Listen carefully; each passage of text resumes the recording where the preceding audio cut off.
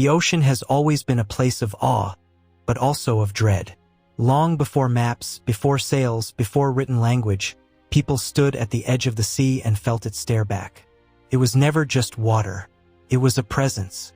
It shifted, it swallowed, and sometimes it screamed. And while the surface may seem calm, gentle, even beautiful, what lies beneath has never been tamed. Darkness, pressure, silence. A world without sunlight where forgotten things drift endlessly. From the dawn of seafaring, the moment men first dared push off from the shore, the sea began collecting their stories. Some tales were etched into logs, others passed through trembling voices in smoky taverns. But many were lost, or buried, or worse, never spoken of again, because what happens out there doesn't always return. Not in one piece. There are places on this planet where compasses spin and clocks fail. Waters where entire ships vanish without warning, where no wreckage is ever found. There are names we repeat without knowing why. Mary Celeste, Flying Dutchman, Arang Medan. These are not just legends. They are warnings, ghosts of mistakes we keep making, proof that the sea does not forget. We often think of monsters as fiction, tentacled beasts, endless serpents, eyes glowing from the deep. But what if they are something else entirely? Memories. Manifestation. Echoes of something real, something old, something watching. Cultures oceans apart have told the same tales. Descriptions too similar to dismiss. Dangers too consistent to ignore. So we ask a question that has never truly been answered. Are the monsters of the deep simply myths, or are they history, twisted by time, stripped of names, still alive in the black? There's something unnerving about what we don't see. A sunken ship doesn't just rot, it lingers. A drowned sailor doesn't simply vanish, he becomes part of the story. And the ocean, vast, soundless, immeasurable, is the perfect place to hide truth in plain sight. It becomes easy to believe that something is down there, something intelligent, something ancient, something that remembers every ship that has fallen, every scream, every silence. This video is not about solving mysteries. It is about listening to them. It is about letting the sea speak, not through science alone, not through myth alone, but through the blending of both, where legends and facts share the same shape, where fantasy and history look like reflections of each other on dark water. Over the next hours, we'll journey into the stories the ocean won't let go. Ghost ships with no crew, monsters carved into maps, frozen corpses that steer long-dead vessels, and coasts where the dead still walk. But we begin with this, the understanding that the ocean isn't just deep, it is ancient, it is haunted, and it is alive in ways we've never fully understood. You will hear accounts that defy logic, see patterns that can't be coincidence, and confront the oldest fear we've ever known, that out there in the vastness, we are not alone. We never were. You are entering a place without walls, without light, without memory, except the oceans. And now that you've heard its voice, it will never let you forget, because the ocean remembers, and it remembers everything. Part 1: Ghost Ships. The Cursed Drift. The Flying Dutchman. The ship that refused death. In the 1600s, the world's greatest merchant empire didn't wear a crown. It flew a flag. The Dutch East India Company, or Verenigd Oostindische Company, ruled the sea with a private fleet larger than some navies. Its reach stretched from Europe to Africa, India to the East Indies. It wasn't just a company. It was a weapon, a government, and a rumor mill all in one. Gold, spices, silk, opium. Every ship carried more than cargo, carried pressure, to arrive on time, to survive storms, to avoid pirates, to beat death, distance, and desperation.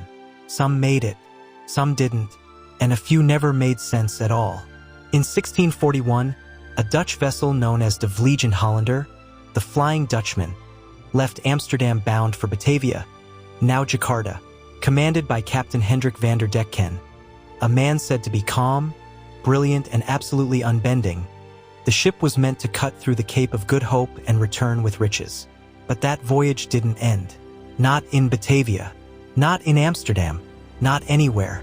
What happened near the southern tip of Africa is still argued today. Some say the ship hit a storm and refused to turn back. Others claim Van der Decken, driven by pride or madness, swore he'd round the Cape even if it took him to the end of time. And maybe it did. The Flying Dutchman was never officially declared lost. No wreckage was found. No survivors returned. But what followed were the sightings. Hundreds of them. British naval logs, merchant journals, testimonies from sailors of different nations and different centuries, all describing the same impossible thing.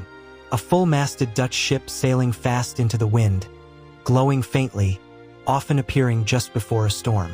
In 1881, a future king, Prince George of Wales, recorded a sighting aboard the Bacchante. His crew watched as the ghostly vessel passed across their bow, only to vanish in seconds. The sailor who first spotted it fell from the mast and died that same day. It wasn't just superstition. The Dutch were known for detailed logs and maps. Yet nothing in official records explained what ship those witnesses saw. No logs match her exact description, but the name remains, whispered from one era to the next. What makes the story more unsettling is that the Flying Dutchman isn't just seen. She's heard. Crackling voices in Old Dutch. Bells where no ships sail. A call to help from a ship centuries too late. Experienced crews have turned their course just to avoid her path. Some stories say the ship was cursed after the captain murdered an officer. Others say a deal was struck with the devil himself. But the one detail that remains constant is this. The ship never docks. It is doomed to sail forever. Sailors fear her not just because she's an omen, but because of what she represents. Éternel voyage. No land, no death, just drifting, a punishment worse than sinking. In the era of sails and superstition, fear traveled faster than wind. But the legend of the Flying Dutchman outpaced both. She became a maritime ghost not because of folklore, but because her sightings have outlived logic. Even today, merchant crews crossing the Cape sometimes leave offerings overboard.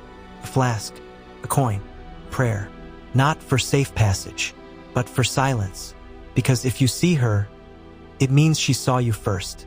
And once the Flying Dutchman passes your bow, the sea may never let you go home. Captain Hendrik van der Dekken's cursed voyage. In the hierarchy of sea captains, some earned glory, others earned gold. Captain Hendrik van der Decken earned a curse. He was not the kind of man shaped by superstition. By all accounts, he trusted tide charts more than prayers, and iron more than omens. He had sailed the path from the Netherlands to the East Indies more than once. He knew the route, the seasons, the politics. But that year, 1641, everything turned. Van der Dekken's ship, the Flying Dutchman, departed from Amsterdam with high expectations. A veteran crew, tight hull, profitable contract.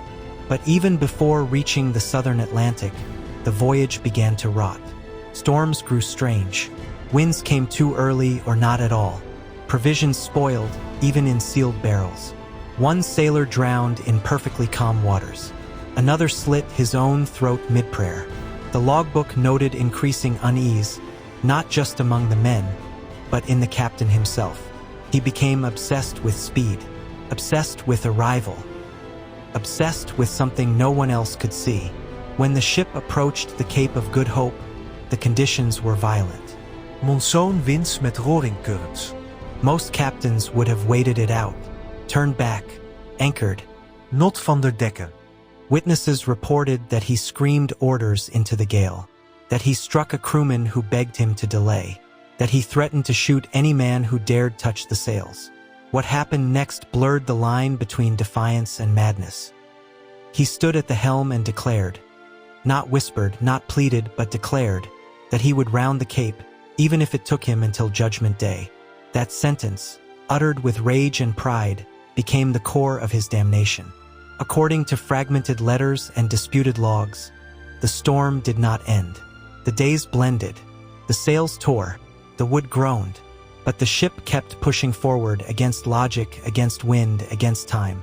The crew, starving and exhausted, began to turn on him. And it's here that the accounts diverge into something more sinister.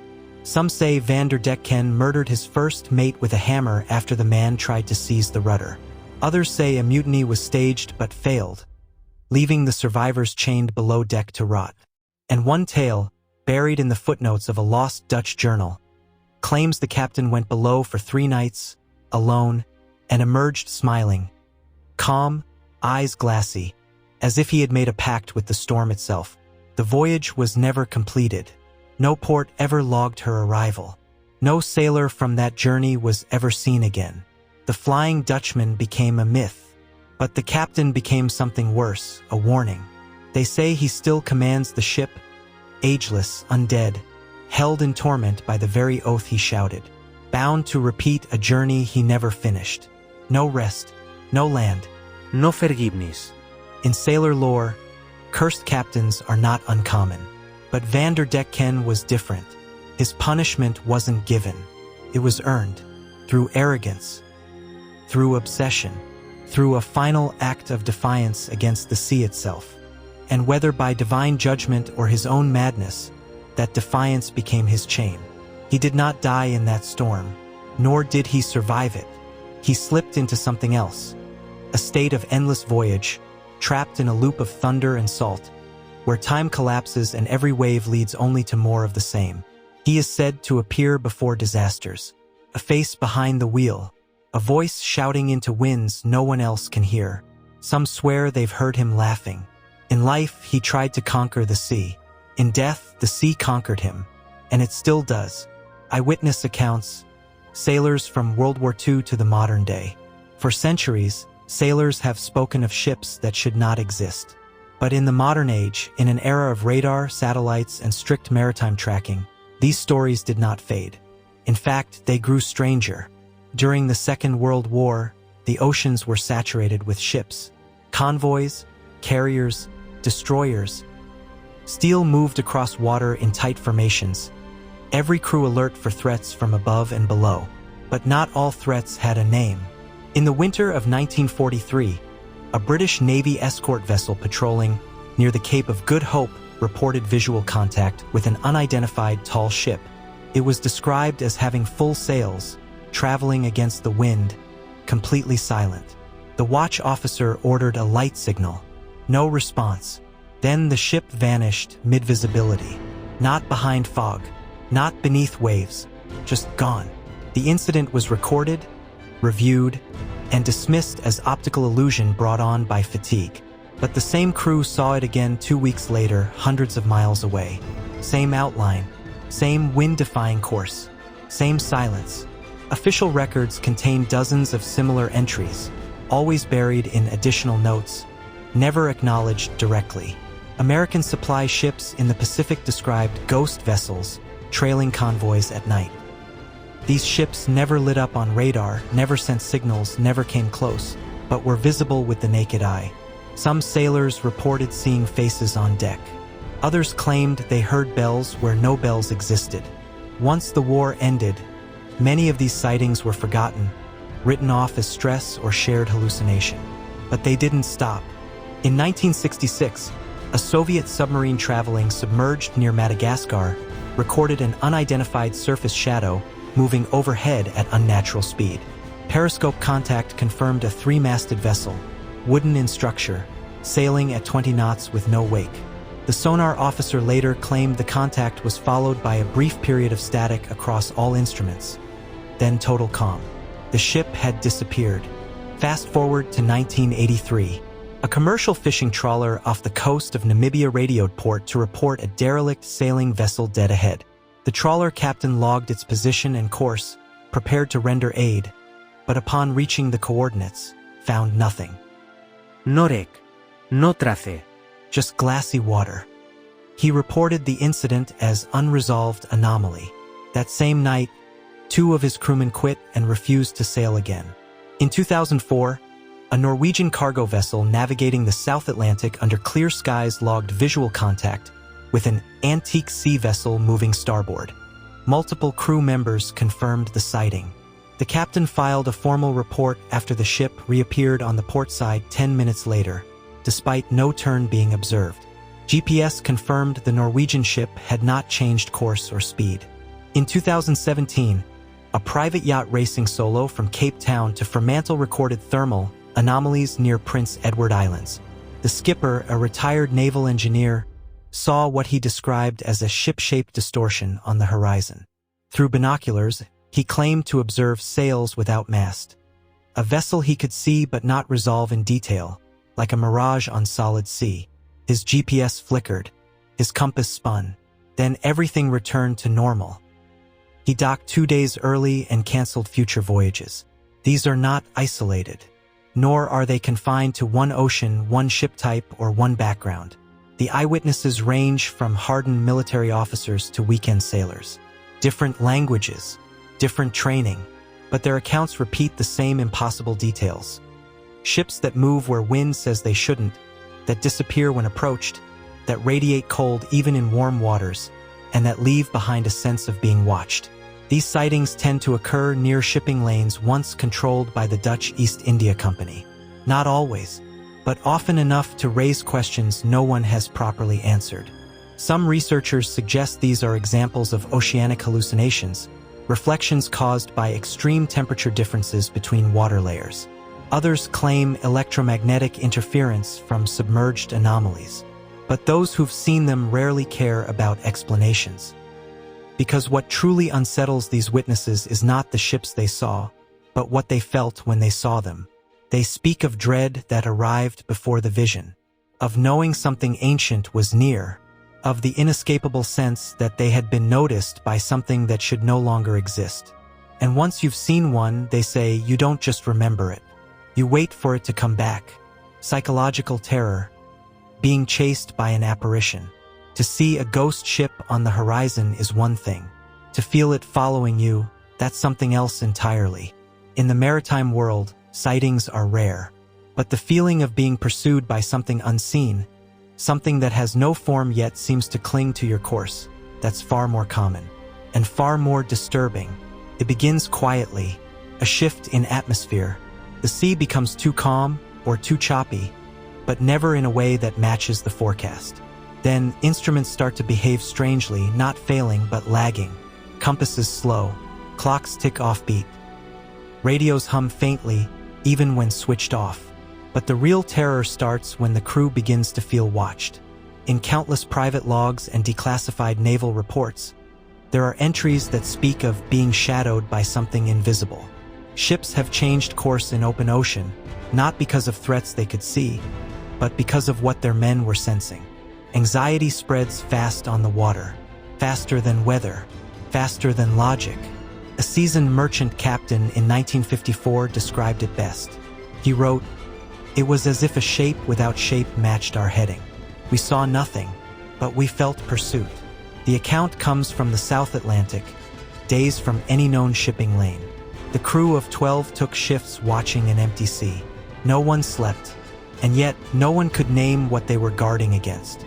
Modern sailors talk of lights appearing and disappearing on the periphery. No form, just motion, like a wake where there's no boat, a whisper without wind, and in some cases, footsteps on deck. When every crewman is accounted for, the terror isn't rooted in confrontation. It's in anticipation. Something about being watched by a thing that doesn't show itself erodes the line between sanity and silence. These aren't hallucinations that come and go. They build, hour by hour, watch by watch. There's an old maritime term, deadwater dread. It doesn't refer to bad weather or faulty equipment. It describes that cold grip you feel when your ship is moving fine, but your instincts aren't. When every sound seems too soft. When you're sure something is behind you, even if the radar says no. One Arctic research vessel, operating near isolated ice shelves in 1978, logged 3 straight days of crew distress. The men reported a following presence behind the stern, though visual confirmation never occurred. The incident ended with the vessel turning back. Thousands of dollars lost, mission incomplete. No technical fault, only fear, documented, consistent, deep. These feelings aren't dismissed among mariners. They're not mocked. They're whispered, compared, exchanged like secret passwords between those who've been offshore long enough. Because once you've felt something behind you on open sea, something matching your speed, something waiting, you never forget it. And you never really stop checking over your shoulder, even when there's nothing there, especially when there's nothing there. Because the worst kind of haunting isn't a scream in the dark. It's the silence that follows. Influence on pop culture, opera, and naval superstition. When a story refuses to die at sea, it finds life on land. The legend of the ghost ship, especially the tale of the Flying Dutchman, didn't stay confined to logbooks and whispers on deck. It crept into operas, novels, paintings, and films. What began as a sailor's curse became one of the most enduring symbols of doom and eternity in modern storytelling. In 1843, the German composer Richard Wagner brought the Flying Dutchman to the stage, not as a sailor's hallucination, but as a doomed soul condemned to sail the oceans until redeemed by love. His opera didn't just dramatize the myth, it gave it new dimensions. The ship became more than a phantom. It became an echo of human longing, punishment, and obsession. Wagner's version influenced generations of composers and directors. Even those unfamiliar with the sea knew the name. From there, the Dutchman drifted into literature. Heinrich Heine, Washington Irving, Samuel Taylor Coleridge. In fiction, the ghost ship became a symbol of consequence, of guilt that follows, of a fate that cannot be escaped. And it wasn't always the Dutchman. New versions began to appear. Nameless vessels seen in storms, captains punished for greed or betrayal, ships manned by the dead. In modern pop culture, the ghost ship morphed again. It became a character, not background, not metaphor, but a central, conscious force. In film, the image of the spectral vessel, dimly lit, impossibly fast, covered in decay, has been used to create immediate unease. It doesn't matter if the setting is historical or futuristic. The audience recognizes the shape, the rules, the outcome. Television embraced the same fear. From animated series to crime dramas, the haunted ship appears as a marker of mystery, something untouched by time, refusing explanation. And in video games, it often represents the unknown zone, the forbidden area, the place where char. But while land-bound audiences see the ghost ship as entertainment, sailors see it as tradition. In naval culture, superstition is not dismissed, it is structured. It informs rituals, taboos, even official practice. A vessel sighted too far from known fleets is sometimes logged with no comment. It's an unspoken code. Better to acknowledge something without naming it. Some navies have standing orders to turn away from drifting vessels showing no flag or signal, especially in areas with no registered traffic. Not because of law, but because of lore. In naval academies, cadets are warned, not formally but inevitably, about signs of bad luck. A bird landing on the mast, bells ringing without wind, and most ominously, seeing a ship that appears to sail just above the surface. Sailors still mark anniversaries of disappearances. Some whisper blessings into the ocean before departing. Others leave small tokens in hidden spots aboard the ship, coins, feathers, pieces of string. Not for luck, but to stay forgotten by whatever forces still follow the old myths. Even among nuclear-powered submarines and GPS-controlled vessels, the shadow of the ghost ship still holds shape. Because sailors don't fear what stories can do to them. They fear what happens if the stories notice them back. Historic root versus supernatural myth. To separate fact from folklore is rarely easy. At sea, it's almost impossible. The story of the Flying Dutchman, like so many ghost ship legends, did not emerge from thin air. It evolved from a real moment, a real voyage, a real man. But with time, distance, and fear, that moment shifted. The man became a myth, the ship became a curse, and the truth became harder to trace. At its most basic level, maritime historians agree. Dutch trading ships in the 17th century were regular travelers through the waters near the Cape of Good Hope. Many were lost in storms. Few were recovered. One such vessel, likely unnamed or renamed several times, vanished with all hands during a violent passage in the early 1640s. That part is documented. Weather logs, trade manifests, and port records confirm its disappearance. But that's where the paper trail ends and the oral stories begin. Sailors told of a captain who defied orders, who pressed on into a wall of wind, who was seen one night in the middle of the storm, standing rigid, hands clenched, eyes hollow. The first versions of the tale had no glowing ship, no eternal voyage. Only a lesson: don't challenge the sea. But stories adapt. As maritime routes grew and ports diversified, this simple cautionary tale was reshaped with every retelling. In one version, the captain murders a passenger. In another, he strikes a deal with a dark force below the waves. With each port, the ship gained a new name, a new reason for its damnation. Eventually, one version stuck: De Vliegende Hollander, the Flying Dutchman.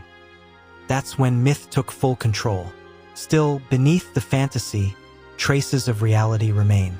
Wooden ships of the 17th century could survive storms and vanish completely, especially if wrecked on sharp reefs or pulled into whirlpools.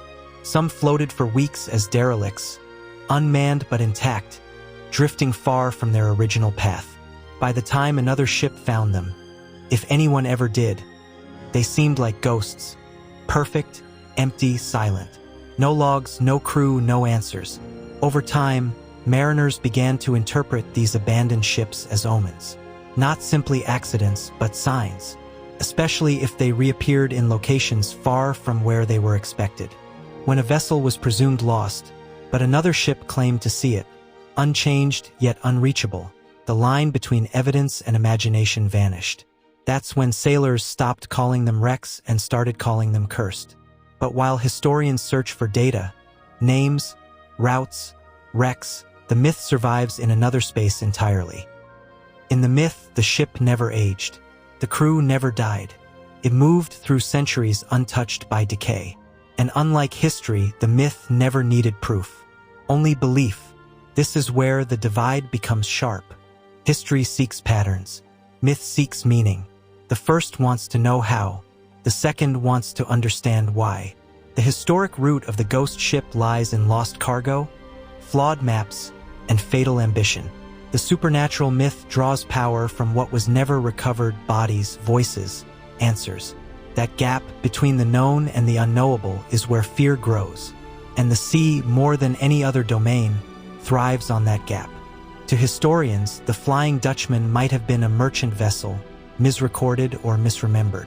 To sailors, it became a warning from something older than charts. And to the rest of us, it remains a figure that drifts between two worlds, one ruled by records, the other by shadows. So the question isn't just what's true. The real question is why the story refuses to die. Because every time someone tries to prove it didn't happen, it appears again. The Mary Celeste, a ship without souls. In December of 1872, a British brig named Dei Grazia was making its way across the Atlantic, heading east toward Gibraltar. Its crew expected the usual: routine weather, empty waters, and uneventful sailing. But what they found just off the Azores shattered every notion of normal. A ship was drifting ahead, not sinking, not capsized, just moving slowly, with its sails partially set, bobbing gently in the open ocean. The vessel wasn't flying distress colors. There was no smoke, no sound. And yet, something about it was deeply wrong. The captain of the Dei Grazia, David Morehouse, recognized the ship immediately. It was the Mary Celeste, a merchant brig that had departed New York 8 days before him. She was supposed to be days ahead, well on her way to Genoa. Instead, she was here, sailing with no clear direction. When Morehouse's crew boarded the vessel, they expected disaster. Disease, fire, piracy. What they found was far stranger. The Mary Celeste was seaworthy. Her cargo, over 1,700 barrels of industrial alcohol, was almost entirely untouched. The crew's personal belongings were still in their quarters. Clothes, pipes, food, even a child's doll, left as if they'd just stepped out. The ship's logbook had been written in just 10 days earlier. Nothing suggested panic, but there was no one aboard. Not the captain, not his wife, not their child, not the 7 experienced sailors under his command. All gone. The lifeboat was missing, which suggested abandonment. But why abandon a ship in perfect condition? The deck showed no signs of struggle. There was no damage from weather, no blood, no broken wood, just a meal half prepared in the galley and a silence that no one could explain. When the Mary Celeste was finally towed into Gibraltar, maritime officials opened an investigation. At first, they suspected foul play, insurance fraud, mutiny, but every theory crumbled under the details. If it was mutiny, why leave the valuables behind? If the crew had turned on the captain, why vanish entirely without any trace of violence? If pirates had attacked, why take nothing? The barrels of alcohol came under scrutiny. Perhaps leaking fumes had caused hallucinations or made the crew fear an explosion. But the evidence didn't hold. Most of the barrels were sealed. The weather had been clear. The captain had no history of poor judgment, and no one in the crew was inexperienced or volatile. What disturbed investigators most wasn't what they found. It was what they didn't. No distress signal. Noreki. No message in a bottle. No signs of fire, struggle, or sabotage. The missing lifeboat hinted at a decision to flee. But from what and why? If the ocean was calm, would they not return once the danger passed? Did they see something no one else could? Did something out there force them to choose the small boat over the safety of the ship? One expert at the time described the Mary Celeste as a ship preserved in the moment of its undoing, a kind of still life of disappearance. What she became was far more than an unsolved case. She became a template, a prototype of nautical mystery. Hundreds of theories have emerged since, from waterspouts to seaquakes to paranormal intervention, but none have been proven. And every decade, the ship is rediscovered by a new generation, studied again, and left just as unresolved. Because the truth about the Mary Celeste isn't hidden beneath the water. It's missing from the air above it. Full inventory intact, no crew. When a ship goes missing, explanations usually follow quickly. Storms, rocks, pirates, war. Even when bodies aren't recovered, the loss of the vessel is enough to close the story. But the Mary Celeste did the opposite. She returned without a soul on board, yet almost everything else remained. Her hull was dry. Her sails were mostly set. The compass was still mounted. The galley was stocked with months of food and fresh water. Charts and navigational tools sat untouched in the captain's quarters. The cargo was nearly complete. Just 9 barrels out of over 1,700 were found damaged. And even that damage showed no signs of being related to violence or fire. Not a single crate was stolen. Nothing was scattered or looted. Even the valuables, jewelry, money, navigational chronometers, the captain's personal papers, were untouched. These were items any pirate, mutineer, or opportunist would have taken first. Yet here they were, still on board, left behind like forgotten keys on a kitchen table. Clothing hung neatly in trunks. Children's toys rested undisturbed in the cabins. Pipes still filled with tobacco. Cups left beside bunks. But not a trace of the people who used them. No messages. No lifebelts strewn on deck. No signs of fear in how the crew had packed or fled. And the lifeboat? Gone, yes, but without supplies, water, or navigation. No crew would have left willingly under those odds. What struck investigators most was the precision. Abandonment at sea is chaotic. It leaves clues, rushed packing, overturned objects, evidence of last-minute choices. But the Mary Celeste didn't look like she had been evacuated. She looked like she had simply been paused. A vessel in waiting, as if its crew had just stepped outside for air. And this is what unsettled people then, and continues to now. If the crew had fled, they didn't take what they needed. If they'd been taken, no struggle marked their absence. If something had gone wrong, the ship didn't reflect it. Everything was where it should be, except the people. Over the years, maritime experts combed through the logs, sail patterns, rudder positions, and inventory charts. No anomaly in the supplies, no trail of sabotage, no irregularity in cargo. Even the food stores were sealed properly. The flour was dry, the beef unspoiled. There was enough rations for 6 months of life, yet not a single body to consume them. The horror of the Mary Celeste lies in this contradiction, the full evidence of order and the total absence of presence. It's not a story of wreckage or damage, it's a story of interruption, a scene preserved perfectly but missing its cast. To this day, maritime scholars call her a floating riddle, but for those who spend their lives at sea, she's more than that. She's proof that even when everything seems accounted for, something essential can still be gone. Theories: pirates, mutiny, alcohol vapors, sea monster. When a ship is found abandoned, the human mind demands reasons. Simple ones, if possible. But with the Mary Celeste, none of the explanations offered ever truly held. The first theory was piracy. It was a natural assumption. The Atlantic was no stranger to raiders, even in the 19th century. But pirates leave signs, looted holds, slashed sails, missing cargo. The Mary Celeste had none of that. Her barrels of industrial alcohol worth a small fortune were still in place. Nothing was stolen, not even the ship itself. If pirates had boarded her, they did so without taking a single thing and without a drop of blood. Then came the idea of mutiny. Maybe the crew had turned on the captain. Perhaps there had been conflict, a breakdown in order. Yet the crew had no history of violence. They were hand-picked, reliable, experienced. There were no scratches on the deck, no overturned furniture, no evidence of force. Even the weapons locker was untouched. No pistols missing. No swords drawn. And if a mutiny had occurred, where were the bodies? Where was the motive to abandon a ship that was still perfectly seaworthy? As the investigations turned inward, another theory emerged, one stranger, but oddly compelling. The cargo itself. Over 1,700 barrels of denatured alcohol, highly flammable, volatile.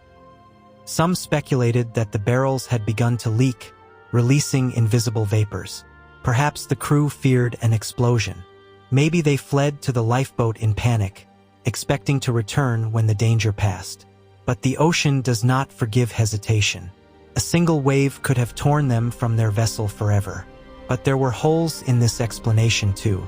The fumes would have had to be powerful enough to inspire terror, but not strong enough to ignite. No explosion occurred. No signs of heat damage. No burn marks on deck. And strangely, the barrels that did leak were made of a different wood, porous and rarely used. A shipping error? Or a clue?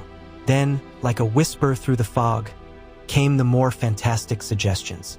A sea monster, not a creature from myth or folklore, but an animal unknown, massive, intelligent, and territorial. The idea was mocked by officials, but not dismissed by everyone. Eyewitness reports from other sailors, centuries apart, described disturbances in the water. Powerful wakes, shadows moving just below the surface, accounts of tentacled creatures gripping hulls in silence. If something had surfaced near the Mary Celeste, it could have terrified the crew into fleeing. And if it had returned, perhaps that's why they never made it back. This theory isn't about scales or fangs. It's about fear, about the human brain encountering something that cannot be reasoned with and breaking under the weight of it. At sea, the mind is as much a passenger as the body, and sometimes it's the first to go. All these theories, pirates, mutiny, fumes, monsters, offer pieces, but never the whole. Each is too neat or too fragmented. Each explains part of the story, but none explain the calm, the quiet, the stillness of the Mary Celeste when she was found. Because in the end, the most terrifying theory may be the one no one has written yet. The theory no one can. Court records, ship log, inconsistencies. Once the Mary Celeste was towed into Gibraltar, what began as a nautical oddity turned into a legal spectacle. Under British maritime law, salvage rights came into play. Captain David Morehouse and his crew, who had discovered and secured the drifting vessel, were entitled to a reward. But before any payout could be made, the British Vice Admiralty Court launched a full inquiry. What they found inside those proceedings would only deepen the mystery. The ship's logbook, recovered from the cabin, had entries up to November 25th, 10 days before she was found. It noted normal sailing conditions, nothing more than the usual adjustments to course and wind. No entries hinted at trouble. No sign of distress or change in leadership. Then silence. The log ended abruptly, with the vessel just 400 nautical miles west of the Azores. When the Mary Celeste was later discovered, she was over 500 miles from that final recorded position. Somehow, during those unaccounted days, the ship drifted, or was steered over a vast stretch of ocean. Yet no new log entries followed. No notes on course changes. No mention of trouble. It was as if the ship kept moving after the mind that guided it had vanished. This gap alone raised suspicions, but it was the physical inconsistencies that made the court hesitate. The hatch covers were partially open, but not broken. Some were secured, others missing entirely. The galley had fresh water. The crew's boots were lined up by their bunks, neatly, as if they expected to return. But the sounding rod used to measure water in the bilge was found lying across the deck. A small but curious detail. Normally, it would be stored in its slot after use. Even stranger, one of the ship's pumps had been taken apart. Not damaged, disassembled. Why? No one knows. The bilge wasn't flooding. The hull was dry, but a pump dismantled mid-ocean suggests either paranoia or a sudden, unexplainable malfunction. If it had failed, surely the captain would have logged the event. But there's nothing, not a word. When investigators opened the barrels of alcohol, they found 9 had leaked. Not exploded, not shattered, just leaked, silently and without anyone's knowledge. They had been packed in red oak, a porous wood ill-suited for that kind of cargo. Why these barrels were different from the rest remains unexplained. Was it an oversight, or part of a larger chain of quiet errors? Captain Morehouse and his crew were also questioned, repeatedly. Some suspected they had a hand in the mystery, but no evidence tied them to foul play. Their testimony held under pressure, and every nautical detail they gave was consistent.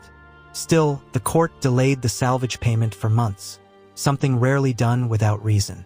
The Vice Admiralty Court's final report was cautious. It ruled out mutiny.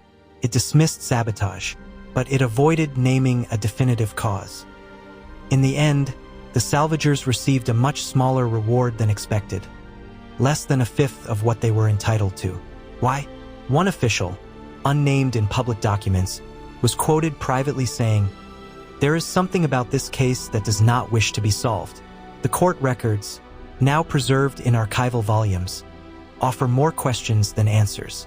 They describe a ship where everything should have made sense and didn't, a crew that should have stayed and didn't, a captain who should have explained but didn't, and a log that ended not with a warning, but with a whisper. The chilling aura around abandonment. Abandonment at sea carries a silence unlike anything else. A sinking ship tells its story in splinters, in noise, in chaos. But an abandoned ship speaks in absence. There are no cries, no fight, just stillness. And in that stillness, something unnatural settles in. When sailors board a drifting vessel with no crew, they don't describe fear at first. They describe discomfort, a tension in the air, as if they've stepped into a space that doesn't belong to them, as if whatever happened on board is still happening, just out of view. The Mary Celeste was not the first ship found empty, nor would she be the last, but she became the most famous because of the way she felt. Every man who boarded her during the salvage described a sensation they couldn't explain. Not danger, just dread. The sense that the ship wasn't empty by mistake, but by choice. It's not the missing people that haunts the imagination. It's the untouched plates, the folded blankets, the footsteps frozen in dust. These are not signs of violence. They're signs of interruption. A life paused mid-motion, never resumed. Even today, modern sailors recount stories of coming across yachts and freighters adrift without explanation. In each case, it's not what they see, it's what they don't. Radios on, lights flickering, meals half-eaten, no visible damage, no distress call. Just departure without destination. And always the same reaction. Crews speak quieter. They move slower. They search, but they do not linger. Because abandonment is not just the absence of people. It's the presence of something unanswered. something that feels like it's still waiting. In maritime circles, there's a term no one writes down. They call it the cold hold. It's when the inside of a seemingly safe ship feels wrong, when the temperature drops an expo, when a crew, trained to survive anything nature throws at them, chooses to leave a vessel behind because of a feeling they can't name. And once you've been aboard a ship like that, they say the memory doesn't leave. The air stays with you. It shows up in dreams. It visits you in quiet moments on later voyages, just when you think you've forgotten. Not as a scream, but as a space. A space where people should be, but aren't. Because the scariest thing about an abandoned ship isn't that it's been left behind. It's that something convinced everyone on board to leave first. SS Arang Medan, Ghost Radio and Frozen Faces. In 1947, a signal broke across the Malacca Strait, brief, incomplete, and unforgettable. It began with a crackle, then static, then a voice, calm but wrong. All officers dead, including captain. Lying in chart room and bridge, possibly whole crew dead. There was a pause, a few seconds, and then, after a burst of sharp interference, the final words came through. ED. That was the last transmission ever received from the SS Arang Medan. The ship had not appeared on standard shipping records. It flew no recognizable national flag. But it was real, enough for at least 2 merchant vessels to triangulate the call and change course. One of them, the Silver Star, would reach the coordinates first. When the crew of the Silver Star arrived, they found the Arang Medan floating calmly. Not wrecked, not burning, just drifting. The name was visible on the bow. No one answered their hails. No lifeboats in the water. No sign of activity. They boarded. What they found has never been fully explained. Bodies, dozens of them, were scattered across the decks. Officers, sailors, engine crew, even the ship's dog. Every corpse had the same expression. Frozen, twisted, eyes wide open. Not a drop of blood. No sign of trauma. No weapons drawn. It looked like they had all died at the exact same time, gripped by something invisible, something sudden. The bridge crew were slumped at their stations. One radio operator still had his hand on the transmitter. The captain was found in his quarters, rigid, mouth agape, pointing to nothing. In the boiler room, the engineers were collapsed beside cold machinery. No fire, no heat, but the room felt unnaturally hot. Some accounts describe a sudden spike in temperature. Others say the air felt heavy, like walking into a sealed vault.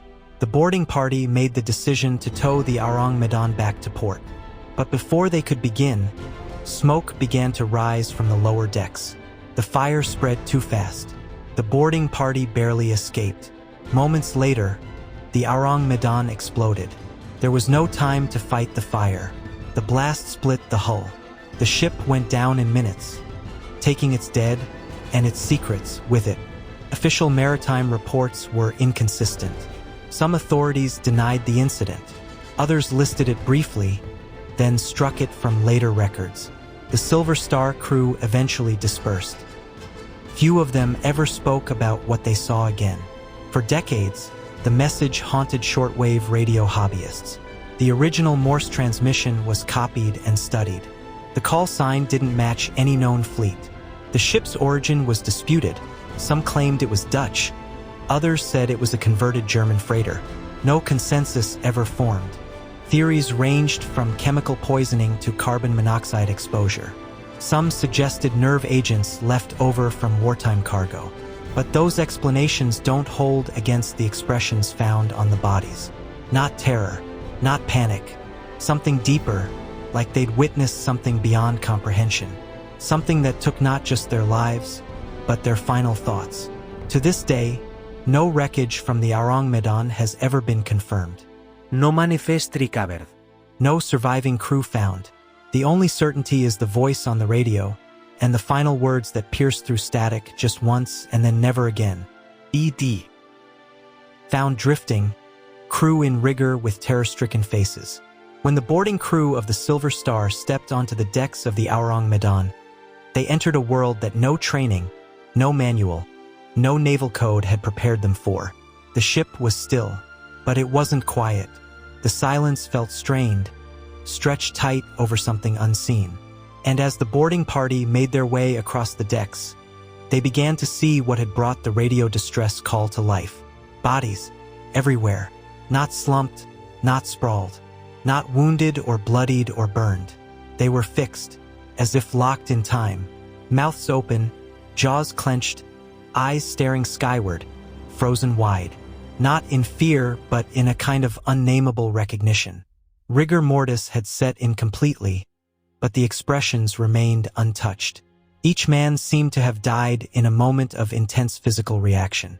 Arms stiffened as if to shield, fingers curled inward, spines arched, and faces, every one of them, captured in the instant before a scream. Not just surprise, not confusion, but pure, undiluted terror. They were not gathered. They were not grouped. These were not men who died together in one spot. They had collapsed wherever they stood. One sailor's body lay half inside a storage locker, as if trying to hide. Another was found with hands over his ears. The ship's cook was discovered seated at his post, knife in hand, staring at a wall. Even the radio operator, the last voice ever heard from the vessel, was still seated, his finger pressed to the key mid-signal. His eyes bulged, mouth stretched in a frozen breath. Whatever overtook the crew, it happened swiftly, without a shot fired, without a weapon raised. There were no signs of struggle, no scattered tools, no defensive wounds. Not a single body showed a mark.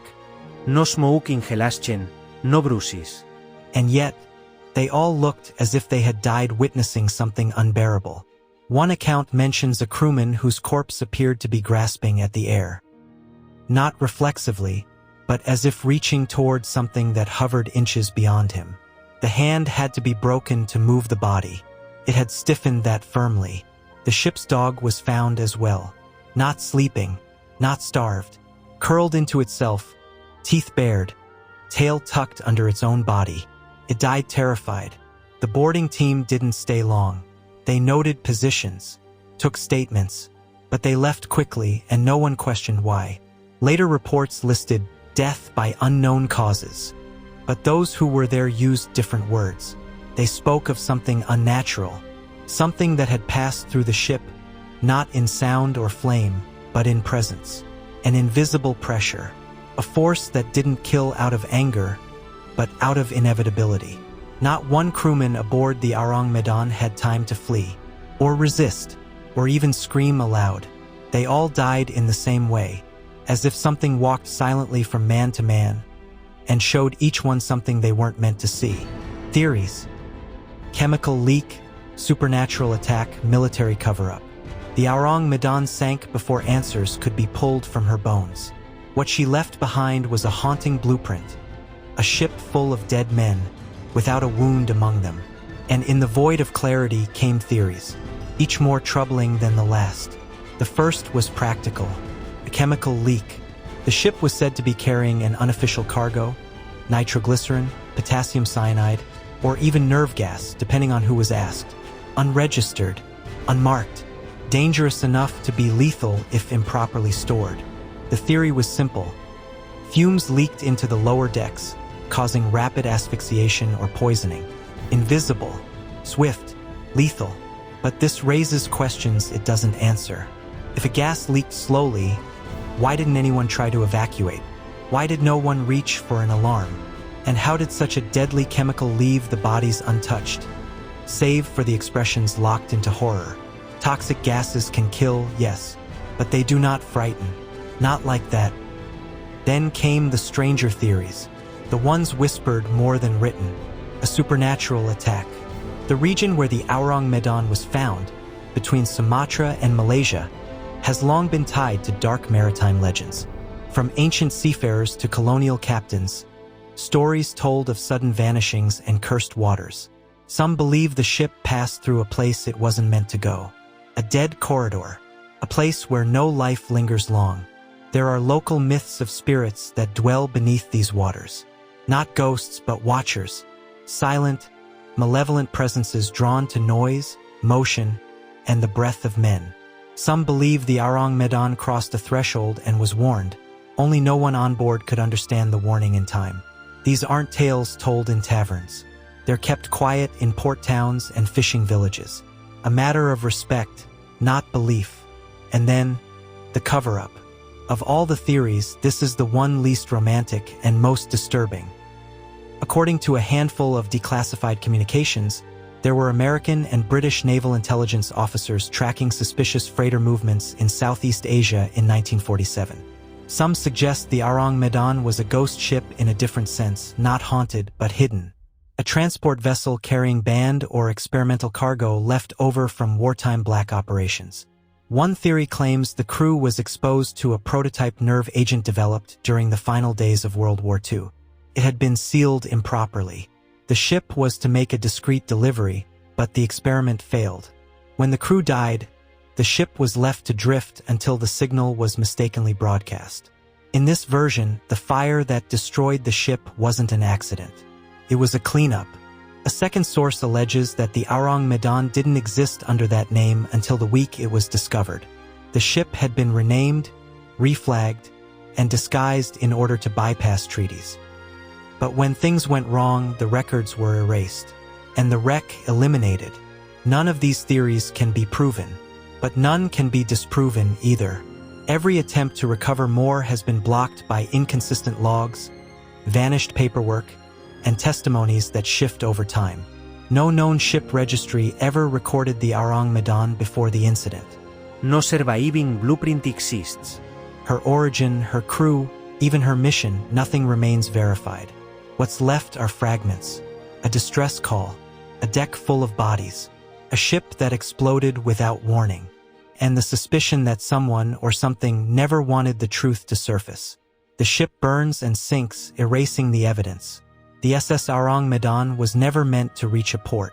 Whatever secrets she carried, whatever truth hid beneath her decks, vanished in fire. After the boarding crew from the Silver Star documented what they could, they made preparations to tow her. She was still afloat.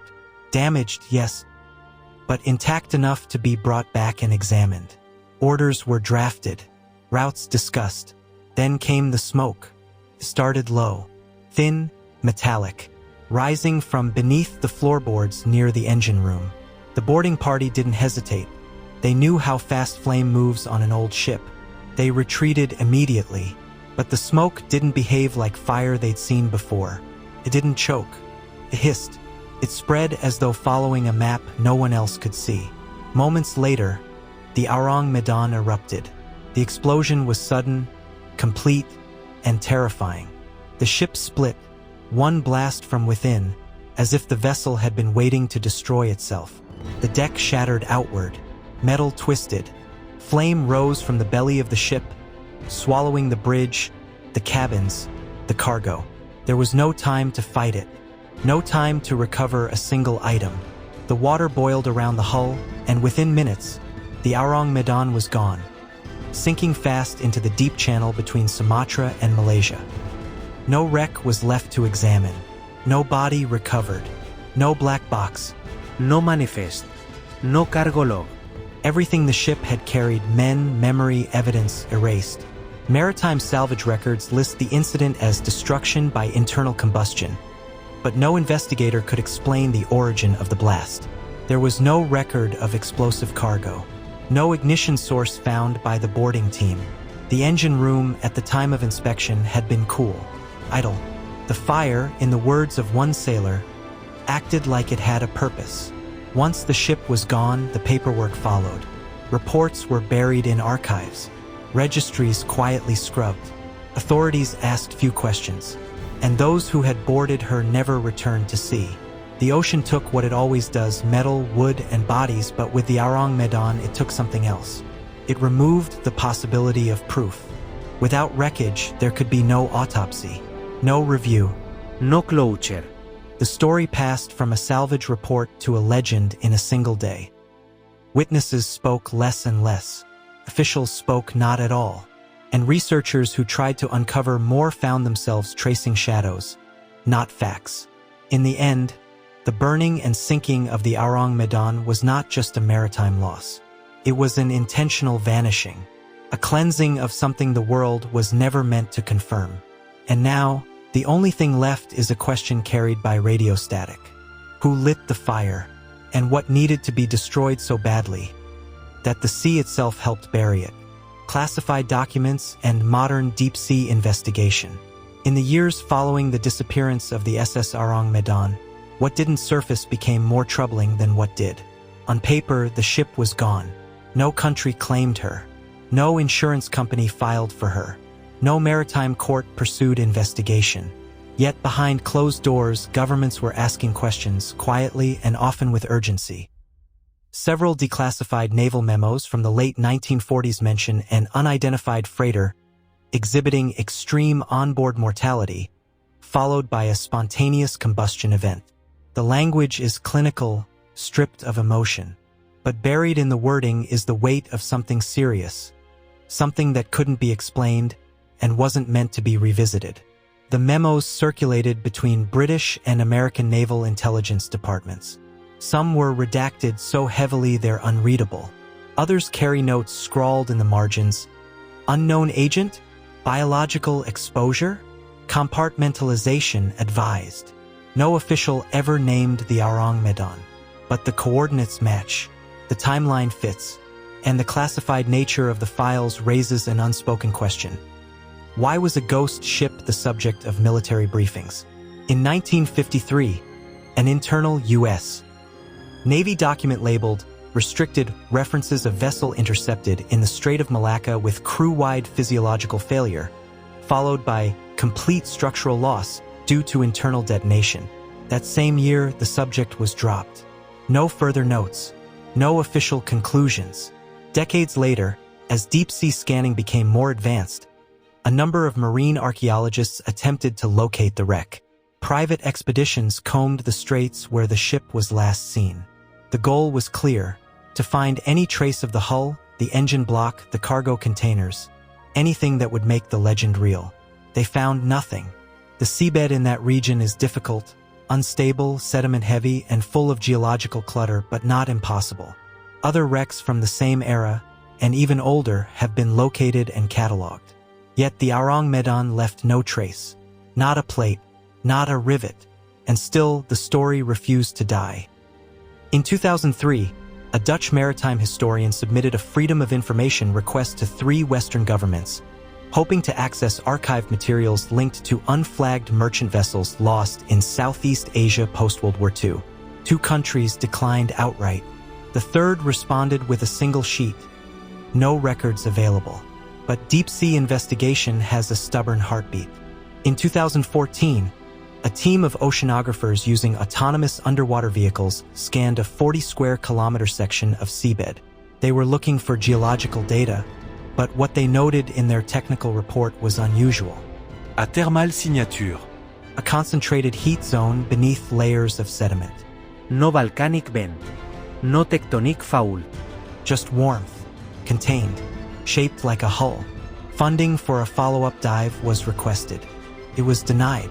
The wreck of the Arang Medan has now joined a list of ships known only by rumor and fragments. The official world won't acknowledge her. The physical world won't yield her. And so her truth exists in limbo, protected not by distance, but by silence. Which leaves us with a final paradox. A ship that no one owned, with no crew to mourn, carrying a cargo no one will name, sank in a region of high traffic under clear skies in full view of witnesses.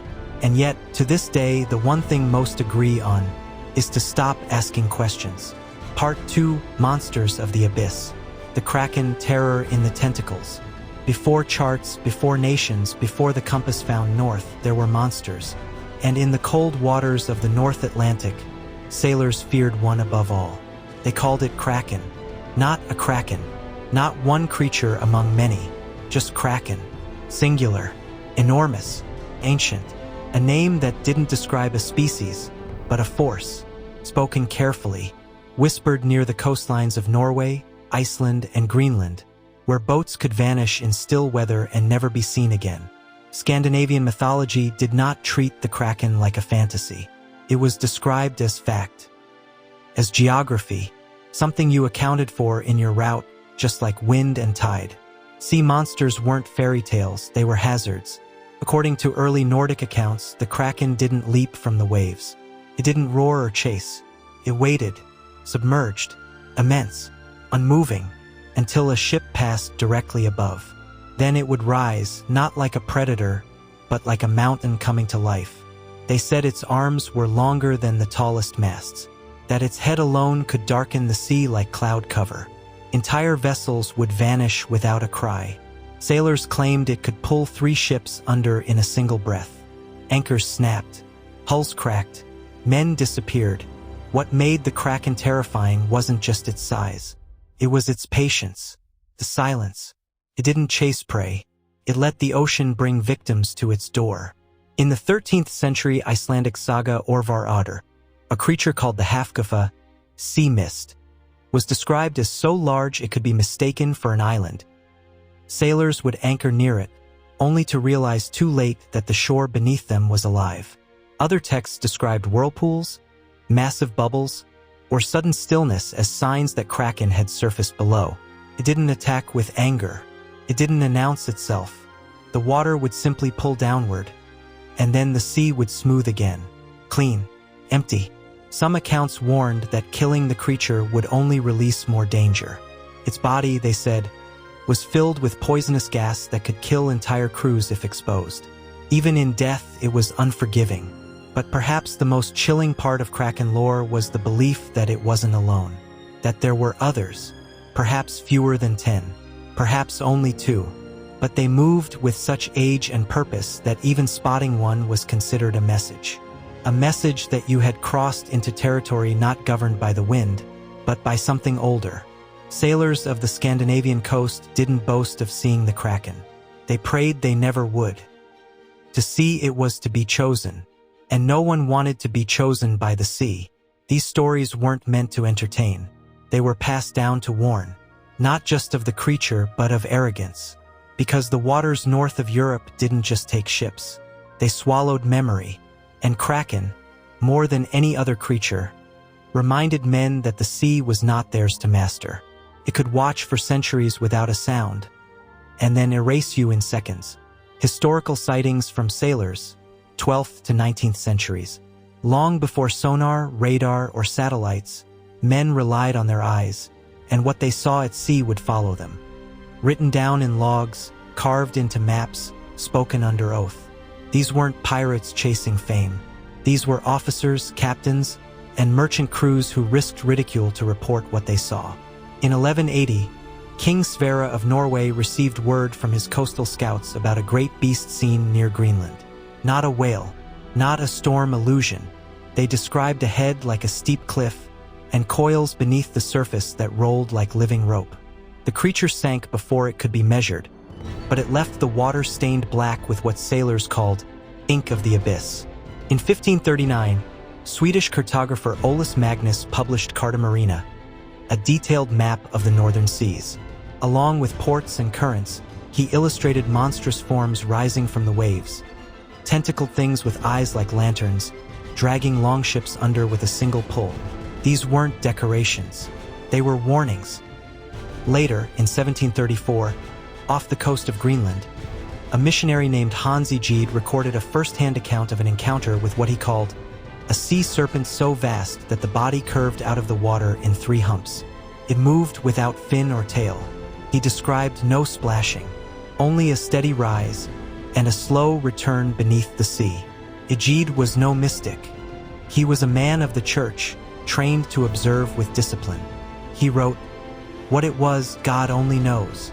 In 1817, in the harbor of Gloucester, Massachusetts, dozens of witnesses claimed to see a creature nearly 100 feet long weaving through the bay. The local Linnean Society took formal statements from the observers. Artists made renderings.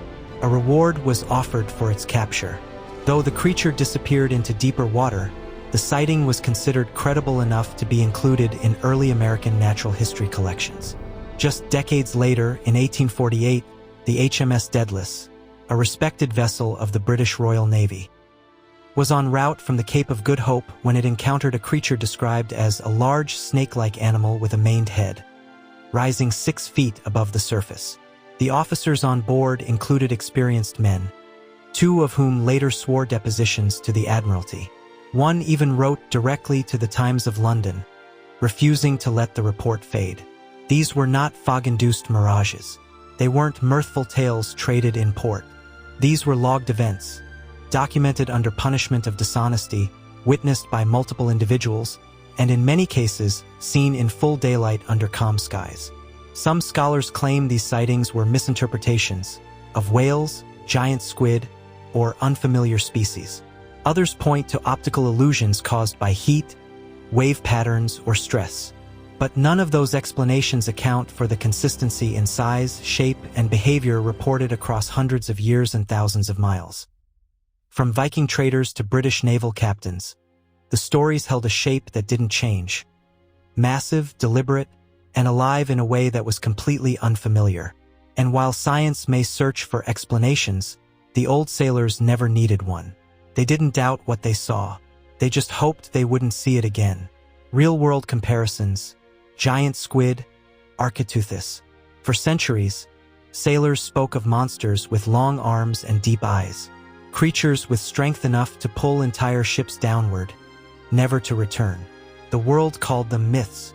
Then came Architeuthis, the giant squid, once a legend, now confirmed. A real animal, longer than a city bus, with eyes the size of dinner plates and a beak strong enough to tear through bone. The monster from the margins of medieval maps exists.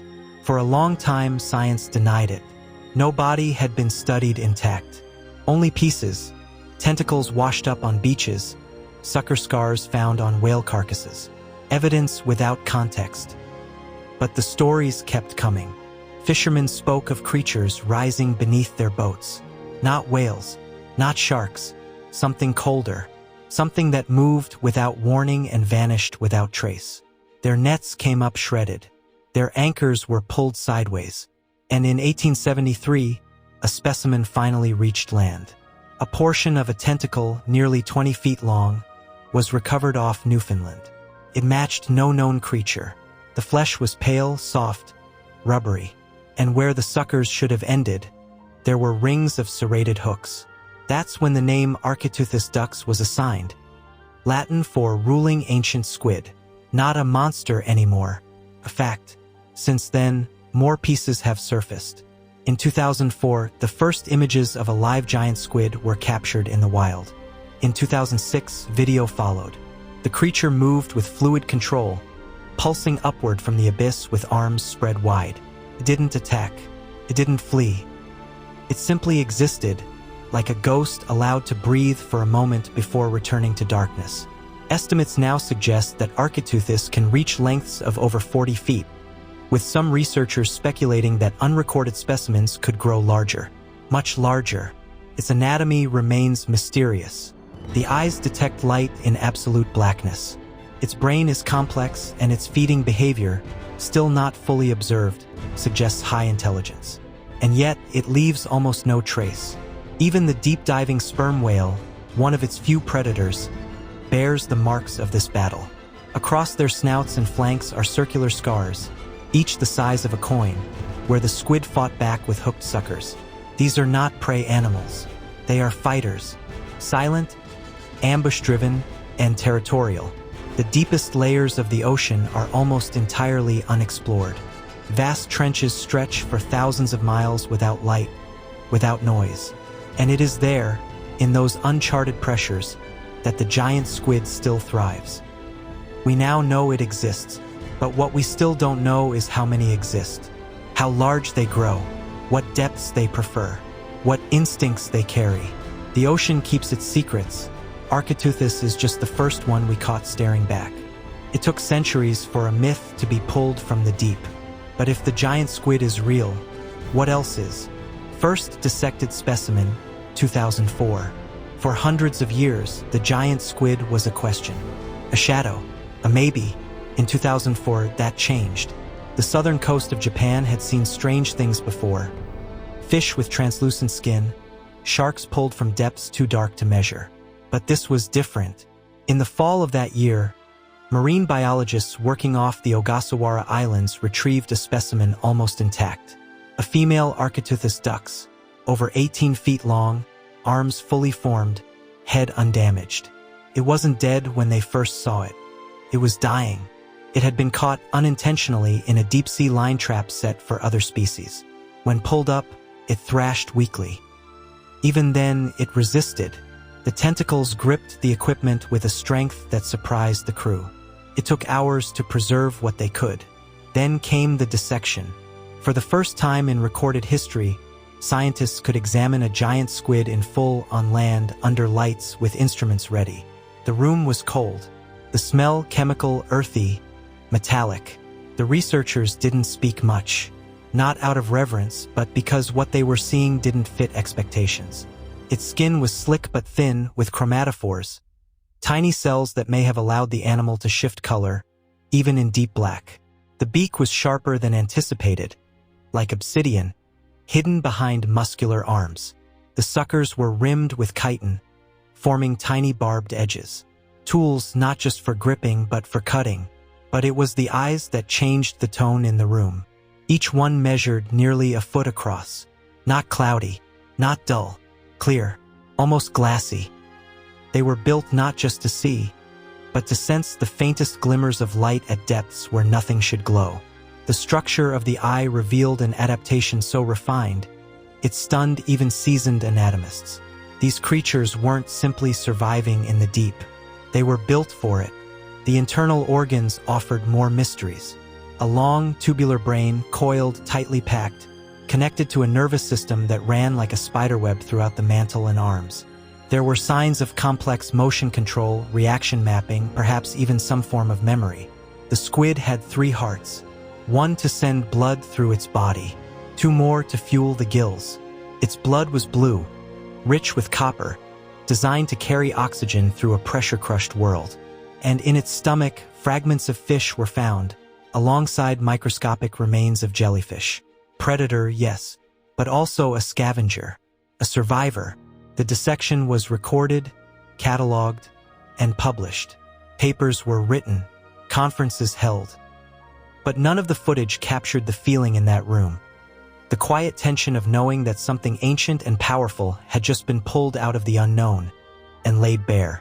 It wasn't a monster. It wasn't a myth. It was real, and it had been there all along. For centuries, men had told stories of the Kraken, of arms that could reach the skies and pull ships down. They were laughed at, corrected, forgotten. Then 2004 came, and one of those stories opened its eyes. Influence in literature, Verne, Lovecraft, and modern fear. Some monsters never needed to be seen to be feared. They only needed to be written. In the age of steel and steam, long after maps had erased the word unknown, the ocean's mysteries found a new home, not just in the deep, but in the page. Writers became the new captains of fear, and 2 of them steered the myth of the deep-sea monster into something unforgettable. Jules Verne never claimed his creatures were real, but he made them believable. In 20,000 Leagues Under the Sea, published in 1870, he introduced readers to a world where science met nightmare. His giant squid was not magical, it was mechanical in its logic. Tentacles coiled with precision.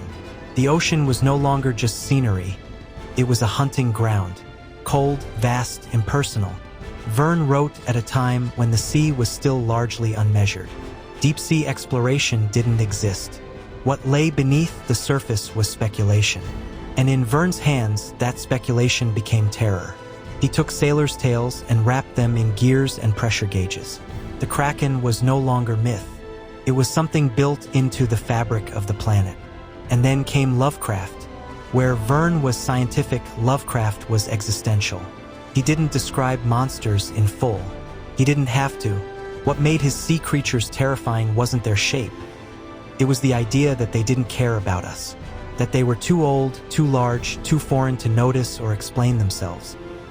In Dagon and later in The Call of Cthulhu, Lovecraft introduced horrors that slept beneath the waves, not because they were defeated, but because they were waiting.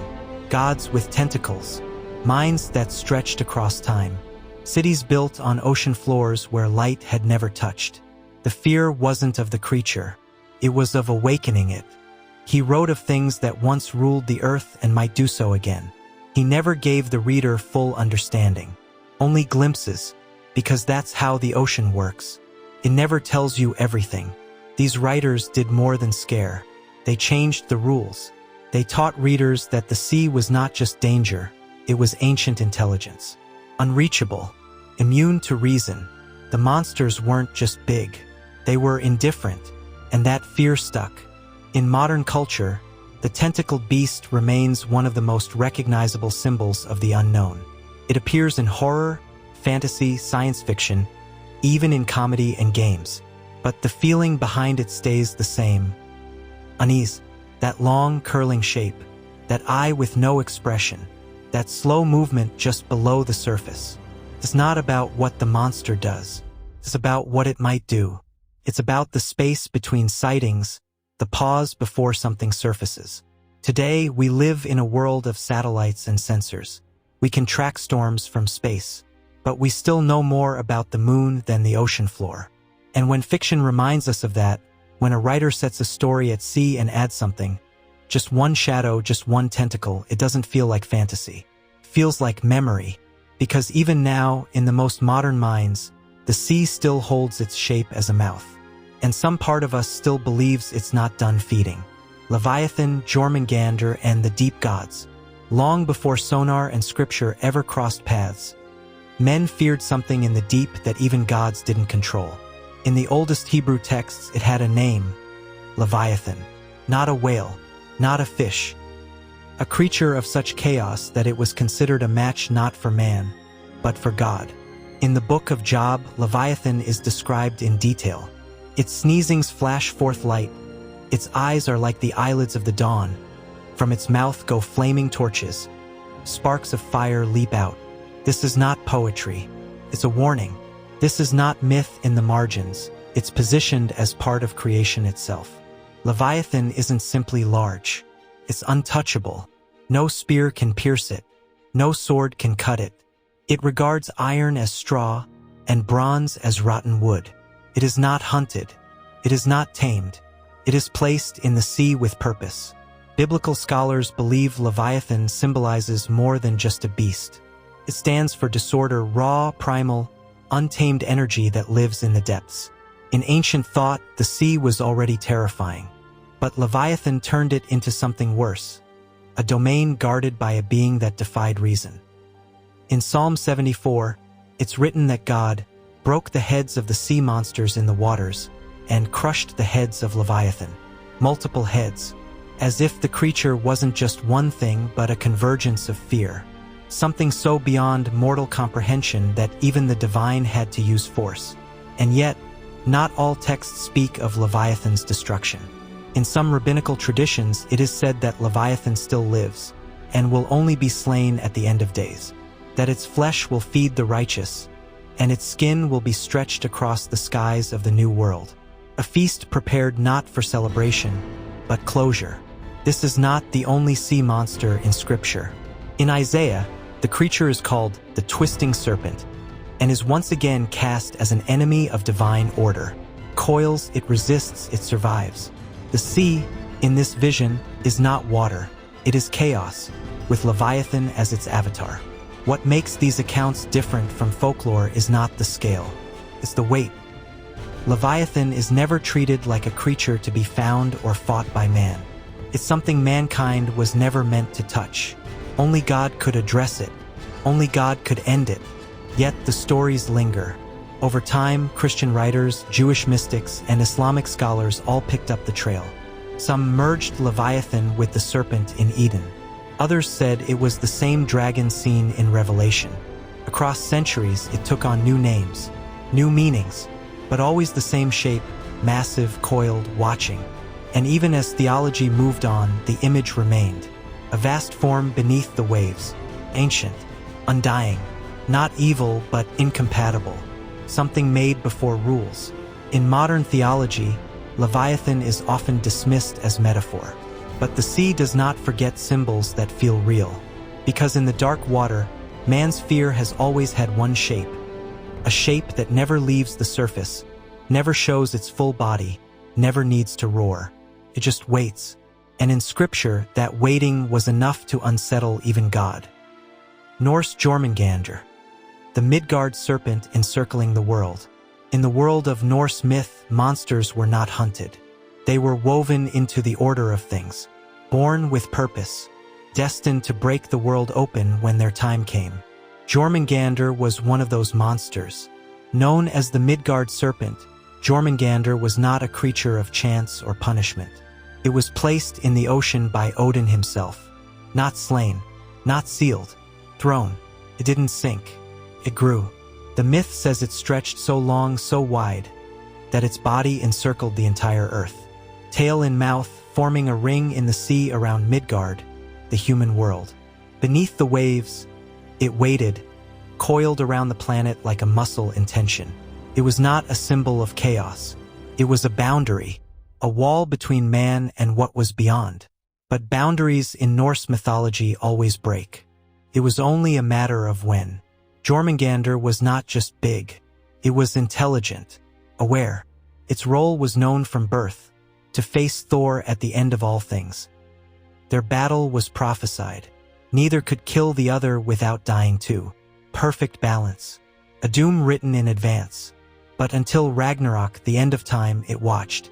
Some stories say it caused storms with the flick of its tail, that it turned the seas with its breath, that when it shifted in sleep, it pulled the moon. Sailors of the north didn't chart its location. They assumed it was everywhere. The ocean was not just its home, it was its body.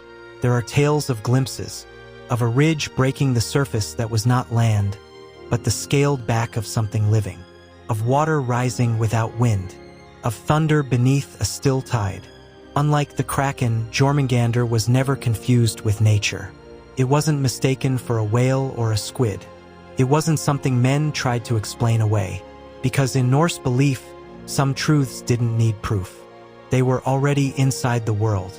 Thor's encounter with the serpent didn't wait until the end. In one legend, the thunder god disguised himself as a fisherman. He cast a baited hook, no ordinary worm, but an ox's head, into the deep. It vanished into the black. Then the sea began to lift. Jormungandr rose. The ocean bulged as the lines snapped tight. Thor pulled with rage. The serpent surfaced, and their eyes locked. The thunder god raised his hammer. But the moment passed. The line broke. The serpent returned to the deep.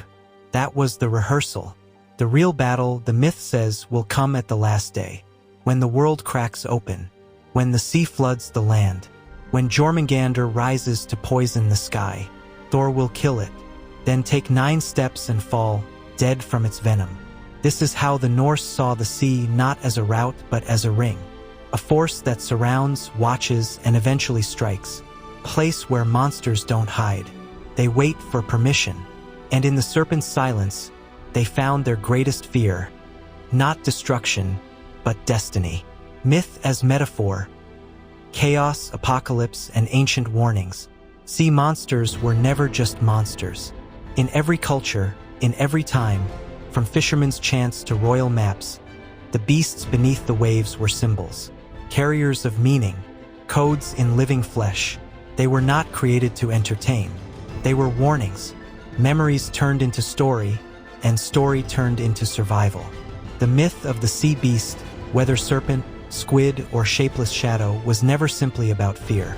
It was about chaos, not just physical destruction, but the collapse of structure, the failure of what keeps the world upright. To the ancients, the sea itself was never fully part of creation. It was what came before light, before law, before language. The deep was the raw material of the universe, and the monsters within it were echoes of that time, living fossils of the moment before control. So when myth spoke of the Kraken or Leviathan, of Jormungandr or the unnamed horrors of the deep, they weren't describing isolated events. They were talking about balance, about what happens when it fails. In Hebrew scripture, Leviathan stood not just for a beast, but for the part of the world that God restrained, a boundary that had to be enforced. In Norse belief, Jormungandr's existence marked the edge of Midgard. Its awakening meant the end. These stories were metaphors in flesh. The chaos they described was real, even if the creatures weren't. Floods, famines, storms that sank 100 ships without warning, disease that came by sea, trade routes turned into graveyards. When ancient people looked out over the water and saw a rising swell, the Greeks had Scylla and Charybdis, not because they believed in sea wolves or whirlpools with teeth, but because the journey through the unknown always carried death on both sides. In the Pacific, tales of great dragons beneath the tide mirrored volcanic tremors and tsunamis. In Inuit legend, Sedna ruled the undersea, not as a villain, but as a reminder that the sea gives only when it is respected. Every monstrous myth was also a rule. Behave, honor the current, respect the tide, or the sea will remember. Even in modern times, this metaphor lives on. We still say uncharted waters. We still call economic collapse a storm. We still speak of being swallowed whole by failure or adrift without purpose. These phrases come from the old fear, the one tied to the idea that something waits out there, just beyond the horizon. Because monsters are never random. In myth, they rise when they are summoned. By arrogance, by greed, by carelessness. They don't just destroy, they correct. That is why the oldest stories didn't end in victory. They ended in silence, in awe, in wreckage left behind as a reminder. The myth was never just about what lived beneath. It was about what happens when you forget what's above. Cross-cultural connections. Bakunawa, Philippines, Tanawa, Maori. The ocean touches every shore, but the monsters it carries wear different names. In the warm waters surrounding the Philippine Islands, the people told stories of a great serpent that could rise from the sea and swallow the moon. They called it Bakunawa. It was not simply a sea creature, it was a force tied to the sky. When lunar eclipses occurred, the people believed Bakunawa was rising again, mouth open wide, trying to consume the heavens.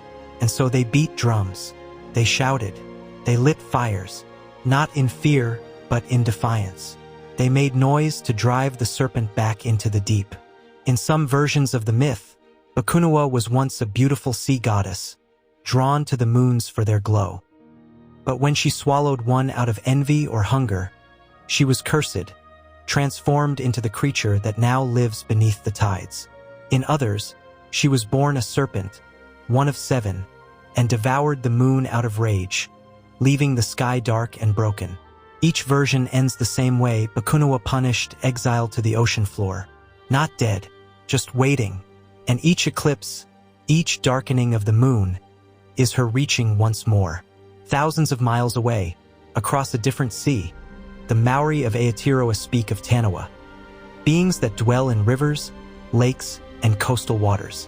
Some Tanawa protect, others destroy. They are not categorized like animals. They are closer to ancestors, guardians or punishers depending on how they're approached. Tanawa don't always have the same form. Some appear as giant sea lizards. Others resemble sharks or dragons. But all are tied to place. They inhabit specific waters. They defend specific people. And when disrespected, they respond without hesitation. In Maori tradition, building near certain harbors or swimming in certain rivers is forbidden. Not because of superstition, but because of the presence of a Tanawa. These beings are not imagined. They are part of the living land, woven into geography, genealogy, and justice. There are stories of Tanawa capsizing boats that trespassed, of sudden whirlpools forming with no wind, of swimmers pulled down by unseen hands. But there are also tales of sailors rescued, of storms parted, of enemies held back by a protector under the waves. What ties Bakunawa and Tanawa together is not just their scale. It's the way they act as bridges between the seen and the unseen, between water and story, between punishment and purpose. These aren't monsters for entertainment. They are consequences given shape. They exist in cultures where the ocean is not a backdrop. It is a provider, a threat, a spirit, and a memory. The sea is a living thing. And in these stories, what lives inside it responds to how it is treated. Bakunawa swallows the moon when forgotten. Tanawa defends or devours depending on the respect shown. Across oceans, across centuries, the pattern repeats. The sea speaks, and each culture gives it a voice, a serpent, a guardian, a reminder. No matter where you sail, the water watches. Modern sightings, sea serpents and sonar shadows. In the 20th century, the sea changed. We stopped sailing over it and began sinking into it. Submarines, metal coffins designed to dive deep and stay silent, became the new frontier, and the men inside them saw things they were never supposed to speak of. Some accounts were logged, some were whispered, some remain buried in classified files, marked as equipment error, psychological fatigue, or simple misinterpretation. But the stories remained, retold in mess halls, passed down through ranks, dismissed with nervous laughter. One of the earliest came from 1915 during World War I. A British submarine on patrol in the North Sea reported sonar echoes of a moving object the size of a cruiser. Too fast to be a whale, too silent to be a ship. The officer on duty, trained to analyze torpedo threats, could not match it to any known vessel or animal. It vanished within minutes, leaving no wake. In World War II, the number of strange sightings increased. In 1943, a German U-boat stationed near the Azores reported an organic shape longer than the sub itself, gliding alongside them just beneath the surface. It did not break contact for over half an hour. The crew stayed quiet, fearing a hallucination, but multiple men recorded the same details in separate logs. Later that year, an American submarine commander in the Pacific noted a sonar return resembling a mobile underwater formation with self-adjusting trajectory, military language for something alive and tracking us. Submariners were trained to keep calm. The pressure alone at those depths could crush steel, and panic was more dangerous than enemy fire. But still, the tales crept in. Crewmen told of unexplainable tapping on the hull from outside in total darkness, of brief flashes through periscopes, smooth forms moving against current, of depths where sound behaved strangely, echoing back with delay, as if bouncing off something not on the charts. In the 1960s, during the Cold War, Soviet subs exploring the Arctic shelf reported sonar anomalies that suggested massive structures moving beneath the ice shelf. Military officials blamed faulty data, but those same subs never returned to those routes. The records use clean language. Unidentified submerged object, biological acoustic anomaly. But among the crews, it had a simpler name, deep shadow, not a code name, a habit. A phrase that meant, don't ask, don't look. One retired U.S. submariner, in a private interview, described it this way: it didn't chase us, it didn't flee, it just matched us, like a mirror with intent. That's what unsettled them. Not aggression, not attack, intelligence. Something down there was aware of them. It watched, it followed, not out of curiosity, but as if remembering something. Modern technology has changed the game: sonar mapping, underwater drones, pressure sensors. But even now, deep-sea missions occasionally come back with anomalies that science can't explain. Large, warm-moving objects in cold zones, unidentified propulsion at unrecorded speeds, tracks on the ocean floor that go for miles and end in nothing. In the 20th century, man thought he'd conquered the ocean with machinery. But the submariners learned something different. The deeper you go, the quieter it gets. And down there, something else is listening too. Unexplained sonar blips in the Mariana Trench. At the deepest point on Earth, sound behaves like a ghost. The Mariana Trench runs nearly 7 miles down, deeper than Everest is tall. No light reaches its floor. The pressure is crushing. The cold is near absolute. And yet, the silence isn't perfect. In 2016, the National Oceanic and Atmospheric Administration deployed an autonomous deep-sea vehicle to the trench. As it moved through the dark, its sensors picked up something no one expected: a sound. It was low and long, 7 seconds, rising in pitch, fading without echo. They called it the Western Pacific Biotwang. It didn't match any known geological event. It wasn't from a whale. It wasn't mechanical. The frequency patterns were too complex. The modulation suggested movement, living but unfamiliar. That wasn't the first time. Back in 1997, researchers recorded something else. They named it the bloop. It was heard by multiple hydrophones thousands of kilometers apart. It originated off the southern coast of South America, but reached deep into the Pacific. For a time, it was the loudest underwater sound ever recorded by humans. It resembled the signature of a marine animal, but was far too loud for any known species. Some guessed it was ice. Others said tectonic shifts, but no conclusive explanation has ever been agreed on. Now, with newer sonar systems mapping deeper and wider than ever before, the anomalies have only increased. In the Mariana Trench, there are places where sonar pulses return distorted, as if striking something soft and vast. Some come back late, like they've bent around an object too large to map. Others don't return at all. One deep-sea expedition, logging sonar at 36,000 feet, recorded a cluster of sharp, repeating pings. The pattern suggested movement, directional, deliberate, and accelerating. There was nothing visible, but for 17 minutes, the signal tracked the submersible as it drifted along the trench wall. Then, without warning, it stopped. These aren't single events. They happen again and again. Different seasons, different sensors, different depths. What's consistent is the uncertainty. Shapes detected in the black. Echoes from objects that vanish. Recordings that suggest presence without form. Military-grade sonar has logged dense readings in trench corridors with no known marine life. Civilian deep-sea drones have encountered sudden resistance, like running into a slow-moving mass. And in the logs, you'll find one word repeated across nations, across decades: unresolved. There's a theory that the trench holds pockets of life untouched since the age of reptiles. Not fossils, organisms that never surfaced, never adapted to light. Creatures that see sound the way we see shadow. But no camera has found them. Only sonar, only shape, only trace. What we know is this: the Mariana Trench is not silent. It's just old. Too old to scream, too deep to explain. And when sonar finds something down there, something big, something slow, something that doesn't respond, it's not the silence that scares us. It's the fact that it knows we're listening. Interviews with naval scientists and sonar analysts. Behind the stories, behind the sonar, behind the mystery, are the men and women trained to explain it all away. Naval scientists and sonar analysts.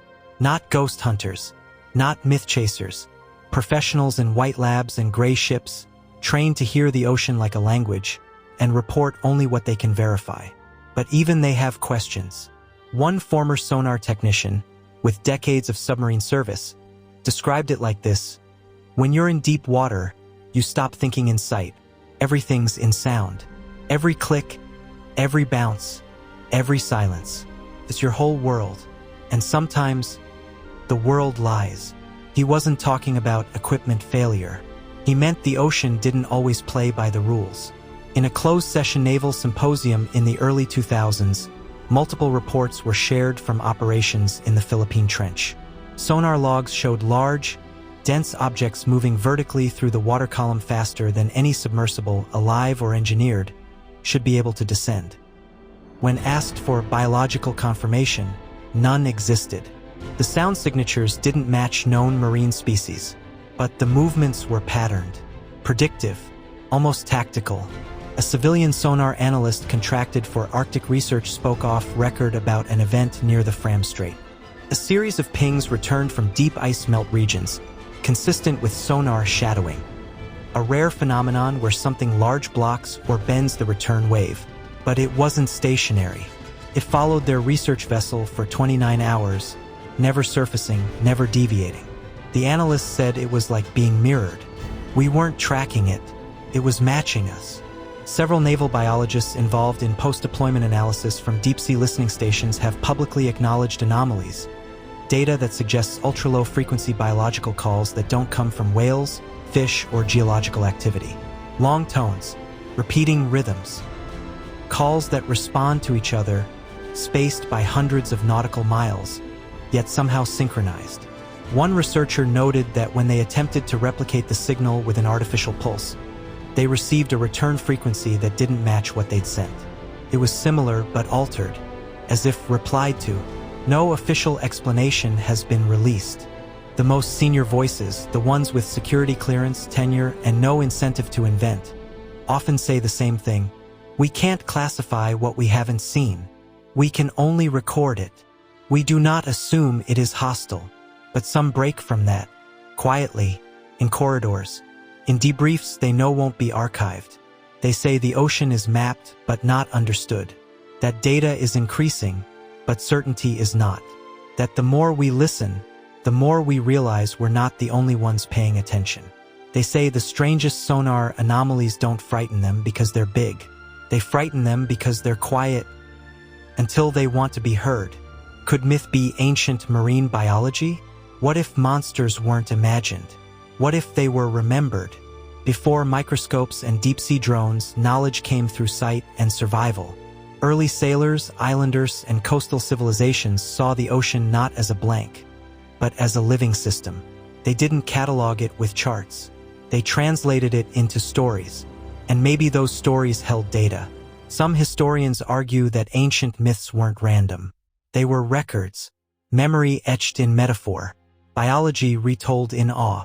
Not fiction, but descriptions of real animals too rare or too dangerous to study. Take the oarfish, 15 feet long, rib-like fins down its body, a silver shimmer, serpent-like and skeletal, that rises only when dying. For centuries, it was called a sea dragon. Only in recent times did science identify it by name. But the shape, the image, that had been told and retold in Asian and Pacific myth for over 1,000 years. Or consider the giant squid, Architeuthis, known to science only through fragments until the early 2000s, but featured in folklore across multiple continents for centuries. Tentacles that pulled boats, eyes the size of dinner plates. It was dismissed as fantasy until a living specimen was captured on camera. What had been called kraken had simply gone unseen. The idea is simple but radical. Ancient peoples may have encountered real, biological anomalies, unusual creatures that breached for only moments, and encoded those memories the only way they could, through myth. Even the Leviathan, once believed to be spiritual allegory, might trace back to sightings of massive whales, rarely seen together, breaching in tandem. Their synchronized motion, the thunder of their surfacing, mistaken for a singular, impossible beast. In places like the Mekong Delta, locals speak of serpents with glimmering backs and undulating movement. Biologists now suggest they may have observed undetermined species of large freshwater eels, distorted by muddy water and light, and the great sea serpents reported off 18th century whaling vessels. Some researchers think they may have been ribbonfish, giant frilled sharks, or the misidentification of mating whales tangled in kelp and sea foam, one of nature's cruelest illusions. But it's not just misidentification, it's interpretation. Ancient observers didn't separate fear from fact. If a thing appeared once and caused awe or death, it earned a name, a purpose, a place in the cosmology of the sea. It didn't need to be understood. It needed to be remembered. The modern scientific view, driven by taxonomy and replication, often dismisses these encounters. If it can't be repeated, it can't be trusted. But oral cultures survived by preserving rare events, not averages. They remembered the exception, and sometimes the exception was alive. Could some monsters have been ancient encounters with rare species, now extinct or hiding in zones we still can't reach? Could myth be our first marine biology, told in metaphor, wrapped in warning, passed down as protection? Maybe the real mistake wasn't believing too much. Maybe it was forgetting too soon. Part 3, Cursed Waters and Vanishing Zones. The Bermuda Triangle, portal to nowhere. The sea has borders you can't see on a map. They aren't drawn by nations. They're drawn by disappearance. Some call them windows, others call them traps. But in maritime lore, they're known by one name more than any other: the Triangle.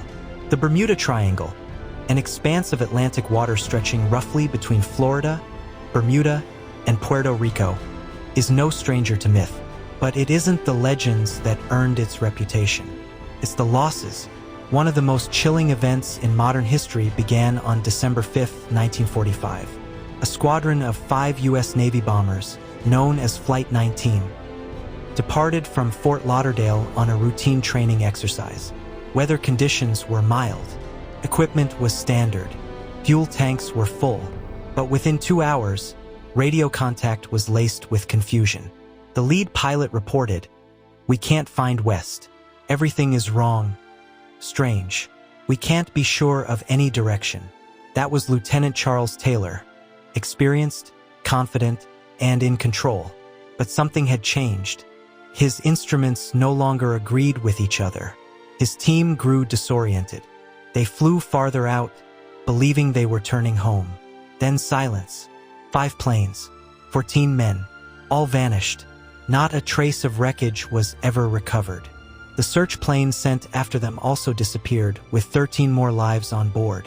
No explosions. No distress calls, just removal. But the triangle had swallowed before. In 1918, the USS Cyclops, a massive Navy coal ship nearly 550 feet long, left Barbados bound for Baltimore. She carried 306 crew and passengers. Her route was direct. Her cargo unremarkable. The weather was calm. She never arrived. No distress signal. No debris. No survivors. It was the largest non-combat loss of life in U.S. naval history. And to this day, not a single piece of the Cyclops has ever been found. Not even on sonar. For decades, experts have speculated. Rogue waves, magnetic anomalies, methane eruptions from the seafloor, even pilot error. But the patterns are harder to explain than the possibilities. Time and again, the disappearances don't follow logic. Equipment malfunctions with no known cause. Radio signals that distort or vanish altogether. Crew who report sudden compass errors, light distortions, or the sky going wrong. And when wreckage is found at all, it's far from where it should be, as if time or space had shifted mid-flight. Skeptics argue it's all coincidence. A patch of ocean heavily traveled is bound to have losses. But the frequency of radio failures, the lack of distress signals, and the silence of emergency beacons point to something stranger than statistics. What's most unsettling isn't the frequency.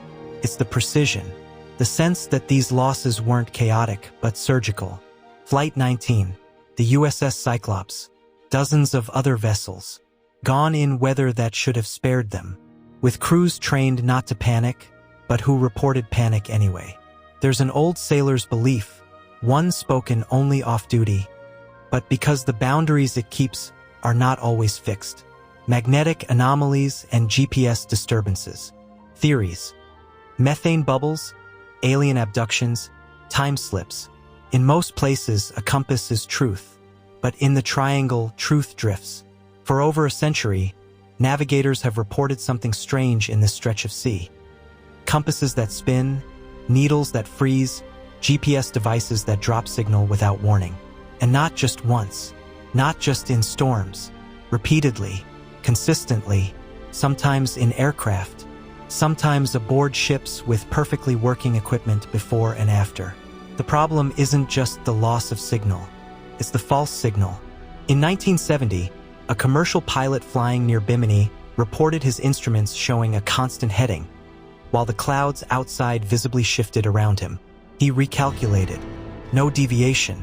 Yet when he landed, he discovered he had arrived 20 minutes early, with less fuel used than expected. It was logged, but never explained. The U.S. Coast Guard, in declassified statements, has acknowledged compass variation in the region. And while they maintain this can be attributed to shifting magnetic declination, others aren't so sure. In rare locations across the Earth, called magnetic deviation zones, the compass does point to true north instead of magnetic north.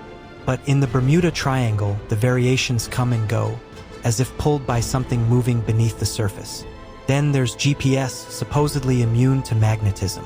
Yet multiple cargo ships have documented position drift of several nautical miles, with satellites reporting the vessels in 2 places at once. It's not system-wide failure. It's localized disruption. Sharp, sudden, and unnerving. So what causes it? One theory is geological. Methane hydrates, frozen pockets of methane gas trapped under high pressure, exist in large quantities on the seafloor. When disturbed by shifting tectonic plates or underwater landslides, these pockets can erupt violently. A sudden release would reduce water density, causing ships to lose buoyancy and sink in seconds. No explosión. No debris. Just vanishing is a compelling theory, but it doesn't explain the missing radio transmissions, or why aircraft have vanished mid-air with similar patterns. That's where the stranger theories begin. Some believe what's happening isn't physical, but dimensional. Time slips, brief distortions in the fabric of reality, like rips in a page, are reported in the area. Pilots describe flying through tunnel-like clouds where all electronics fail, only to emerge with minutes unaccounted for, and no sign of where they've been. Not a loss of memory, but a displacement in time. Still others believe this region acts like a beacon, a point of interest for something non-human. In 1945, a Navy officer claimed to have tracked a solid object moving straight up from the seafloor at incredible speed, then simply vanishing from radar. He wasn't the only one. Both Soviet and American submariners reported fast movers under the Atlantic during the Cold War, unidentified objects traveling faster underwater than any known propulsion allows. Is it possible the anomalies are signatures of something watching, studying, collecting? Alien abduction isn't a fringe theory here. It's part of official aviation lore, mentioned in search reports, whispered in debriefs. Not with certainty, but with frequency. Because what matters most is not what's been proven. It's what continues to occur. The triangle distorts more than compasses. It distorts explanation. For every theory, there's another event it doesn't cover. A hole too big to plug. And in the end, it may not be a place at all, but a phenomenon, a recurring ripple through time, magnetism, space, and story. Debunkers versus believers. Every mystery gathers two kinds of people: those who demand facts and those who feel truth. In the Bermuda Triangle, the divide is sharp. The debunkers are precise. They bring numbers, shipping lanes, weather charts, plane maintenance logs. They argue that the triangle isn't more dangerous than any other part of the ocean, just more talked about. To them, the disappearances can be explained by human error, mechanical failure, miscommunication, and natural hazards dressed up in drama. They point to hurricanes, to sudden squalls, to heavy traffic and shallow reefs. They remind us how much of the triangle falls within one of the world's busiest maritime corridors. Accidents are inevitable, they say. Coincidence, not conspiracy. They don't believe in monsters, or distortions, or slips in time. They believe in statistics. And to them, the mystery only survives because people want it to. But the believers see something else. They see patterns, details, witnesses who describe the same disorientation across decades and technologies. Stories told before radar existed that still mirror the ones from modern pilots. They see not randomness, but rhythm. They ask why distress calls are often cut off mid-sentence. Why entire squadrons vanish without a trace. Why even rescue missions, equipped with sonar, trained for storms, go silent without warning. They say the debunkers are solving the wrong question, because this isn't just about probability. It's about experience. They point to navigators who've crossed the triangle 100 times, until one day, their instruments go dark. Their compass spins. They feel watched. They emerge different. And no amount of logic can explain the feeling of being observed by something that never speaks. The divide isn't just about evidence. It's about fear. Debunkers need the ocean to be explainable. They want rules, charts, physics, boundaries, because if the sea follows no pattern, then we're still sailing blind. Believers accept the unknown. They don't need every story to be proved. They only need to hear it repeated by someone who's never read the last one. Both sides argue. One wants answers. One wants meaning. But deep down, they share the same thing. None of them feel safe in the triangle. And none of them ever forget it. Naval reports, survivor stories. Official logs rarely tell you what the crew felt. but survivor stories do. Within classified naval reports, debriefs filed after missions, shipboard incidents, or unexplained breakdowns, there are lines that hint at more than technical failure. There are the words they write, and then the ones they don't. In 1963, the U.S. Navy destroyer USS Turner Joy was conducting exercises off the Atlantic coast when multiple crew reported a shadow in the water. Not on radar, not visible to the eye, but felt. Pressure, presence. Engines faltered. Compasses refused to settle. The ship's log recorded a mechanical fault, but the crew, off record, said the sea hummed. In 1971, a Cuban patrol boat chased what it believed to be a submarine intruding on national waters. It tracked the object at high speed, over 200 knots, beneath the surface. But when it cornered the target, the sonar image split, then vanished. The official report called it sensor anomaly. The helmsman told his grandson years later, "It was like chasing a ghost with a heartbeat." Even earlier, in 1949, British naval documents from a destroyer near Bermuda recorded the sudden vanishing of a lifeboat lowered during a drill. Calm sea, clear sky, 8 men aboard. Radio contact ceased 10 minutes after launch. No debris, no bodies. Only an unfinished log entry from the lifeboat's commander, "We are not alone." Then there are the survivors. Some speak freely, others only after retirement or when anonymity is guaranteed. One Canadian sailor, pulled from a capsized yacht in 1985, claimed to have heard voices, plural, echoing below the hull before the vessel flipped.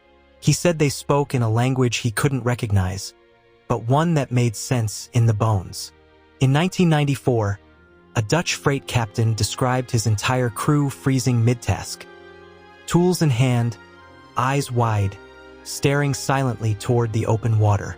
They remained that way for almost 90 seconds, unmoving, unblinking, as if under a trance. He screamed their names. Nothing. Then, as quickly as it came, the stillness passed. None remembered what they saw, but all refused to return to that route again. A Japanese research vessel, conducting ocean current studies near Puerto Rico, recorded a sonar echo that trailed the ship for 3 days. The team assumed it was an error, but the echo remained, exactly the same shape, speed, and distance, despite all course changes. Then, at precisely 0200 hours on the 3rd day, it was gone. One technician, pale and shaken, said later, "It learned us. What these stories have in common isn't proof. It's pattern. Too many from too many sources. Different languages, different decades, but the same elements. Untraceable shadows, missing time, broken instruments, sudden calm followed by dread, and perhaps most disturbing, an awareness that what's in the deep already knows who's on the surface. The Navy can classify the details. The ships can write it off as malfunction. But the people who were there, they still wake up with salt in their lungs and silence in their ears. The Devil's Sea, Dragon's Triangle, Japan's Bermuda. Some disappearances don't leave stories. They leave gaps, the kind that make even the most advanced navies whisper. Warships aren't supposed to vanish. They are armed, armored, tracked by satellites, shadowed by escorts. And yet, in certain waters, even they fall quiet. In 1943, the Brazilian Navy lost contact with a corvette escorting merchant convoys through Atlantic waters near the equator. No distress signal. No reki. No enemy in range. For a week, Allied radio logs reported only static when hailing her. Then, 7 days later, the corvette's call sign briefly reappeared, broadcasting on a frequency it wasn't equipped for. One word repeated in Portuguese, wrong. It never transmitted again. These cases aren't isolated. In 1968, a Soviet submarine patrol was tracking an American fleet from deep water in the North Atlantic. Its sonar suddenly filled with metallic clanging, as if something enormous were moving through chains. Within minutes, its radar failed. Communication was cut. Emergency ascent failed. The submarine never returned to port. The only record recovered was a sonar tape found in a recovered buoy. The last sound, the unmistakable drag of something large across the hull. Sailors in these zones sometimes speak of ghost nets, impossibly tangled lines that appear without warning, draped over antennas and hatches. When pulled up, they're made of no known material. When examined, they crumble into powder. Crews call them sea cobwebs, but the logs mark them as unidentified marine debris. Radar blackout is often explained away. Atmospheric interference, power surges, software fault. But seasoned naval technicians tell another story. They speak of digital fog, an effect where every surface blip is erased, and every sonar ping returns as silence, not just static, void, an absence that spreads like infection through systems designed never to fail. In 1979, a destroyer conducting maneuvers near the Sargasso Sea vanished from its task group's radar for 7 minutes. When it reappeared, the entire bridge crew was unconscious. Heartbeats steady, eyes open. No trauma. But none remembered the missing time. The ship's black box showed nothing but uninterrupted routine. No incident, no alerts, except one anomaly.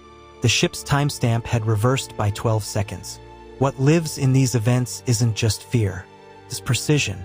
Someone or something knows how to evade every system designed to detect it.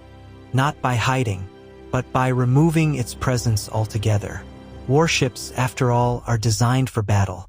But the sea doesn't always fight back. Sometimes, it just erases.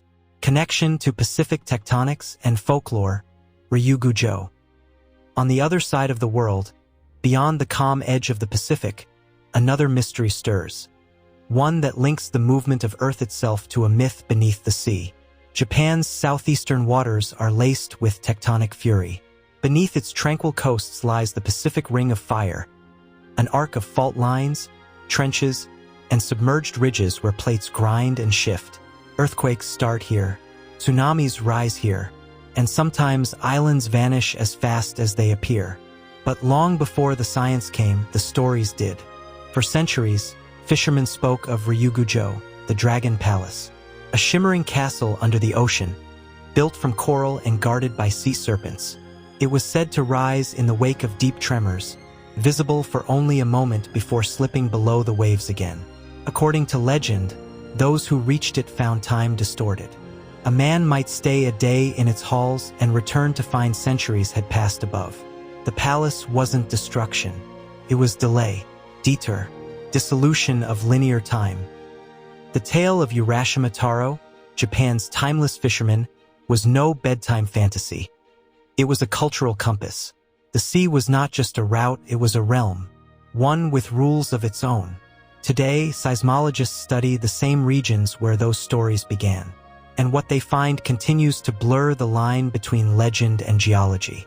The Japan Trench, plunging to over 26,000 feet, is not just a scar in the seafloor. It's one of the planet's most volatile zones. Sonar mapping has revealed massive anomalies, voids in rock, sudden temperature spikes, magnetic fluctuations, just above where Ryugujo was once said to rise. In 2013, a deep-sea probe deployed by Japanese scientists captured something unexpected. Large, symmetrical structures along a ridge thought to be barren. Not coral, not volcanic, but smooth, unnaturally aligned. The footage, quietly archived, never made headlines. At the same time, traditional fishermen in Tohoku began refusing to cast nets near the trench again. Not for fear of storms, but because of the dreams, nightmares, shared across villages, of descending steps and never returning, of music underwater, of voices that said, "You were not meant to look." Some say Ryugujo is nothing more than metaphor, a symbol of unreachable beauty or the lure of forgetting time.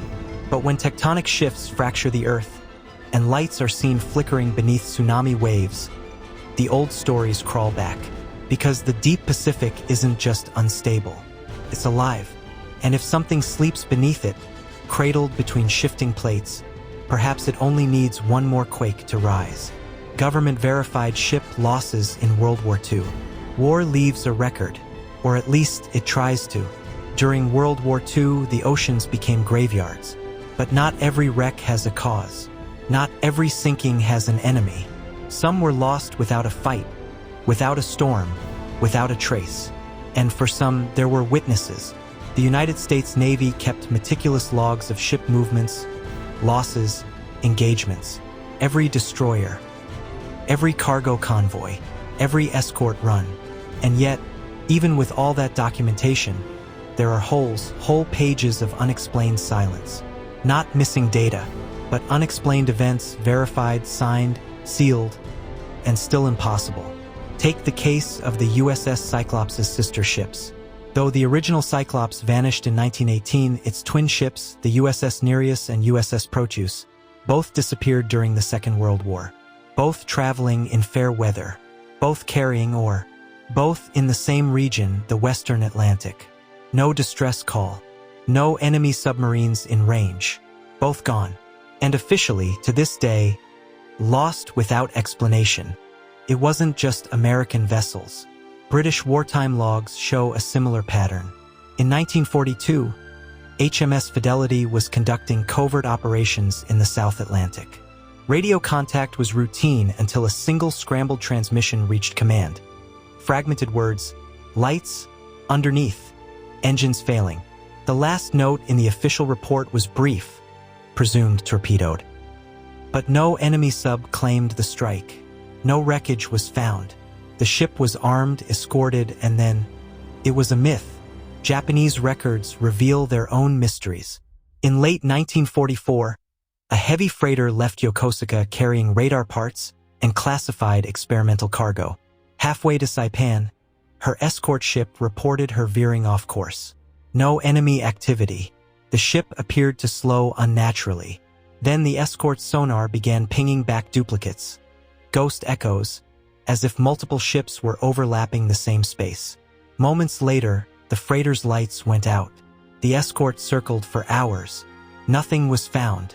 The official report cites navigation failure, but the debrief notes optical confusion and unknown interference. What ties these disappearances together is not just silence. It's proximity. Many occurred within known anomaly zones, regions that have long been associated with vanishing ships, strange lights, and mechanical collapse. And yet during war, these regions were crossed more often, by more vessels than at any other time in human history.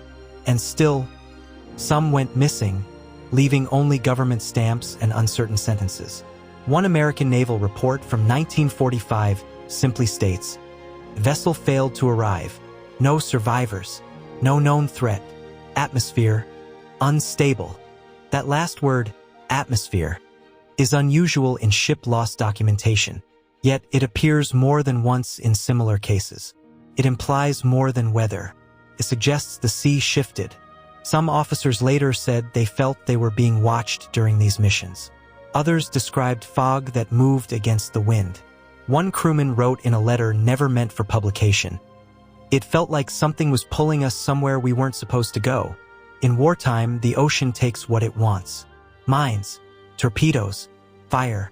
But these losses carry no fire, no shrapnel, no survivors shouting from lifeboats. Only the vast, closed silence of history, wrapped in official language too vague to hold truth. But the logs remain, cold, verified, real. Ships that were there one day and gone the next. Are these zones natural gateways? Some maps are made of coastlines, others of questions. Throughout maritime history, certain places have taken on a weight heavier than water. Locations where ships vanish, signals die, and time bends just enough to leave doubt. The sailors call them cursed. Scientists call them anomalies. But an older question still haunts every logbook entry and whispered superstition. Are these places gateways? The Bermuda Triangle, the Devil's Sea, the Dragon's Triangle, the Wharton Basin, the South Atlantic Anomaly. These aren't accidents of name. They're scars in the ocean where reality thins. The ancients didn't need GPS to know where not to sail. They marked these places with monsters, with gods, with forbidden myths. They didn't call them entrances, but they never called them boundaries either. A natural gateway doesn't announce itself with spectacle. It whispers through magnetic drift, sonar blindness, and vanishing echoes. Pulls without force. lures without light. In some of these zones, compass needles spin slowly, not erratically, as if aligning to something unseen. Aircraft altimeters begin reading sea level while still at cruising height. Timestamps on black boxes duplicate, reverse, or skip forward without cause. None of this proves anything, but together it asks something deeper. What if our oceans, vast as they are, aren't just surfaces but skins? And beneath them lie folds, layers, corridors not mapped by depth, but by vibration or pressure. Some theoretical physicists have speculated that intense gravitational fluctuations in oceanic trenches could create localized distortions in spacetime, temporary corridors where mass and light behave differently. Not wormholes, not science fiction, just places where the rules bend. Quietly, in 2003, a deep-sea listening station off the coast of Tasmania picked up a frequency unlike any previously cataloged. It didn't match tectonic movement, whale song, or man-made signal. Pulsed, an area already known for lost vessels and sudden fogs. One the fishermen called the Gate of Teeth. There is no evidence of travel, no proof of passage. But what if the ocean is not simply a place? What if it behaves, at times, like a veil, lifting in places not to reveal, but to receive? The survivors don't talk of monsters. They talk of emptiness, of distance folding strangely, of light where it shouldn't be. A Japanese trawler captain once said after drifting off course into the Philippine Deep, "We didn't go somewhere else. We were already there. It just noticed us." Perhaps these zones are not entrances in the way we imagine. Perhaps they're more like trapdoors, ones that open only when the sea decides. The Baltic Sea anomaly and other deep mysteries. The ocean does not give up its secrets easily, but sometimes it shows something it cannot explain. In 2011, a deep-sea sonar scan off the coast of the Baltic Sea returned an image unlike any that came before. A circular shape, roughly 200 feet in diameter, with straight lines, right angles. A silhouette too precise, too deliberate for natural geology. It rested like a monument, half buried in silt, at a depth where light doesn't reach and life rarely lingers. The crew who found it, seasoned marine treasure hunters, weren't searching for mysteries. They were mapping wreckage, debris from the wars, but what appeared on their monitor defied expectations. At first, they thought it was man-made. Then they doubted it, because no blueprint matched its form. No historical record described anything like it lost in that region. They scanned again. The image sharpened. Grooves, symmetry, a stair-like depression leading up one side. The upper rim, smooth, metallic in signature. Below it, a column-like shaft. Surrounding it, a scorched trail etched into the seabed, stretching back nearly 1,000 feet, as if the object hadn't fallen there, but landed. Speculation bloomed. Military artifact? Ancient ruin? Downkraft? But the real riddle wasn't its shape. It was the effect it had. Every time the crew tried to descend with remote submersibles, the electronics failed. Batteries drained within minutes. Communications scrambled. Cameras flickered, as if the object wasn't just dormant, but resisting. Local seismic monitors picked up tremors during each visit. Not large, not dangerous, but rhythmic, pulsing, like something stirring. Marine geologists who reviewed the sonar image could not classify the formation. It lacked the chaotic layering of rock. It didn't echo like coral, and it didn't scatter sonar like sediment. One quietly admitted, "It's not geological. I don't know what it is, but it's not the Earth's." The area where it was found isn't known for tectonic shifts. It's not a volcanic region. Yet the ocean floor around it shows disruption, as if this thing displaced whatever was there before. Other sonar scans around the world have since returned similar oddities. Not many, but enough. Another in the Indian Ocean, one off the coast of Chile. All deep, all hard to reach, all sharing a feature no one wants to acknowledge aloud. They're not shaped like wrecks. They're shaped like intention. The sea has always buried the past. Ships, cities, civilizations. But these objects, they don't seem buried. They seem waiting, And perhaps what disturbs scientists most is this: no marine growth, No barnacles. No coral blooms. no trace of time passing, as if whatever lies at the bottom hasn't aged. It's not the first time the ocean has hidden something strange, but this might be the first time it allowed itself to be seen. Ancient alien tech, Nazi UFO, natural formation. Every time something strange is found on the ocean floor, the same three questions rise like a tide. Is it alien? Is it human? Or is it Earth misunderstood? That circular anomaly in the Baltic, the one too symmetrical to be natural, too silent to be alive, was barely made public before the theory surfaced. Some claimed it was a UFO, not flying but fallen, a vessel that descended into the sea, escaping sight, escaping time. They called it alien not for its shape but for how it broke the rules. Metal that didn't rust, angles that resisted classification, an object that seemed to repel technology not passively but deliberately, as if it didn't want to be seen. Then came the whispers of war, of projects buried beneath decades of silence. German U-boats were known to carry exotic equipment in the 1940s, experiments in stealth, sound, and energy. Could the object be a lost artifact from the Nazi Wunderwaffe program? A prototype vessel designed not just for war, but for escape? One declassified Allied report referred cryptically to device shells tested by the Reich, vehicles shaped for descent, not flight. A small circle of historians believe one was never recovered, and that its last known location aligns disturbingly close to where this object was found. But skeptics push back. They call it geology, a glacial deposit, sculpted by ancient ice and pressure. They argue that sonar is deceptive at depth, that sediment plays tricks, that nature makes perfect circles more often than we think. Except this one doesn't end in rock.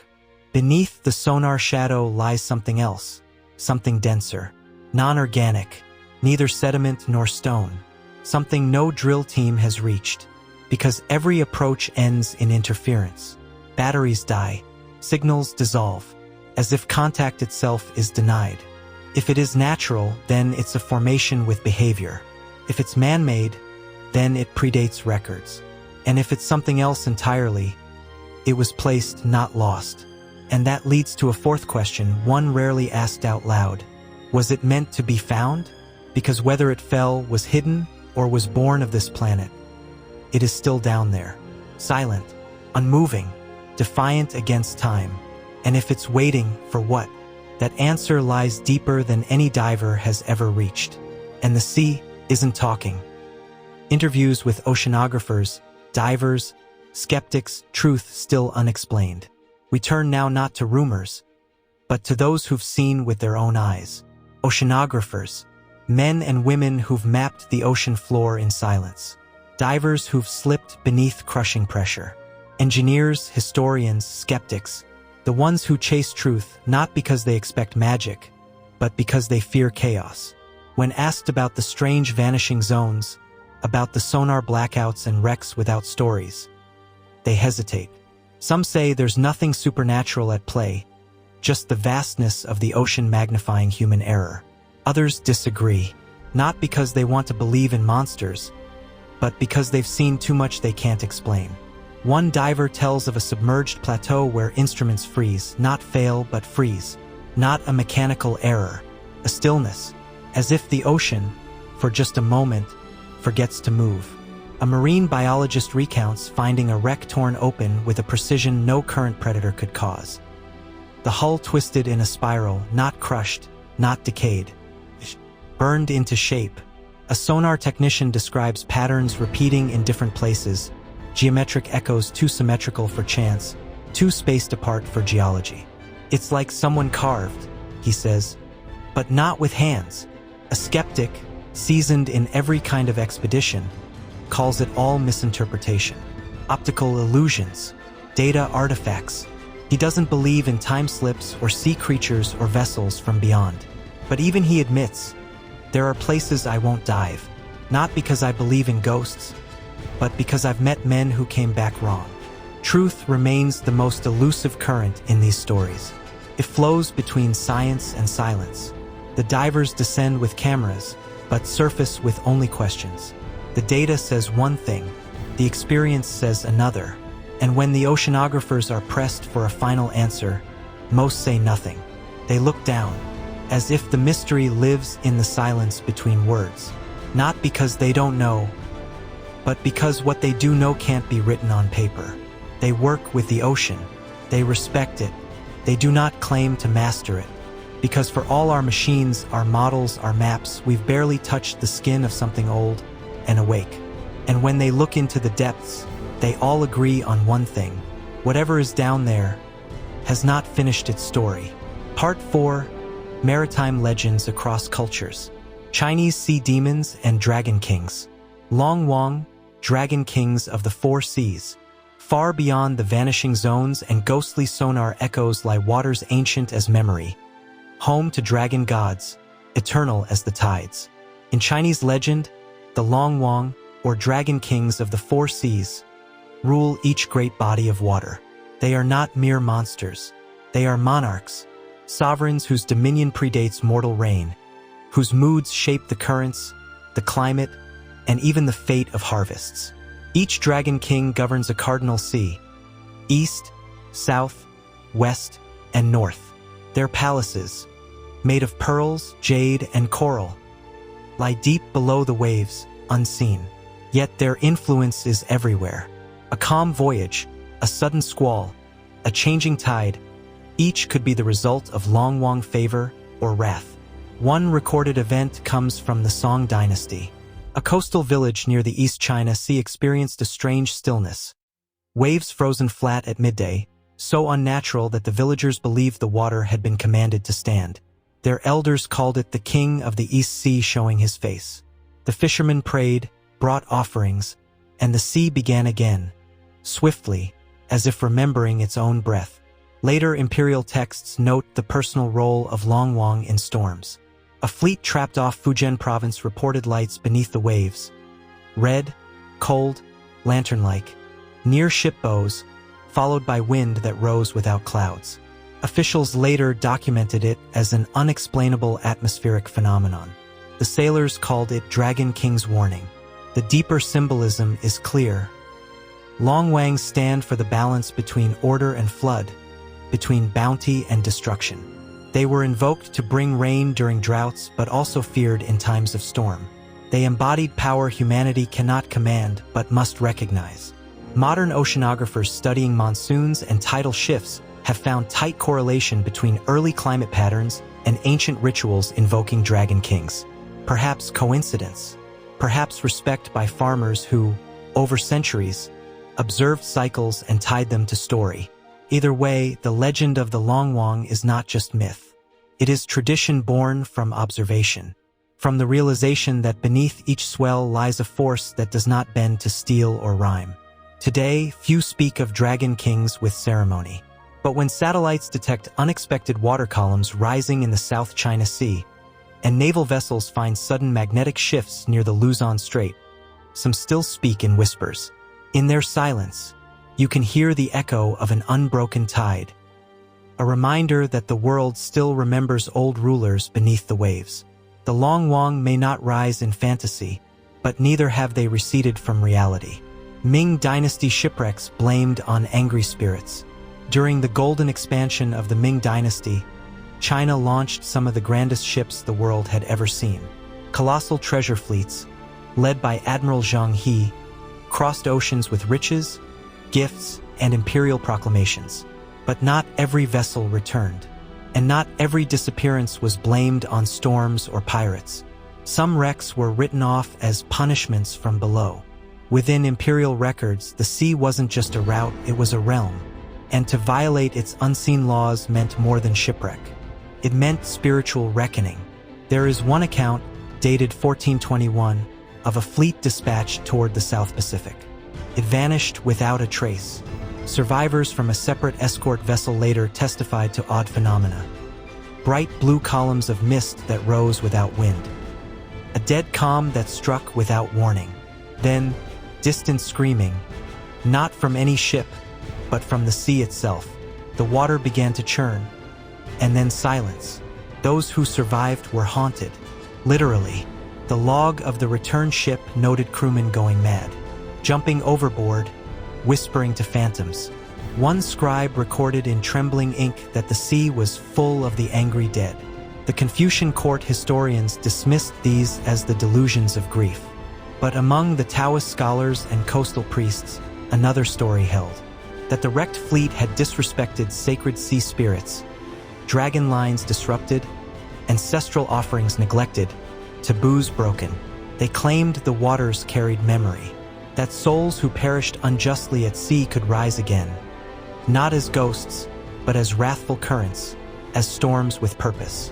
In the Fujian province, a temple was built not for a god, but for the unknown sailors. Locals believed these spirits were never properly honored.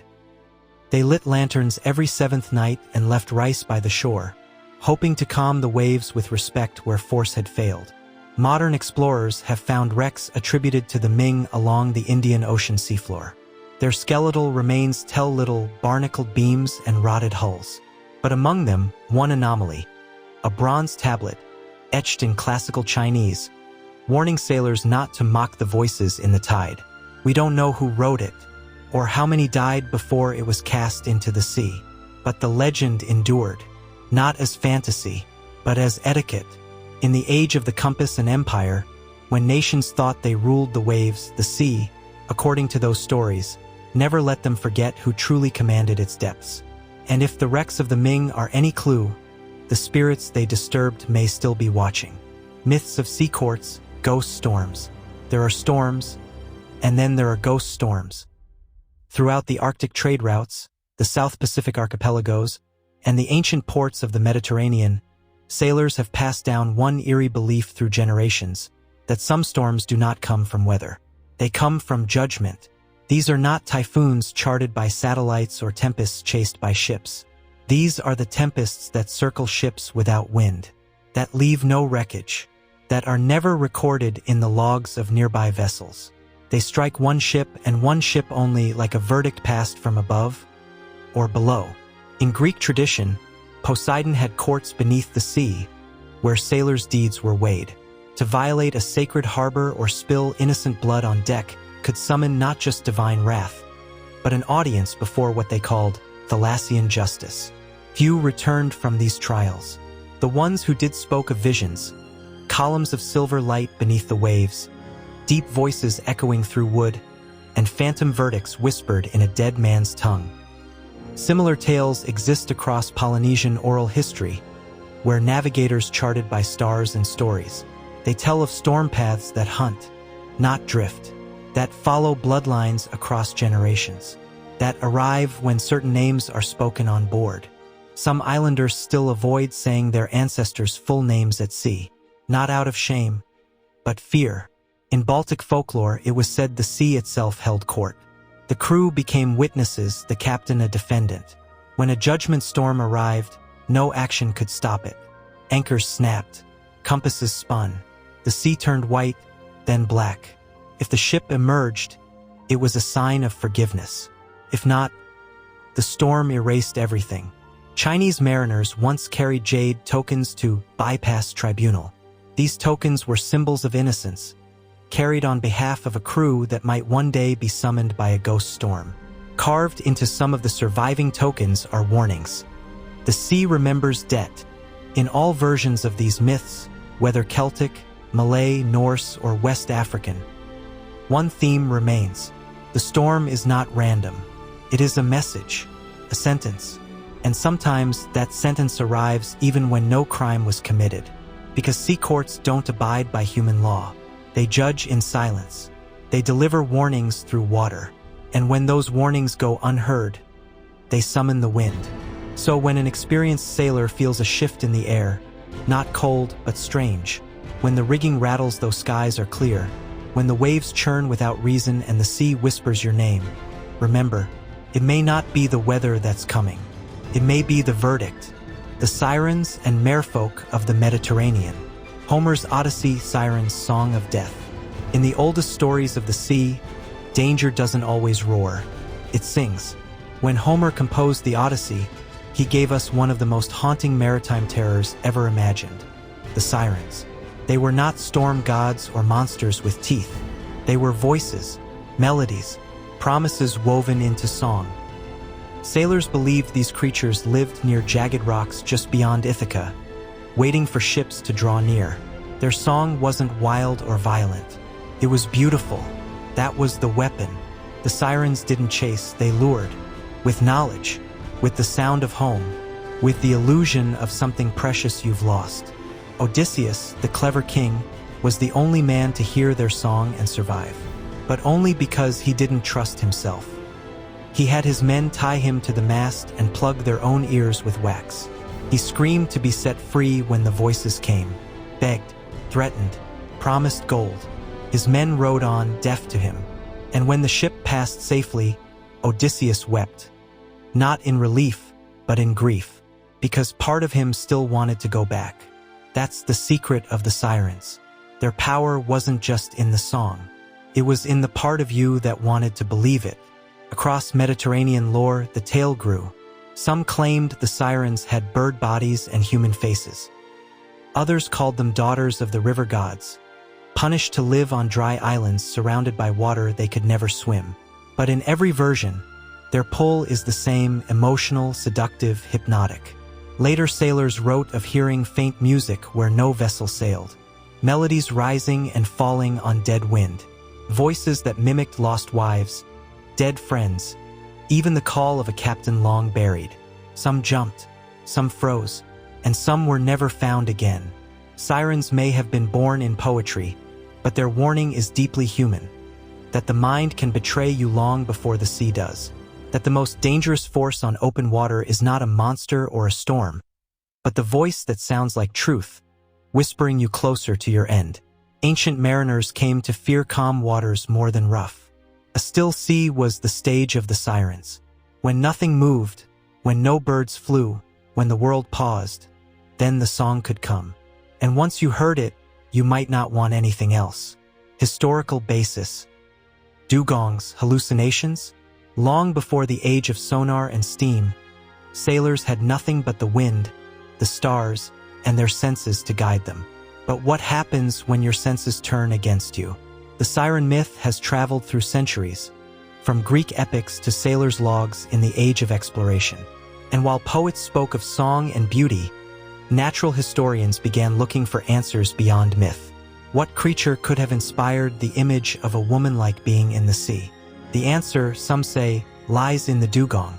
Gentle, slow-moving sea mammals, dugongs and their relatives, the manatees, graze quietly on underwater meadows. With their soft, rounded faces and mammalian features, it's easy to scoff at the idea that they could ever be mistaken for women. But context matters. Imagine a man weeks at sea, starved of fresh food, drinking tainted water, straining his eyes through heat and haze, then seeing a silhouette rise from the waves, arms outstretched in the shimmer of dusk. To us, it's clear. To him, it was something else. Maybe something holy, or something cursed. This theory gained weight during the 17th and 18th centuries, when naturalists began recording descriptions of dugongs from sailors across the Indian Ocean and the Philippines. Many swore these animals could sing soft ca, voices that didn't match anything they'd heard on land or sea. But dugongs weren't the only explanation. Some researchers point to hallucinations caused by dehydration and toxic mold in ship rations. Rye infested with ergot fungus can cause convulsions, fever, and vivid visions. Others mention carbon monoxide leaking from poorly ventilated lanterns in lower decks, fumes that created waking dreams, ghostly songs, and sudden madness. Even the sound of wind in the rigging has been blamed, its eerie wail like a distant choir just beneath hearing. Some captains band singing at night altogether, afraid the melodies might blend with that unknown voice and spark a panic. So what was it? A manatee? A fever? A trick of sound? Or something else entirely? Whatever the truth, the danger was real. Sailors still jumped. Crews still vanished. Ships still foundered near rocks no sane navigator would approach. Maybe it doesn't matter whether sirens existed. Maybe the fear was enough to make them real. Because at sea, perception is everything. And when all you have is your mind, what happens when your mind lies? Gendered sea myths, allure and destruction. Across time and oceans, the sea has often been imagined as a woman, mysterious, seductive, nurturing, and merciless. Sailors did not just fear the water for its storms. They feared it for its moods, the silence, its power to change without warning. And so myth gave her shape, a face, a voice. A motive. Gendered sea myths exist in nearly every maritime culture, and they don't speak softly. To the ancient Greeks, the sea was Amphitrite, queen of the waves, wife of Poseidon. She was beauty made of salt and foam, but also rage born of betrayal. In Polynesia, the ocean was both a cradle and a battlefield. The goddess Moana gave life to fish and coral, but was also the keeper of powerful storms that punished those who defied her sacred balance. European lore twisted femininity and the sea into something deeply dangerous. From the Nordic waters came the Havre, a sea maiden who wept on rocks to lure the sorrowful. In Scottish tales, the Selkie shed her seal skin to become a beautiful woman, but if her pelt was stolen, she was trapped in human misery, unable to return to the sea. Always, these myths tied femininity to both temptation and vengeance. The ocean, like these women, could be calming one moment and consuming the next. But it didn't stop at goddesses and spirits. Even ships were given female pronouns. She sails, she anchors, she drowns. And when a vessel was lost, sailors didn't ask what happened. They asked what she did, as if the ship had a will, personality, a betrayal. Over time, this language hardened into belief. Sailors began to fear having women aboard at all. It was said they angered the sea, stirred up tempests with jealousy. Even the sound of a woman's voice was taboo on some ships, thought to rouse sea gods from slumber. Yet, paradoxically, many believed that carving a woman into the figurehead of a ship, a bare-chested woman with eyes open, would guide and protect them. As if the sea would recognize one of its own and show mercy. This strange duality, woman as both salvation and destruction, was never questioned. It was embraced. It gave shape to the chaos. It made fear feel order, explainable. Today, we might read these myths differently. We might see them as reflections of ancient views on gender, power, and control. But at sea, far from land, when you're surrounded by black water and endless sky, symbols speak louder than logic. And in those moments, the sea is not just water. She becomes something watching, something judging. The ocean doesn't care if you believe in her stories. She's older than belief. And when you forget that, she reminds you, connection to Greek tragedy. The sea in Greek tragedy was never just a setting. It was a living force, presence. It punished pride, revealed secrets, and pulled fate by the throat. Ancient playwrights did not need to invent monsters when the ocean itself could play the villain. In Aeschylus, Sophocles, and Euripides, ships set sail not for adventure, but for doom. Their journeys were never just geographic. They were moral, ethical, spiritual. Every wave became a judgment. Every gust of wind, a god whispering displeasure. The tragedy of Agamemnon begins with sacrifice. To get a fleet moving toward Troy, he offers his daughter Iphigenia to the gods. Why? Because the sea had stilled. The winds refused to blow. Nature itself halted under the weight of divine outrage. The moment the girl is killed, the winds return. The sea, fed with blood, permits war. That's how it worked. In Greek tragedy, the ocean didn't act on whim. It responded to hubris, man's pride, man's challenge to the divine. Crossed the wrong line and the sea answered. Odysseus, of course, is the most famous to suffer this. His return from Troy was supposed to be swift. Instead, Poseidon ensured it dragged for 10 torturous years. Why? Because Odysseus blinded the god's son, the Cyclops, and because he thought he could beat fate. That belief was always punished. The ocean became the court where fate delivered its sentence. The Greeks believed in Moira, fate set at birth, but the sea could delay it, distort it, or speed it up. It was the edge of the known world. Beyond it, monsters, storms, illusions curses, but often what lay out there was justice. Cold, ancient, and final. Even heroes who returned didn't return whole. Jason, of Argonaut fame, found the golden fleece but lost honor. Theseus abandoned Ariadne on an island, then watched his father die as punishment. Men sailed home with treasure but left their souls at sea. And it wasn't just individual stories. The Greeks built entire myths around shipwrecked cities, drowned civilizations, and seaborne wrath. Atlantis, though later popularized by Plato, likely echoed older oral traditions. A land swallowed by sea, not just physically but morally. Their downfall wasn't accidental. It was earned. The ocean in Greek tragedy was a mirror. It showed you your deepest sin. Then it made you pay for it. In modern stories, the ocean might be thrilling, but for the Greeks, it was sacred, brutal, and final. If the land was a stage, the sea was the audience, and it never clapped. African and Caribbean ocean spirits. Mami Wata, seductive, deadly water spirit. Mami Wata is not one spirit. She is many. She is one face with countless forms. A goddess, a demon, a dream, a warning. Across West and Central Africa, her name flows like the rivers she commands. Among the Igbo, Yu, Yoruba, and Fon, her legends shift and shimmer, like light on water. She appears as a woman with the body of a serpent, or as a mermaid cloaked in silver skin. Sometimes with fishtails, other times with human beauty too perfect to trust. Always, she is irresistible. To sailors, Mami Wata is the voice they hear when alone on dark waters. She does not shout, she hums. Her melody rises with the tide. Men lean over the side of boats trying to find her. Some jump, some never return. Others are found washed ashore with no memory. Only the wide eyes of someone who has seen something beyond this world.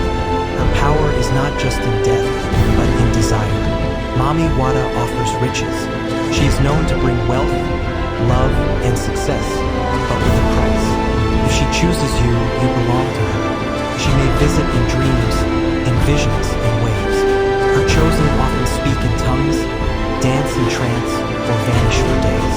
There are stories of entire ships drawn off course after a crew member spied a beautiful woman floating alone far from any shore. They follow. They don't come back.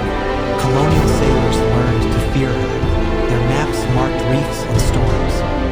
But Mami Wata was not on any chart. She worked in silence. Her storms were sudden. Her sea calm, then cruel. Western captains dismissed the stories until enough ships went missing. Mami Wata is not evil, but she is not kind. She tests loyalty. She demands secrecy. Some coastal villages build her shrines and offer her perfumes, mirrors, coins. Not to worship, but to stay safe. If she is pleased, she may protect. If not, storms come, nets tear, and children vanish from the shallows. She is female power, unleashed, untamed. She is the boundary where seduction meets punishment, where beauty kills. Some say she came from the merging of African belief and colonial trauma, from the memory of women lost to the sea in the slave trade, their spirits refusing to be forgotten. Others say she is older than language, that she is the sea's soul, given form. No matter the origin, her legend spreads. In port towns and river villages across Ghana, Nigeria, Cameroon, and the Caribbean, her image is painted on walls. Her name whispered in songs. Her warning clear: the sea is not a place for conquest. It is a place of debt. Mami Wata collects, and she never forgets a promise. Duppies, ghostly sea figures from Jamaican lore.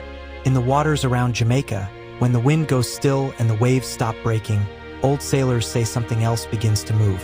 Not fish, not man, but spirits. Duppies. Duppies are not simply ghosts. They are spirits with memory, with grudges, with teeth. In Jamaican folklore, they come from those who died badly, those who were wronged, betrayed, or drowned without peace.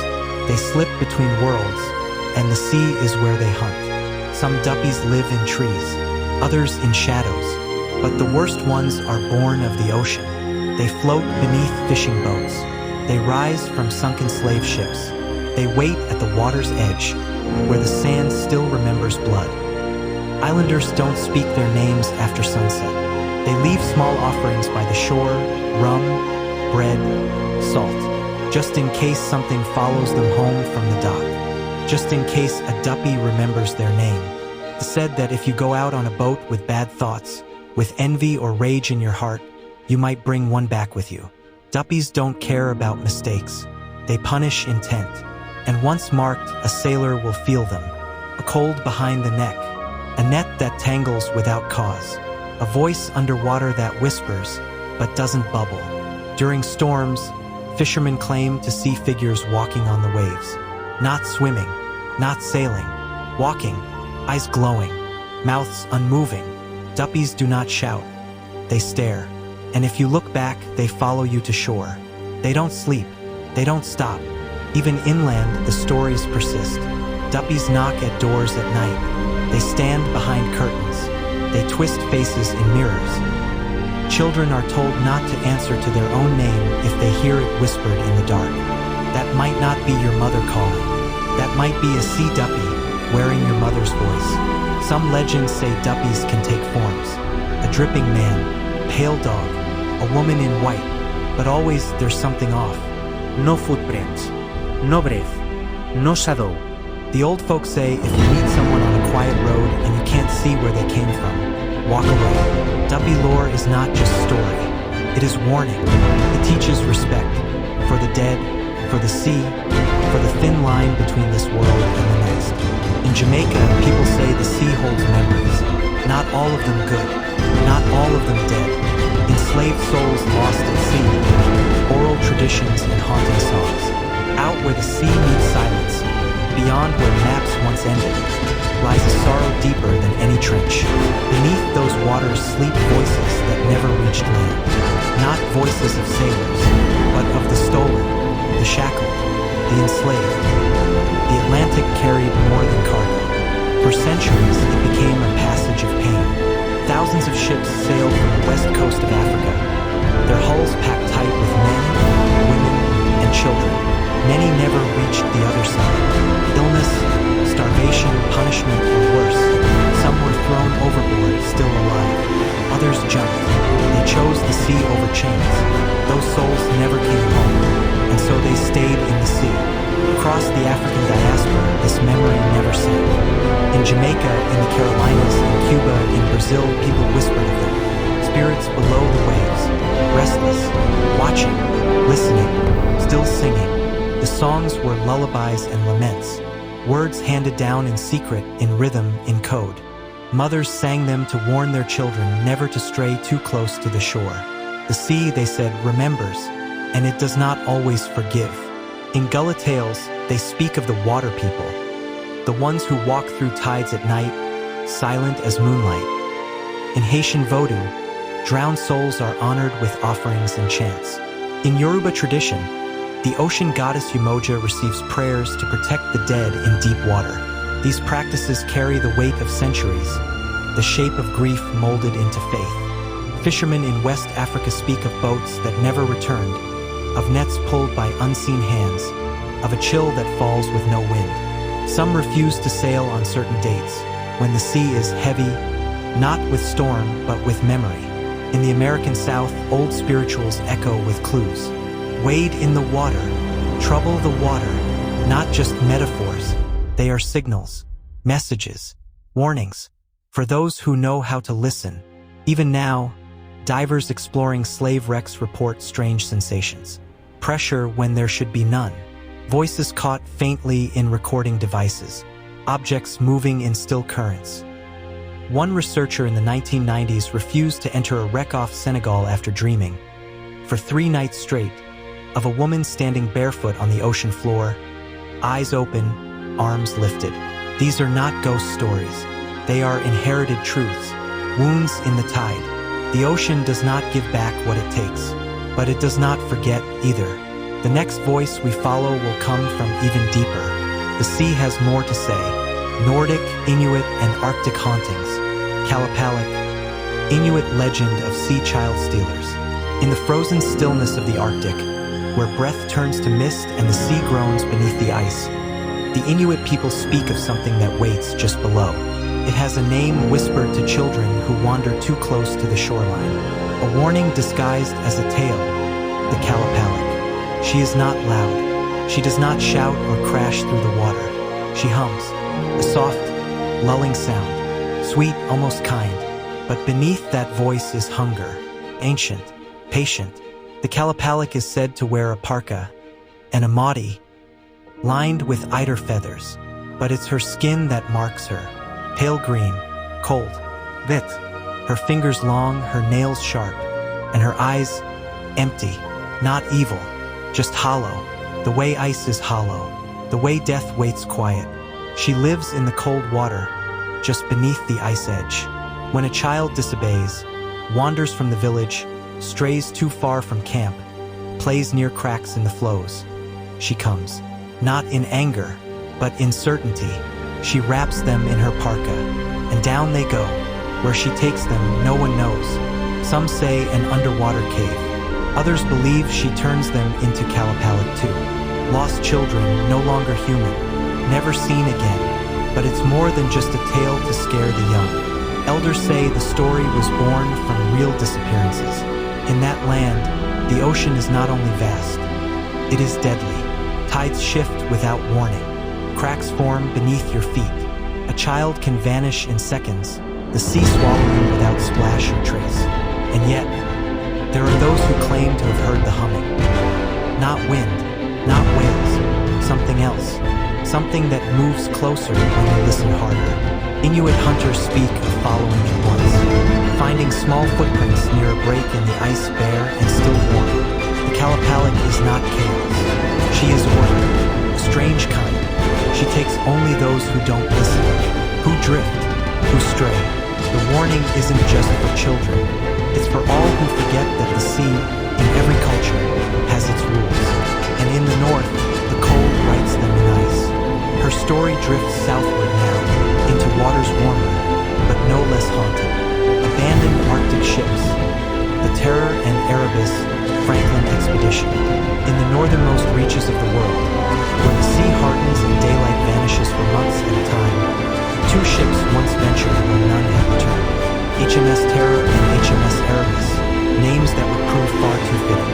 The year was 1845.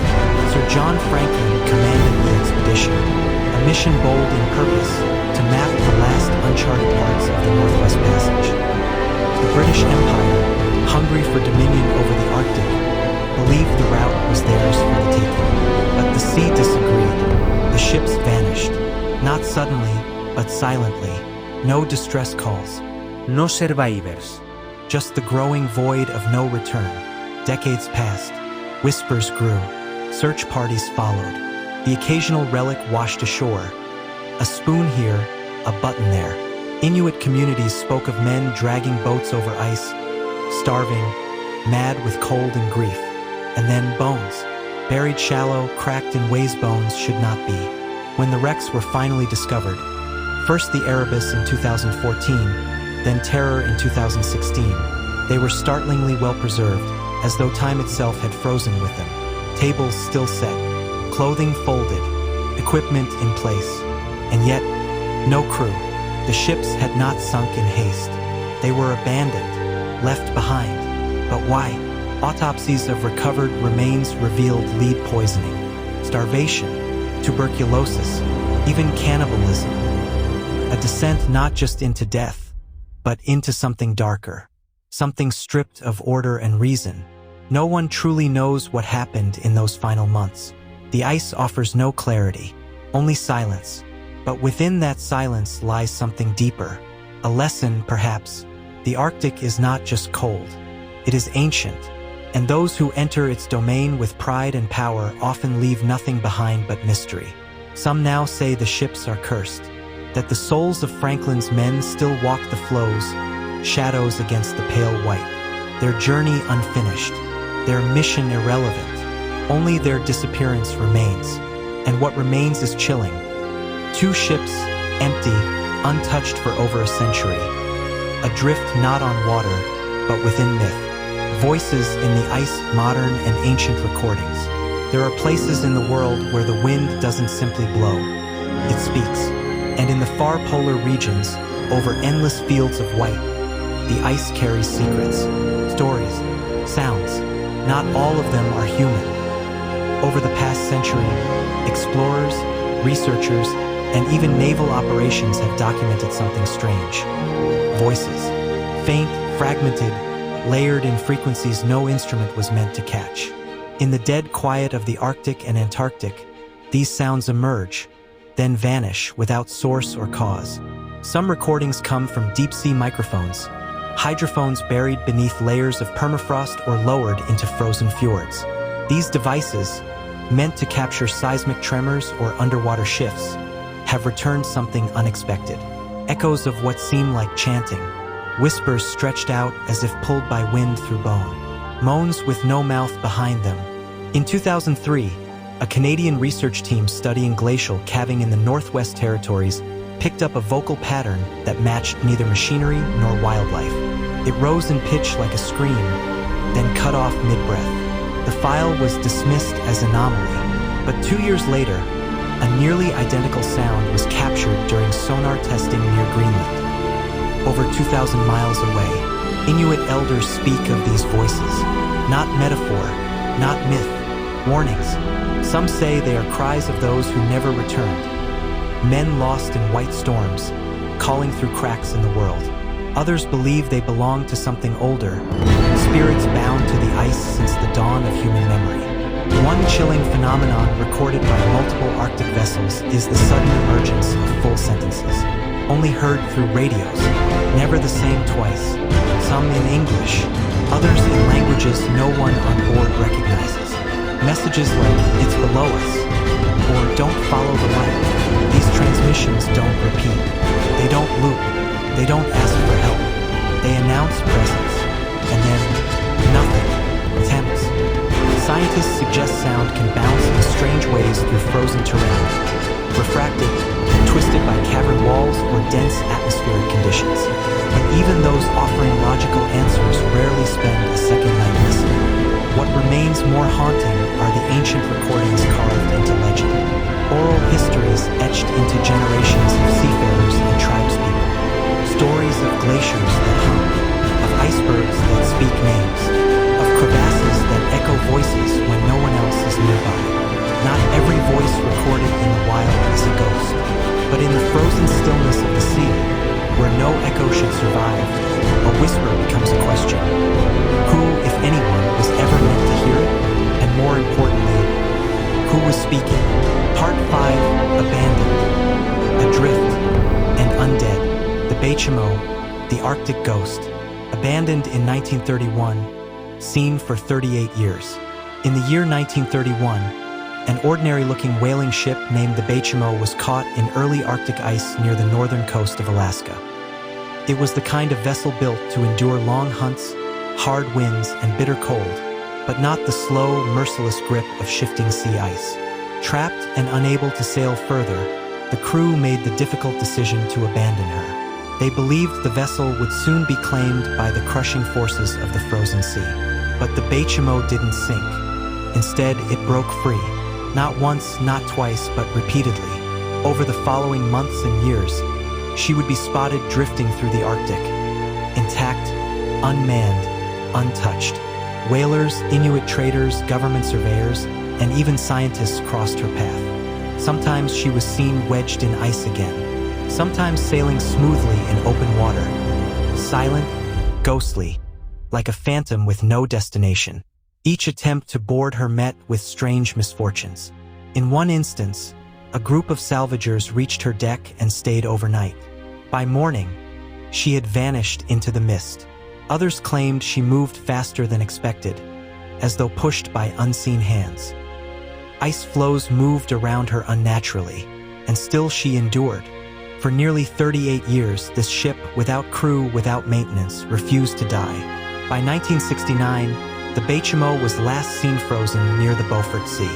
After that, nothing. She disappeared. Noreki. No remains. As if the ocean finally accepted her into the fold of maritime folklore. But it wasn't the ship's endurance alone that kept her alive in the minds of Arctic sailors.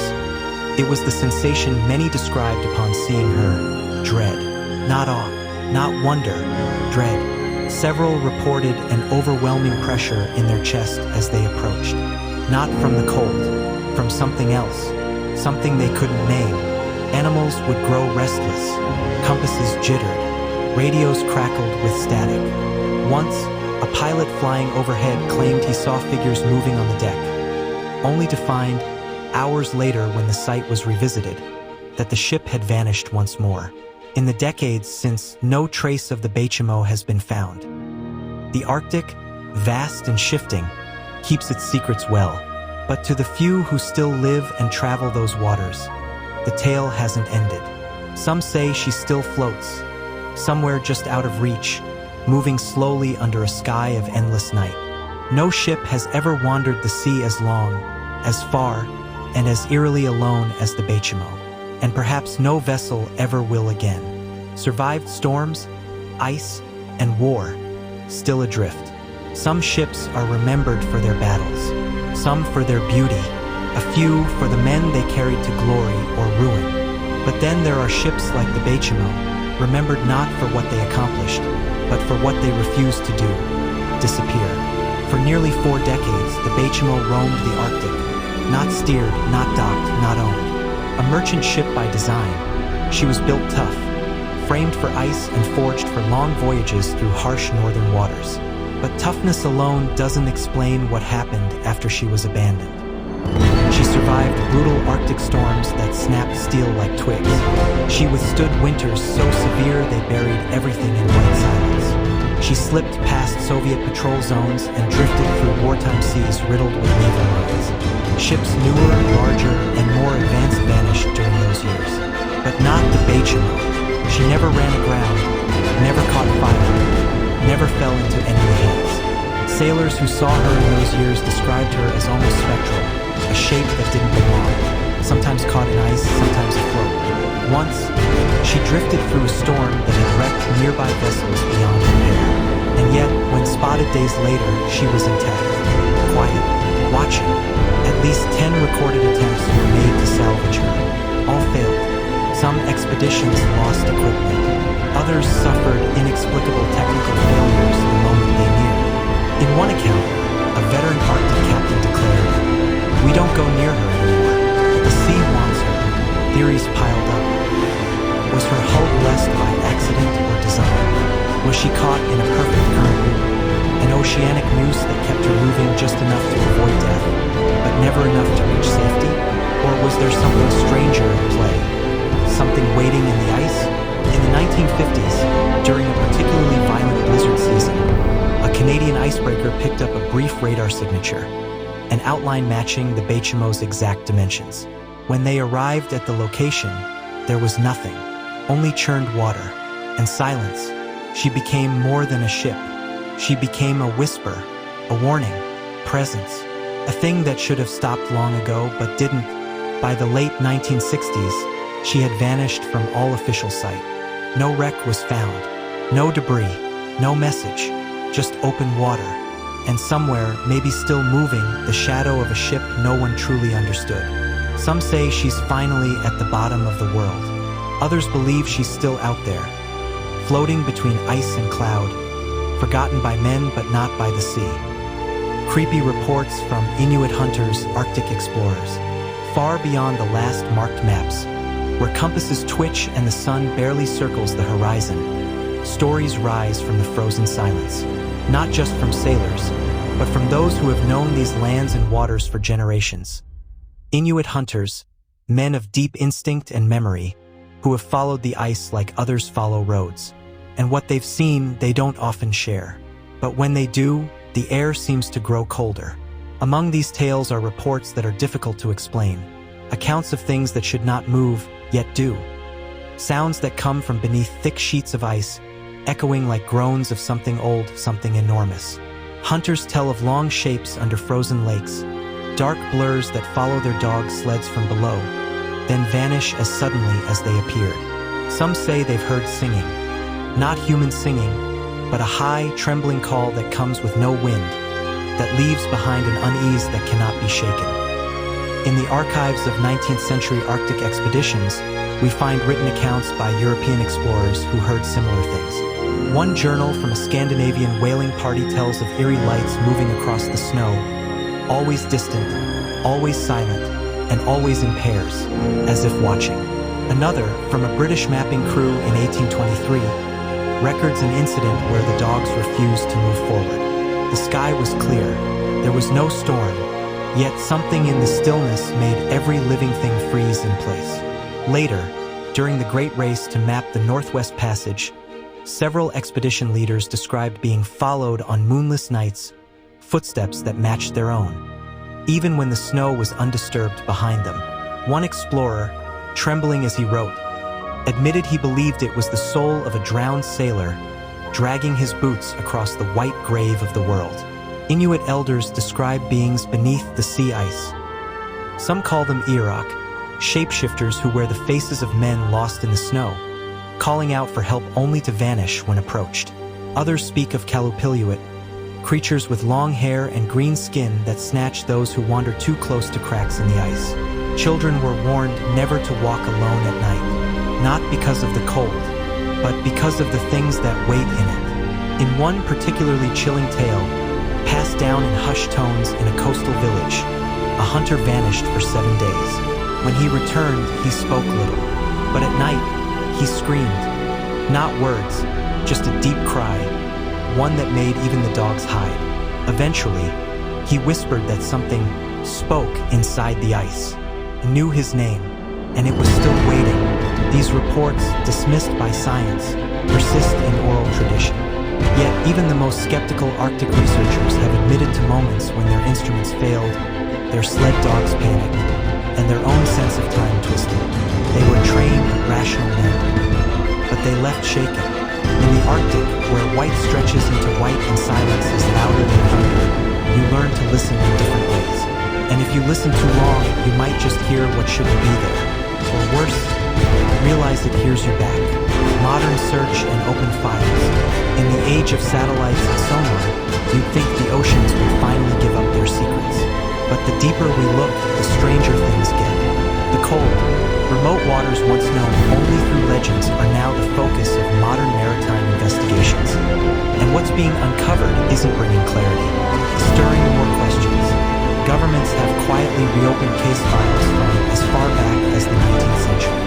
Not because of new testimony, but because of new technology, data pulled from deep-sea drones, high-resolution sonar imaging, and remote underwater vehicles.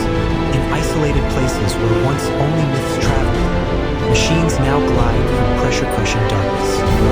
And what they record defies clean explanation. Take the Beaufort Sea. A multinational expedition in the late 2000s mapped strange circular disturbances in sediment patterns, marks with no geological logic. Not craters, not sinkholes, perfect spirals. Their placement didn't match known current flows or tectonic activity. They were dismissed by some as natural formations, but files quietly marked them for further review. A second expedition never launched. In Norwegian archives, sonar logs from Arctic patrol vessels show massive, solid echoes at depths where life isn't supposed to exist, stationary for hours, then gone without a trace. These echoes were first thought to be software glitches, but after systems were recalibrated and anomalies continued, those logs were flagged and moved to encrypted servers. A few countries have declassified their older maritime records. Not many, not fully, but among the released fragments are notes about ships assigned to areas near ancient myth zones. Near Greenland, near the northern Pacific Trench, off the Kamchatka coast. Some vessels were reassigned mid-voyage without explanation. Others simply went dark. The reports end with phrases like unrecoverable mission asset or environmental interference. None of it detailed, all of it vague. Civilian research teams have stepped in where governments stepped back. A private Arctic mapping team working off grants and crowdsourced funding published audio logs of what they called subharmonic reverberations. Low, rhythmic pulses below 20 hertz, too deep for the human ear to hear unaided. But when amplified, the recordings gave the impression of movement. Massive, repetitive, like breathing, and yet no official agency has claimed the data. No naval body has released a public statement. Every investigator who's gone to the press has done so alone, unaffiliated, unprotected, sometimes vanishing from the public eye weeks later. Their work remains online, but only in pieces. And their conclusions, if any were ever made, remain sealed. Even now, as the polar regions melt and new passages open, strange transmissions are picked up. Blips that don't match whales, submarines, or tectonic shifts. Sounds that travel too far, too fast. Shapes that flash across sonar just long enough to be real, but not long enough to be verified. We are searching, yes, but what we're finding may not want to be found. And every modern file that opens feels less like a discovery, and more like a warning we failed to understand centuries ago. Octavius, frozen in time, found with frozen crew, captain at desk, log 13 years old. The story of the Octavius is one of the oldest ghost ship legends tied to ice and silence. A tale whispered for centuries, surfacing in fragments across sailors' bars, old maritime records, and tattered journals. But even today, no one can say for certain where the truth ends and the myth begins. The earliest trace of the Octavius dates back to the 18th century. In 1775, a whaling ship near the icy waters west of Greenland stumbled on an unmarked vessel drifting quietly through the fog. Flew no flag. The sails were torn, stiff with frost. The ship's name had been nearly worn away from the wood, but through the frozen grime, the name Octavius was barely legible. The boarding party approached with caution. The decks creaked beneath their feet, but there was no sound from within. What they found below deck would remain with them for the rest of their lives. The crew was still aboard, all of them, but every man was dead, frozen in place, preserved by the brutal cold. They hadn't died violently. No signs of struggle, no sign of panic. Each body was simply motionless, struck in the middle of routine actions. One was still holding a quill, another curled beneath a blanket. The galley was neat, untouched, as if the meal had never begun. And then they reached the captain's quarters. The captain was there, seated at his desk. His body was rigid, locked in position, back straight, arms resting on the wooden surface. His eyes, though glazed in ice, seemed to still face the open logbook in front of him. The quill lay nearby, frozen mid-stroke. The final entry in the logbook was dated 1762. That meant the Octavius had been adrift for 13 years. But that was only the start of the mystery. The log's last recorded coordinates placed the ship near the northern coast of Alaska. That meant it had somehow made it across the Arctic, completely frozen, completely silent, through the fabled Northwest Passage, which no ship had successfully crossed at that time. No chat, no support, no record of departure or arrival. And yet, there she was. For over a decade, the Octavius had wandered beneath the northern sky, locked in shifting ice, carried by currents. Avoiding destruction. Dodging reefs and icebergs with uncanny luck. And every time the ice cracked, the sea moved her just enough to keep her story going. The boarding party, unnerved by the eerie stillness and cold, took only the logbook. They left the rest of the ship untouched. They didn't even close the captain's door. The Octavius drifted away, swallowed again by fog, never seen again. Was the Octavius a real ship? Some say the records were fabricated or confused with other sightings, but others believe she was part of an ill-fated expedition, lost to the elements and time. A ghost ship, cursed to roam the polar seas in silence. Whether fact or folklore, the Octavius remains a chilling reminder of what the sea can hide and what it refuses to let go. Frozen not just in ice, but in legend. Likely hoax or based on real reports. The Octavius, a name that still clings to the cold edges of maritime folklore. A story passed from sailor to sailor, cabin to port, century to century. But as haunting as its tale is, a question hangs in the air like the mist that supposedly surrounded the ghost ship. Was it all just a hoax? Some historians call it nothing more than fiction wrapped in nautical embellishment. They argue the story lacks verifiable records, that no official ship registry confirms the existence of a vessel named Octavius during the 1760s. There are no court documents, no survivor accounts, no newspaper reports from the 18th century chronicling its supposed reappearance off Greenland. For many, that silence in the historical archive is evidence enough to write it off as legend. Yet it's not that simple. Strikingly similar accounts have surfaced in the logs of 19th century whaling captains, often written in the margins of otherwise factual entries. Mentions of ships found eerily intact, with crews frozen or vanished or oddly still. Some describe unnamed vessels, others hint at previous sightings, with passing reference to the frozen ghost of the Northwest. These aren't headlines or tales meant to entertain. These were private records, quiet, grim observations jotted down by hardened men of the sea. Men who had no reason to invent stories and every reason to forget them. But still, they wrote. And then there's the matter of the logbook. One version of the tale says the salvaged log was taken back to Europe. But where did it go? Some researchers suggest it may have been absorbed into private collections, lost in war or trade, or buried in the vaults of an old shipping company that no longer exists. Skeptics dismiss that, calling it classic ghost lore logic. When evidence goes missing, it's conveniently labeled lost to time. But believers point out that stories like this don't appear in a vacuum. They echo older accounts of Arctic ghost ships, like the Jenny, reportedly found in Antarctica with a frozen crew, or the Resolute, abandoned and later found thousands of miles from where it was lost. And then there's the chilling detail that lingers, the journey through the Northwest Passage. At the time the Octavius allegedly completed it, no known expedition had survived that crossing. Could it be coincidence? A product of hindsight-laced myth-making? Or was the tale built around a truth that predated the age of proof? Perhaps the Octavius never existed, or perhaps it did, and its story was quietly buried, considered too strange, too cursed, or too unbelievable to record formally. The sailor's tale too dark for a legend, but too real to forget. Until evidence turns up, if it ever does, the truth of the Octavius remains frozen somewhere between hoax and history. Psychological horror of polar travel. To understand the story of frozen ships and silent crews, we must go deeper, beyond cold facts, into cold minds.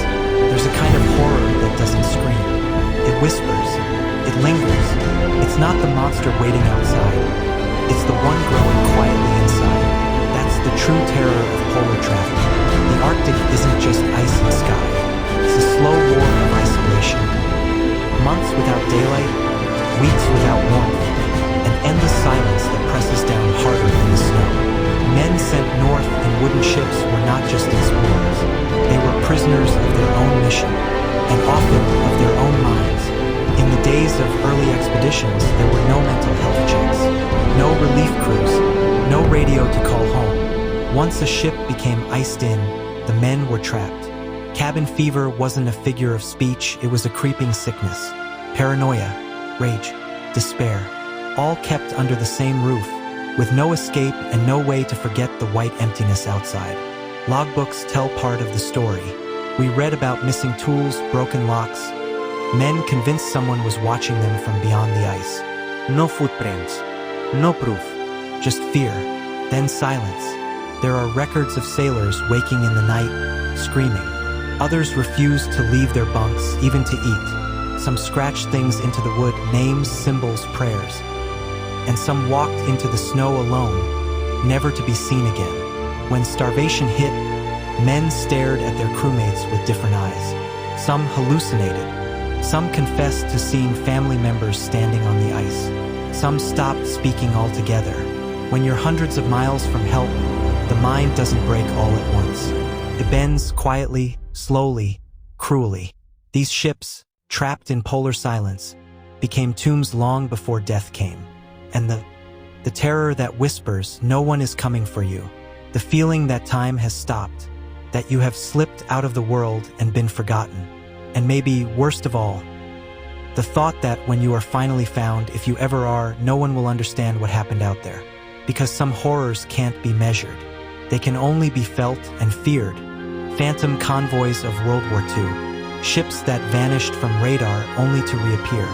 In the thick fog of war, some ships didn't just go missing. They vanished from every eye and instrument, then came back wrong. During World War II, the sea was already a graveyard. But among the chaos of U-boats and depth charges, some Allied and Axis convoys behaved in ways that military records still struggle to explain. These were not just disappearances. They were disruptions in presence, as if something had taken hold of time and let go only when it was ready. One incident logged in a British naval archive describes a small convoy in the North Atlantic that blinked off radar in clear weather. No debris, no explosion, no radio distress. 36 hours later, they were seen again, out of position, off course, drifting silently with no response to hails. When boarded, every man was alive but disoriented. Their clocks were wrong. Their watches had stopped. One sailor had filled half a notebook with repeated lines in a language no one could identify. None of them remembered leaving their assigned route. There were others. An American destroyer, USS Griffin, crossed paths with what they believed was a ghost signal of a known lost convoy. The formation was perfect, the signal tags matched, but all of those ships had been reported sunk the year before. When the Griffin hailed them, the reply was garbled, unintelligible. Then nothing. The signal cut, a radar ghost, or something pretending not to be. In another case, a Soviet transport convoy reported seeing the same freighter twice in the same day, first heading west, then east for hours later. No ship that size could turn and return in that time. The oddest part, both times the crew seen on deck were standing still, not working, not moving, just watching. Wartime minds were under pressure. But not all of these reports were from frightened rookies. Some came from decorated captains, radar officers, even scientists embedded in the Navy to track magnetic drift and sonar patterns. And despite censorship, some of those records slipped through the cracks, buried in post-war research, declassified too late to matter, or so it seemed. What happened to these ships? Glitches in radar? Extreme weather? Psychological strain? Or did something use the fog of war to test boundaries we still don't understand? Convoys don't just reappear. Ships sunk don't answer back. But in the darkest corners of the war-torn sea, patterns emerged. Ones that pointed not to enemy hands, but to something older, quieter, watching, and perhaps waiting for another storm to hide in. German U-boat crew accounts of chasing ghost vessels. From the depths of the Atlantic, German U-boat captains told stories that defied military logic, stories their superiors often dismissed or buried. But among the men who served aboard those steel coffins of war, one tale repeated too often to ignore was the chase of vessels that shouldn't have existed. These weren't mistakes or momentary glitches. These were deliberate pursuits, submarines altering course to intercept ships spotted through periscope, confirmed by sonar, sometimes even verified by silhouette recognition. Ships that matched no Allied registry. Ships that appeared too suddenly, moved too fast, or showed no sign of crew. One U-boat commander, operating off the coast of Norway, logged an encounter with a three-masted vessel moving under full sail in dead wind. He ordered a silent stalk, hoping for a stealth torpedo shot. But after 15 minutes of closing in, the ship faded from sight. No maneuver, no course correction, just gone. The crew dismissed it as sea fog. The captain did not. Another U-boat, patrolling the mid-Atlantic, reported tailing a convoy at night. They surfaced for better visibility and shadowed a lead cargo ship, silent, unlit, holding formation. But when they prepared to fire, the cargo ship abruptly lifted from the sea, rising several meters, then vanishing, leaving behind only a violent swirl in the water. Depth charges were dropped blindly, but they hit nothing. The entire incident was later redacted from mission logs. A third report, one that circulated quietly among Kriegsmarine officers, described a pursuit near Iceland. The target, a lone steamer, engines cold, deck empty. Every effort to gain on it failed. It maintained distance, same speed, same heading for hours. But the U-boat's readings showed no heat signature, no radio, and then, as the sun rose, it simply vanished, leaving behind no wake, no oil, not even turbulence on the sonar. Superstition? Some believed these were Allied decoys or classified experiments. Others weren't so sure. Among the veteran submariners, there grew a whispered phrase: Geisterflot, ghost fleet, ships not of this world or time, but echoes, trapped in patterns they once sailed long ago. And the chilling part? These weren't lonely hallucinations. Often, entire crews witnessed the same thing. Sometimes, weeks later, another U-boat would report seeing the same vessel. Same markings, same impossible behavior. The ocean during wartime was filled with secrets, yes, but not all of them flew flags. Some flew nothing at all and answered to no navy on Earth. Blue lights and naval cover-ups. They called them the blue lights. Strange, glowing orbs, hovering just above the water, sometimes below it, sometimes weaving between ships like intelligent eyes watching silently from the deep. First dismissed as atmospheric illusions or electrical anomalies, these lights were reported too often, by too many, across every ocean touched by war. From U.S. destroyers in the Pacific to British frigates in the North Atlantic, entire crews described pale blue lights that moved with a speed and precision no known craft could match. They didn't just float. They darted, spun, circled hulls, and vanished when approached. Sometimes they pulsed. Sometimes they hummed. Always they came without warning. But what made these incidents more than just sailor stories were the reports stamped classified, buried in naval archives, recovered only through leaks and persistence. Logs where captains admitted to being followed by these lights for hours. Engineering officers who swore their instruments were scrambled when the lights drew near. Gunners who claimed they fired at them with no effect, rounds vanishing midair or passing straight through the phenomena. Then came the orders: no comment, refer up the chain, say nothing to the press. The lights weren't new either. Similar accounts appeared in naval records from the late 1800s. Even merchant ships crossing wartime zones in the 1940s reported convoys being tailed by glowing objects just beneath the waves. Silent, faster than torpedoes, immune to sonar. One particularly unsettling case involved a South African Navy vessel in 1943. The crew documented 3 glowing spheres pacing them for over 6 hours. Radio went dead. Kompas spooled. When the lights vanished, power returned. But their location had inexplicably shifted by nearly 60 nautical miles, without any corresponding engine output. Theories? Some said bioluminescent life forms, though no sea creature can move at 80 knots. Others muttered about advanced Nazi technology or enemy prototypes. But if that were true, why did the U.S. Navy continue investigating these lights well into the Cold War? What's buried even deeper are the post-war documents, unredacted only decades later, that show entire naval task forces reporting the lights and being told the same thing. Do not pursue. Do not engage. Were they weapons? Warnings? Something older and watching? Whatever they were, they left no wreckage, no trace. Only testimonies, sealed reports, and the same phrase repeated across years and oceans. The blue lights came back, and the last thing any sailor wanted to see was the sea begin to glow. Par Sea Haunted Coastline et Maritime Curse. Scotland's Lost Isles and Banshee ships. Isle of High Brazil appears once every 7 years. They called it High Brazil, a phantom island in the North Atlantic, west of Ireland, north of myth and lost to maps. For centuries, sailors spoke of it in low tones, as though just uttering the name would pull the fog apart and reveal it on the horizon. According to legend, High Brazil was no ordinary landmass. It was said to rise from the sea only once every 7 years. Not permanently, not for long, just a fleeting emergence before vanishing back beneath the waves. There was no warning, no pattern, just stories from fishermen who claimed to have seen high towers and domes shimmer on the water's surface, gleaming golden and silent. Old nautical charts, real ones not just from folklore, once included High Brazil as a legitimate island. It was plotted near the Porcupine Bank, west of Galway. Early explorers searched for it obsessively.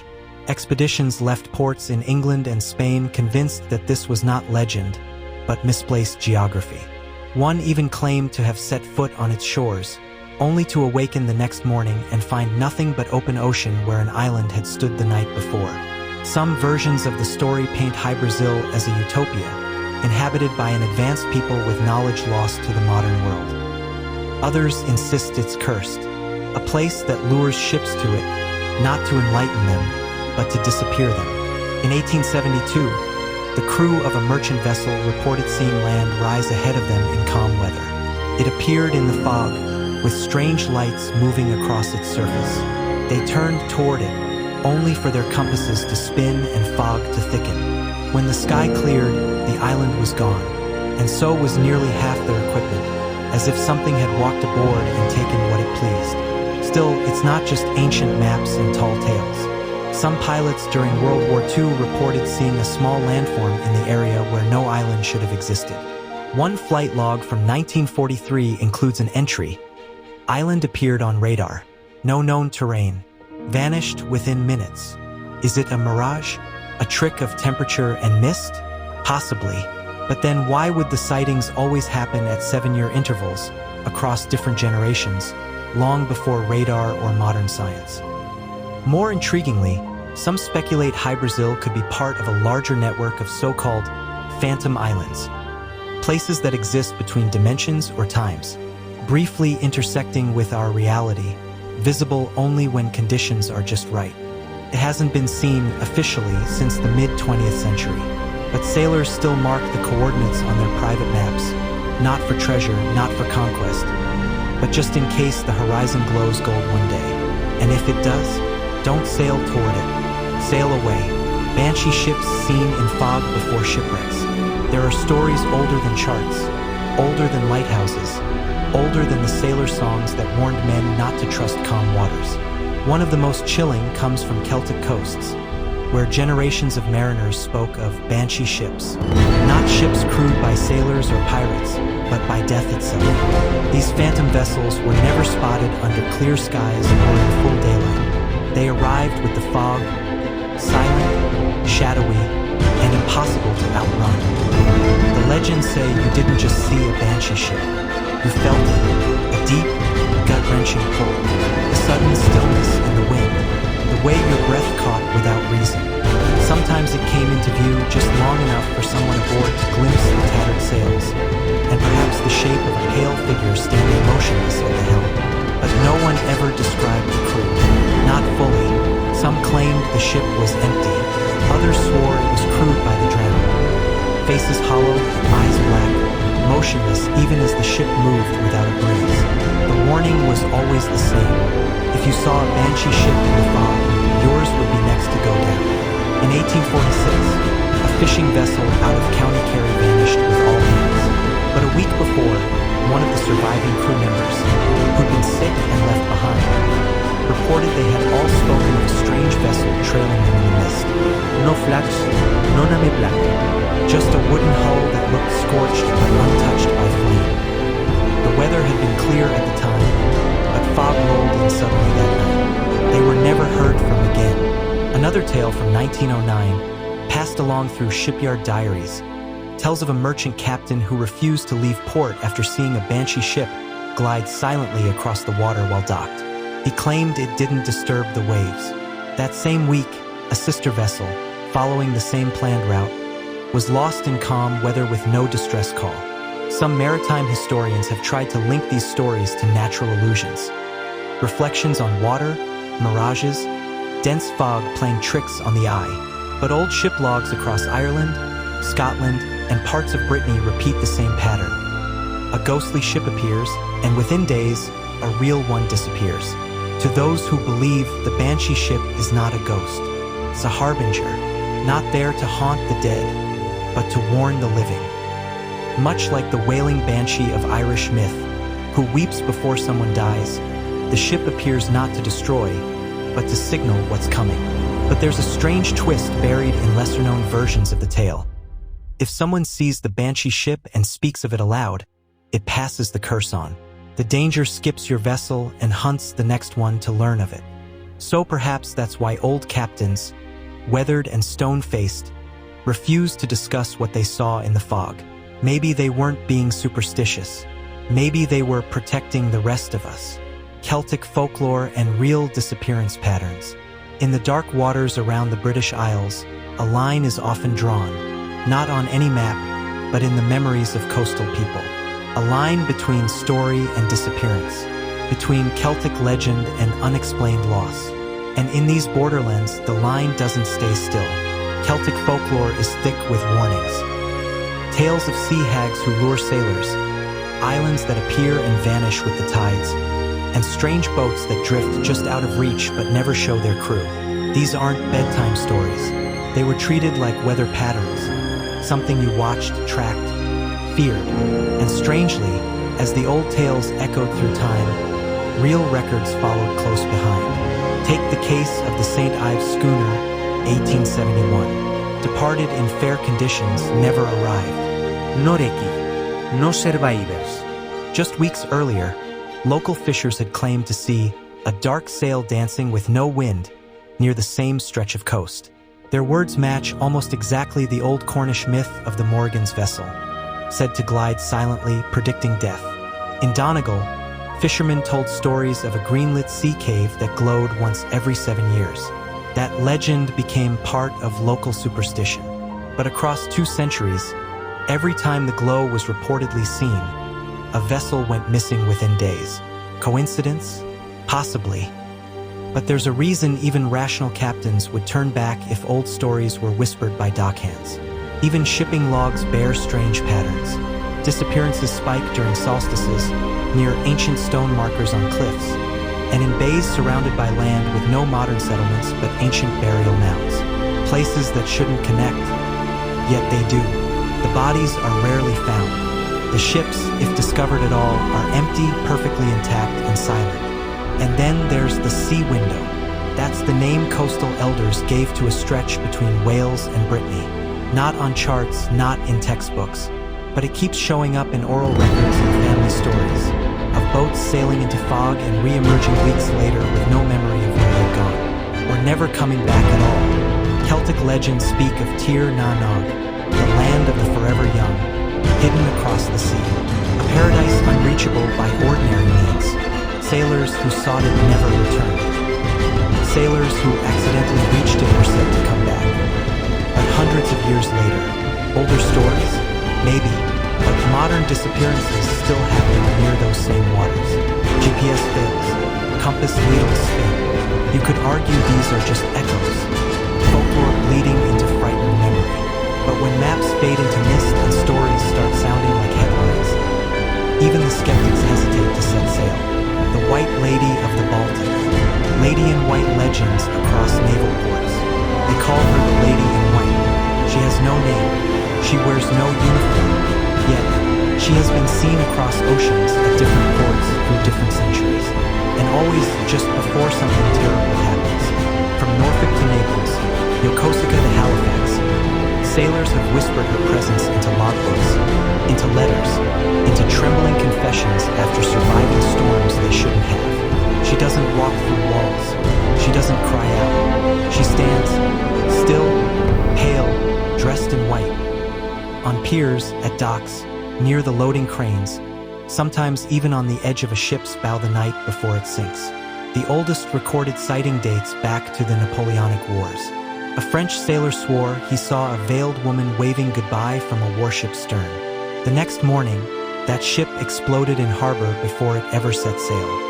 No explanation was ever found. During the American Civil War, Union sailors stationed at Charleston saw a woman in white walking the deck of the USS Housatonic the night before it was sunk by the Confederate submarine Hunley. No one knew who she was, and the ship was under guard. And during World War I, British servicemen in Scapa Flow spoke of a figure spotted moving silently through the fog near moored destroyers. 2 days later, one of those ships exploded during a routine drill. The figure was seen again that same week by an officer who later died during a sea mine accident. Naval reports dismissed the sightings.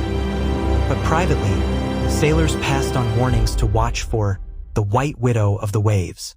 She appeared again during World War II. American ships docked in Pearl Harbor reported sightings just hours before the December 7th attack. No official record links her presence to the tragedy, but survivor testimony includes multiple mentions of a pale woman watching us from the water's edge. In the Cold War, a Russian submarine crew off Vladivostok claimed to see a glowing woman standing upright under the ice before their sonar failed. The submarine struck something massive, records say rock, though no formation was found, and limped back to port, half-flooded. The sighting was classified and buried. And even today, civilian security footage at naval ports occasionally captures brief glimpses. A white silhouette where no person should be. Always alone, always silent, and always gone by morning. Skeptics say it's coincidence, a trick of light, a figment of overstressed minds. But the stories persist. They cross cultures, languages, centuries. They're not copied, they're consistent. Always a woman in white, always just before death. Some say she's a ghost of the sea, grieving forever. Some say she's a warning, and others fear she's a herald. Not mourning the dead, but choosing them. Women in mourning cursed to wander the tides. All along the world's storm-beaten coastlines, stories rise from the waves, of women who walk the shores with grief carved into their bones.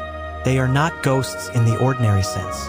They are grief itself, hardened into shape by centuries of loss, betrayal, and shipwreck. These women in mourning didn't die at sea, but they never truly left it. In parts of coastal Ireland and Scotland, old stories tell of the Bean Caoint, the keening woman. Always in black, sometimes in white, her wails echo just before a vessel sinks or a fisherman disappears. She's said to be the spirit of a wife who lost her love to the sea and was cursed for defying fate by waiting on the cliffs for years. Her punishment? To feel the sorrow of every sailor's wife for all time. In Portugal, she's called a Chorona do Mar, the weeping woman of the sea. Local fishermen swear they've heard her sobbing from deep within ocean caves on moonless nights. Some say she was the widow of a sailor taken by pirates. Others claim she was a sea bride who broke a pact with a sea god and now walks forever, calling for mercy that will never come. In Japan, the legend shifts. Here she is Umiana, the sea woman. She doesn't cry. She floats, silent, her long black hair streaming in every current. They say she was a mother who threw herself into the ocean after pirates raided her village and took her children. Now her spirit clings to the waves, jealous of the living. Sailors who meet her gaze have vanished without a trace. In parts of colonial New England, coastal towns whispered of women whose grief turned dark. They had waited too long, refused to remarry, cursed the sea itself. Some wore black veils until they died. But after death, they returned, shaped by their own bitterness. On misty dawns, their figures appear along the harbor, pointing out to sea, as if warning or blaming or calling.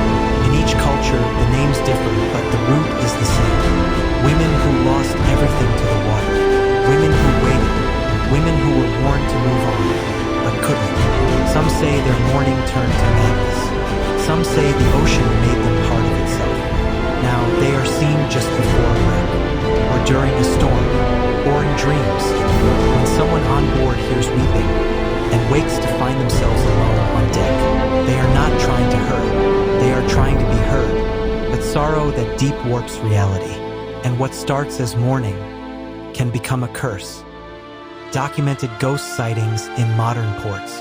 In the age of GPS, satellite imaging, and high-definition security cameras, ghost stories should have vanished with old sailors' maps.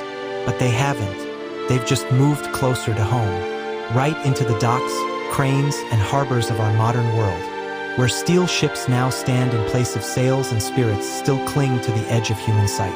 Take Port Arthur in Tasmania. Today, it's a preserved historical site, but dockworkers and night guards have kept logs of strange sightings well into the 21st century.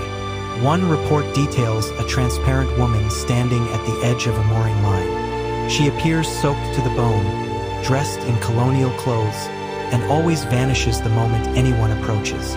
Not once has she triggered alarms, though her face has been caught. Once, on security footage, staring directly into the lens before fading out. In Liverpool, one of Britain's busiest shipping hubs, customs inspectors working the graveyard shift have documented unexplained movements on sealed decks. Reports of footsteps on gangplanks when no one's boarded. Voices echoing between containers at 2 a.m., in languages long dead or garbled like waterlogged whispers. Ships arriving from open sea have reported figures on their radar walking the decks, only for crew to confirm all hands below and accounted for.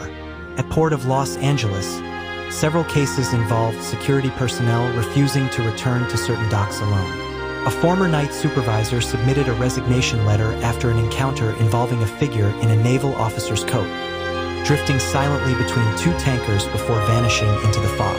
In that same month, 2 workers independently filed complaints about hearing a deep, metallic banging from inside an empty shipping container, sealed and tagged 3 days earlier in Tokyo. Singapore's Marina Bay has become infamous for ghost sightings that don't look like people at all. Instead, translucent shapes, some say like jellyfish made of light, float just above the waterline, only visible at night. Maritime safety officials chalk them up to lights refracted off the water. But a log dated July 12, 2019, records 4 separate reports of these shapes forming a column that rose, pulsed once, and then dispersed into mist. All the witnesses described an overpowering scent of seawater and rust. And in New Orleans, long after the slave trade was abolished, sightings persist of chained silhouettes on the riverbank. Tugboat operators have logged sightings of rows of shadowy figures standing knee-deep in the water, facing the Gulf. No footprints, no disturbances, just silence, and sometimes the soft clinking of rusted chains. These aren't myths told by ancient sailors. These are logged entries, official complaints, and first-hand accounts submitted by dockmasters, tug pilots, harbor patrols. The sea may have become mapped and patrolled, but it hasn't become empty. Ghosts have adapted just like the ships that carry them. Where the sea meets land, where cargo meets current, something lingers, something not yet willing to let go. The wreckers, Cornwall's dark maritime history. Townspeople luring ships to crash for treasure. On jagged coasts where storms roll in without warning and rocks bite through hulls like teeth, danger often wore a human face. It wasn't always the sea that dragged ships down. Sometimes it was the light of a lantern, false beacon, a lure set not by nature, but by the hands of desperate men. From Cornwall in England to the cliffs of Newfoundland, old records whisper of towns whose survival depended on tragedy. They'd wait in the fog, watch for sails, and when the timing was right, someone, often cloaked, often alone, would light a flame and hold it high above the rocks. To a sailor fighting wind and night, it looked like a harbor light, safety, shelter, but it wasn't. It was a trap. The ships would drift too close, following what they thought was hope. And then, splintering wood, screams, the groan of a mast breaking in half. The sea claimed the crew, but the cargo that came ashore, barrels, cloth, spices, coins. Some would say it was providence. Others knew better. Survivors who made it to land sometimes told of being met not with rescue, but with silence and the glint of blades. Wrecking, they called it, a term with legal implications. But this was piracy in slow motion, draped in coats and whispering prayers. Villagers claimed they only scavenged what the waves delivered. But stories spread of lights tied to cattle horns and walked along cliff edges, of ropes stretched across narrow inlets to snap a ship's mast like a twig, and of entire families who grew rich oddly fast after every storm. The eerie part wasn't just the deception. It was the quiet cooperation, the shared secret, children who asked no questions about the silver forks that didn't match the rest, priests who blessed Sunday sermons with wine no one remembered buying, and when questioned by outsiders, they'd simply say the sea provides. In the Faroe Islands, some legends go even darker. They say the rocks themselves were cursed, that the townspeople didn't lure ships for gold, but because something demanded it, something deep, and that the crash of timber and the smell of blood on salt air wasn't just profit. It was payment. Even now, some coastlines show signs of strange patterns. Shipwrecks too concentrated, too close to old settlements with long-abandoned churches and thriving graveyards. Maps don't mark these places anymore, but the wind remembers. So do the bones beneath the sand.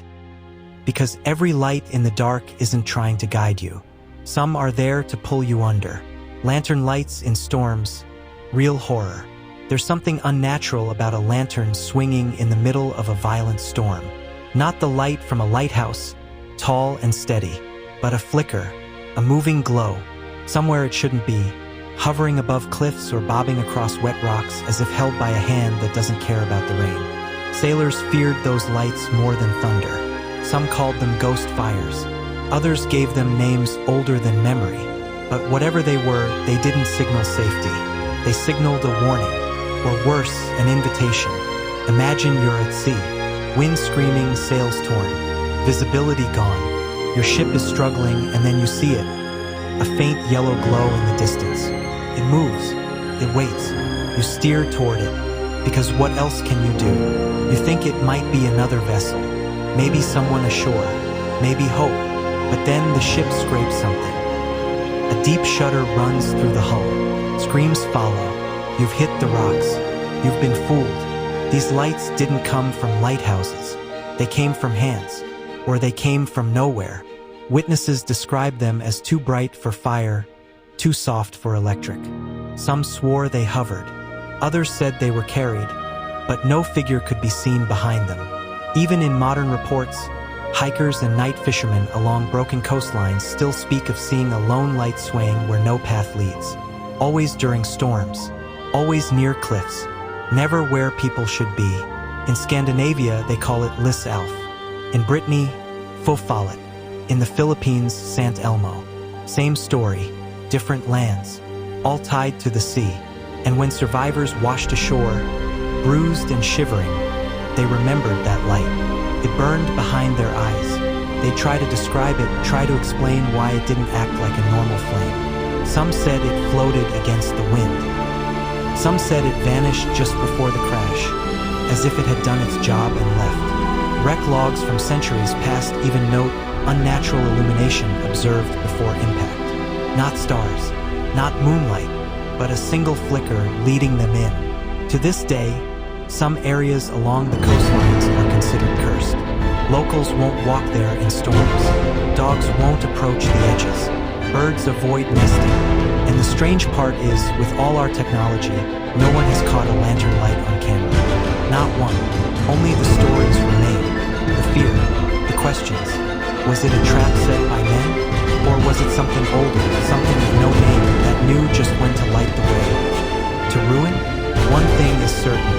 On stormy nights, when the wind screams and the rain blinds, a moving light on the shore is not a friend. It is the last thing you ever follow. Historic trials, hangings, and folklore legacy. Long before courtrooms filled with laws and lawyers, the sea had its own trials. Not the kind with judges, the kind with ropes, the kind that ended with silence. On storm-beaten coasts from Cornwall to Cape Cod, whispers turned into accusations. Lantern bearers were blamed. Women with too much salt in their hair. Men who stared too long at the waves. If a shipwreck happened, someone had to answer. And so they looked for the strange, the lonely, the unlucky. Historic records from the 17th and 18th centuries show the charges clearly. Witchcraft by way of sea storms, summoning winds to drown sailors, consorting with spirits of the deep. Testimonies were not based on fact, but on fear. A woman in Brittany was hanged after a fishing boat capsized, even though she'd never left her home. A man in Nova Scotia disappeared after he was seen drawing spirals in sand. In one infamous case in Ireland, a trial claimed the accused used seaweed charms to blind lighthouses. No one could prove it, but the crowd demanded a verdict. Hangings took place at low tide, so the condemned would feel the ocean touch their feet one last time. A warning, punishment, a ritual. Some were buried face down, so their spirits wouldn't rise. Others were sealed in stone with nets wrapped around their limbs. Not because anyone truly believed it would stop magic, but because they didn't want to find out if it wouldn't. These trials became stories, then legends, then bedtime warnings. Don't follow the tide. Don't talk to those who whisper to waves. If someone offers you sea glass during a storm, run. But the fear didn't die with the accused. Fishermen still mark certain cliffs as cursed. Children in coastal villages still play games about pointing out the sea witches' houses. And old folk songs, handed down quietly, tell of innocent souls tangled in ropes not tied by human hands. Some believe the sea remembers, that it speaks through weather, that it echoes names called out on gallows, that every trial was just one part of a longer sentence we have yet to serve. The legacy of these hangings didn't end at the shoreline. It washed out into myth, into memory, into the waves we trust and fear, and maybe, just maybe, into the sudden winds that blow when no storm was forecast. Part 7, Modern Maritime Horror and Real-Life Nightmares, Disappearing Cruise Ships and Rogue Waves, Real Incidents of Passengers Vanishing. You buy a ticket, you board a ship, you're seen at dinner, maybe laughing, maybe reading, and then you're gone. No storm, no splash, no goodbye. The phenomenon of passengers vanishing without a trace during sea voyages is not just folklore or film fiction. It's real, and it's disturbingly common. Cruise liners, private yachts, ferries, every type of vessel has logged these strange disappearances. The sea has always taken lives, but these cases don't come with wrecks or witnesses, only questions. In 2006, a man walked onto a cruise ship in the Mediterranean. Cameras showed him pacing the deck around midnight. After that, nothing. No alarms were raised until morning. His passport, shoes, and luggage were still in the cabin, but he was never found. Then there's the case from 1998. An Australian couple sailing the South Pacific on a private catamaran. The boat was discovered adrift, engine running, food on the table, even a laptop open with a weather site still on screen. But no people, life jackets untouched, radio silent, and it's not just tourists. Crew members, entertainers, even security staff, people trained to handle emergencies, have disappeared mid-shift. They were there, then they weren't. Some explanations seem simple at first. Maybe they fell overboard. But in many cases, the ship wasn't moving fast. Waters were calm. Some disappearances occurred inside the vessel. Locked rooms, interior hallways, empty elevators. Investigations rarely lead anywhere. Often, the final report reads like a dead end. No evidence of foul play. Person presumed lost at sea. But some former officers whisper a different view. That there are places at sea not charted on any map where people vanish, not because they fall, but because something waits. Patterns have been noticed. Disappearances tend to cluster near certain stretches of open water. Places with a reputation, unofficial, of course. Some ships quietly change course to avoid them. Superstitions bloom where facts fail. Ancient sea spirits, magnetic anomalies, portals. All of them sound wild until a family is left behind with no answers. Until a ship logs a missing person for the third time that year. The ocean is massive. That's what the officials say when they shrug. It's a big ocean, but the bigness isn't the problem. It's what might be hiding in it, and what it's allowed to take. Rogue waves over 90 feet tall, scientifically verified. They rise from nowhere, black walls of water, taller than a 7-story building. No warning, no wind shift, no storm needed. They're called rogue waves, and they are very, very real. For centuries, sailors told stories of monstrous waves that came out of a calm sea and swallowed ships whole. Most people laughed. Scientists said it was impossible. Ships were just lost in storms, or old sailors exaggerated. Then, in 1995, a satellite-equipped oil platform in the North Sea recorded something undeniable. A single wave, 84 feet tall, in otherwise moderate seas. The wave hit with such force that it cracked steel, shattered reinforced windows, and nearly destroyed the platform. There was no storm, no earthquake, no reason except that it happened. Now we know rogue waves do exist. Waves over 90 feet have been verified by sensors and buoys. Some last just a few seconds. Others can travel for miles, hidden in open water, then rise suddenly to destroy whatever lies in their path. In 2000, a luxury cruise ship sailing near South Africa was slammed by a wave that punched through its bridge, 5 decks above the waterline. The ship barely made it back to port. In 2001, 2 more cruise liners were hit in the same week. Not capsized, but severely damaged. Windows torn off, furniture crushed, passengers injured. Again, no storm, just a wall of water that came, hit, and left. How these waves form is still not fully understood. Theories talk about current collisions, wind patterns, or energy focusing in certain spots. But there's no consistent trigger, and we still can't predict them. What terrifies oceanographers is this: these waves aren't rare. They're just rarely recorded. Most happen far from any camera, any port, any surviving witness. Cargo ships disappear all the time. Sometimes they're just marked lost at sea. No one ever asks what kind of sea it was. Ancient mariners might not have had the math to explain it, but they knew the ocean had moods. Could be calm one moment, then angry the next. Something in its depths could rise, reach, and crush a vessel before a single word could be screamed. Rogue waves are no longer myths. They're now in the manuals. Shipping routes are redrawn. Ship designs are changing. But the truth is simple and chilling. There are giants in the sea, and they don't need storms to strike. Survivor interviews and horror at sea. When you ask a survivor what fear at sea truly feels like, they rarely talk about the storm, or the cold, or the dark.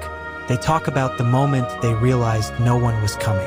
One man, a merchant sailor from the 1970s, said he watched his ship split in half after what he thought was a small explosion. He held on to wreckage for almost 2 days. No radio, no food, no other survivors. He said the waves started to talk to him. Voices. Familiar. Taunting. Friendly 1 minute, laughing the next.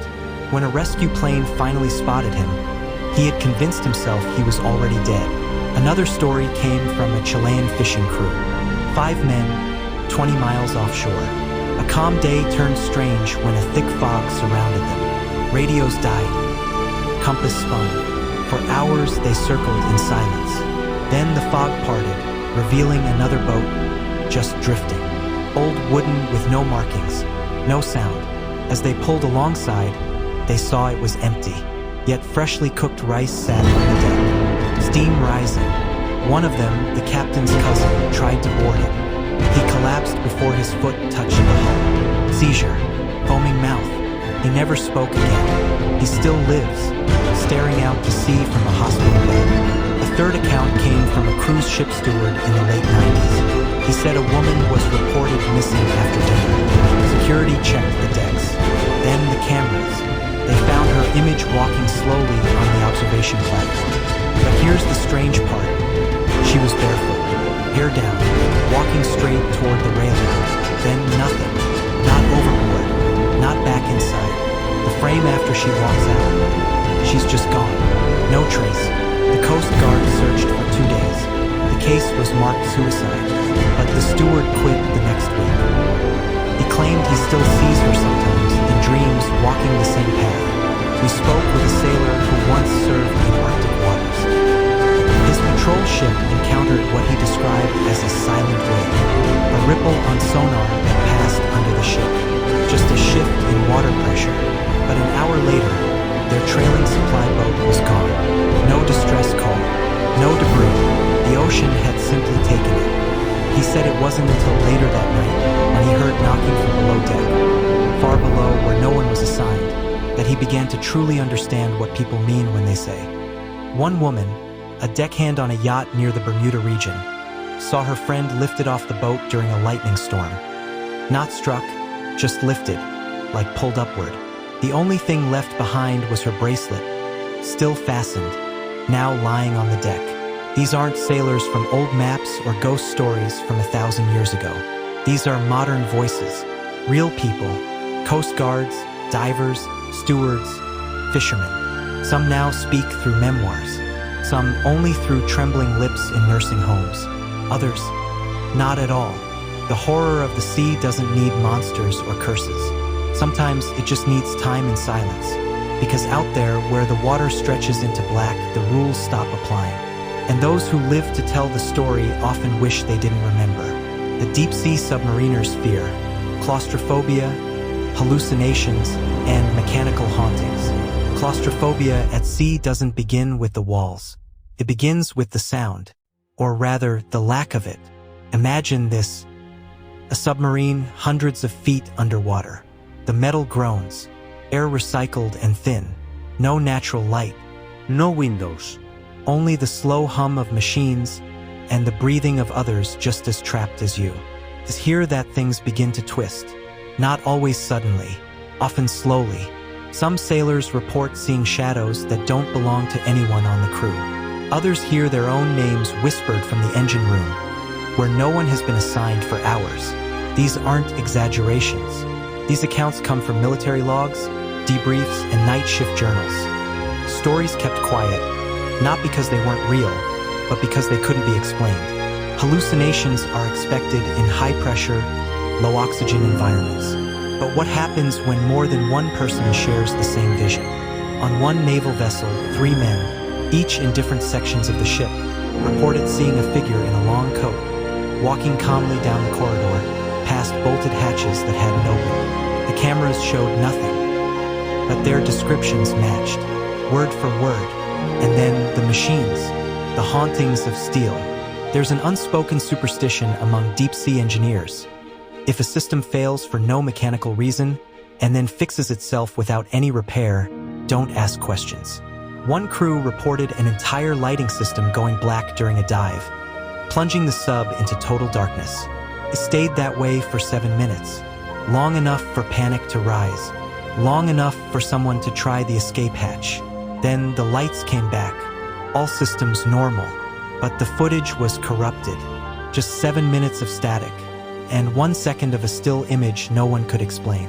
A face, not human. In another case, a deep-sea oil rig recorded 36 hours of equipment malfunctions, alarms that triggered without error codes, drills that shut off mid-operation, sensors that kept flashing proximity warning despite no nearby vessels. The crew was evacuated. Divers later reported finding the main operations room ice-cold, 30 degrees below expected temperature, and one word scratched into a metal panel that no one admitted carving: leave. Claustrophobia is a slow-burning terror. It isolates you even when you're surrounded. The tighter the walls, the louder your thoughts. The deeper the water, the closer the unknown. At sea, when the machines begin to act on their own, the question isn't just what you're trapped with. It's what might already be inside, waiting, watching.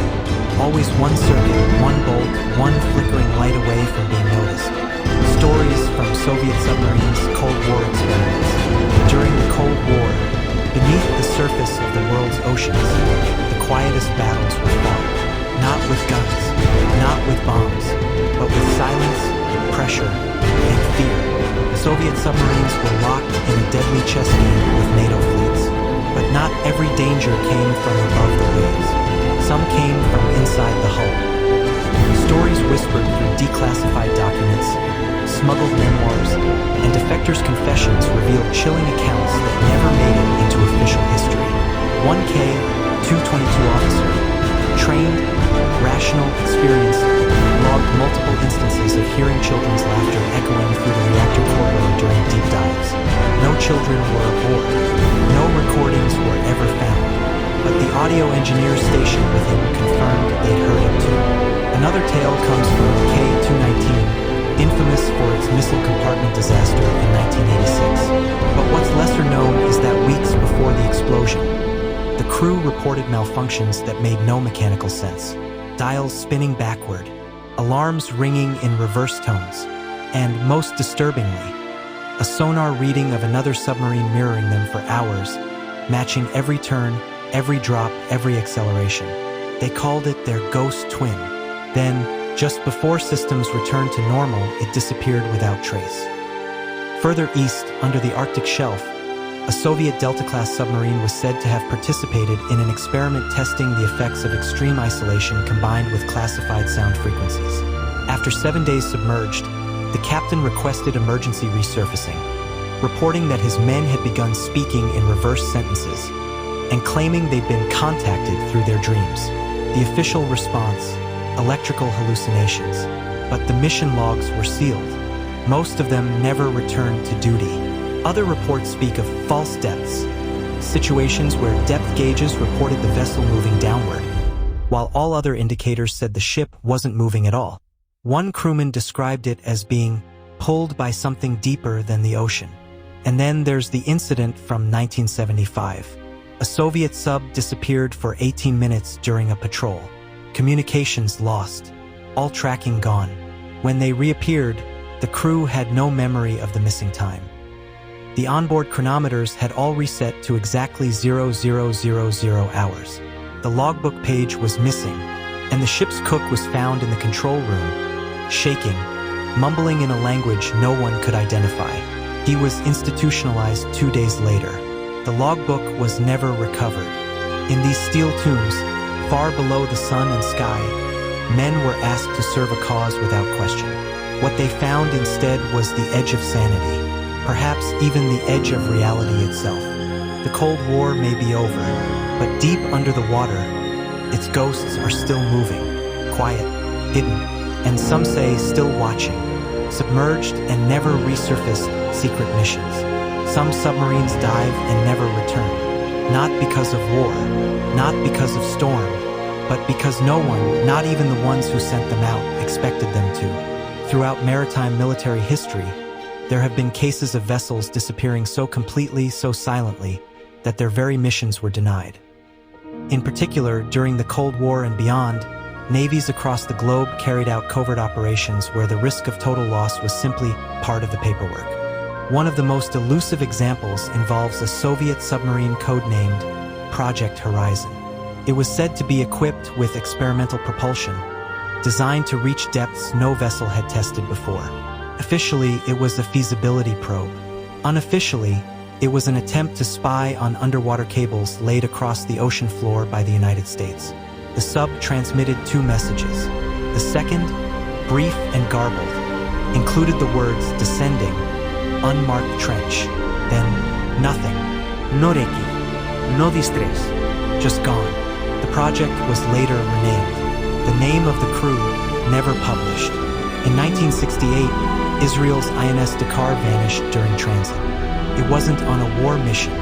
It was on a routine voyage. No enemies. No reported weather anomalies, but its signal vanished in the eastern Mediterranean. 31 years later, the wreck was found deep beneath known sonar paths, far from its projected route. The cause was never confirmed. Some former analysts believe it was lured off course, not by an enemy, but by some kind of pull beneath the seabed. A theory dismissed, but not disproven. Then there's the case of the USS Thresher. Its 1963 dive was meant to be a simple test, a systems check. It dove below test deck and imploded. At least that's the official story, but the timeline didn't match.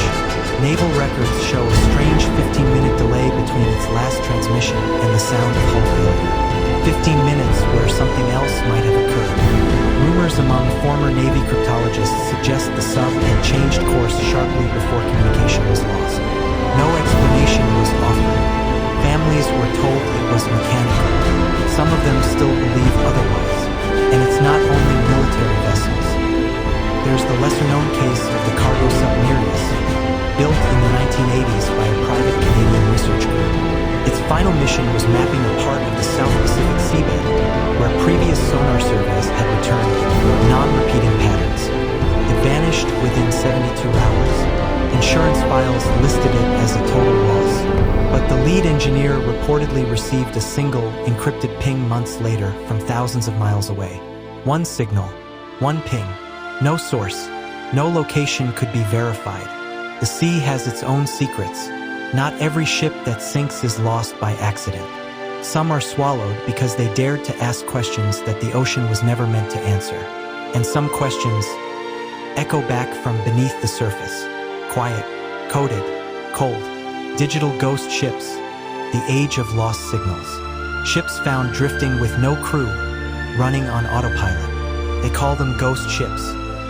Vessels found drifting through fog and current, their engines humming softly, their rudders still responding to waves, but no one aboard. No crew, no captain, just emptiness. Often food is still on plates, coffee is cold in mugs. Radios are functional but silent. What's more chilling than a ship without a soul? One such case is the MV Joyita, a 70-foot merchant vessel that disappeared in the South Pacific in 1955, only to be discovered 5 weeks later. It was partially submerged, listing heavily, yet still afloat. Every life raft was missing, so was the entire crew of 25. Strangely, the radio had been tuned to the international distress frequency. But the equipment was broken, with signs that someone had tried to repair it. Cargo logs were untouched.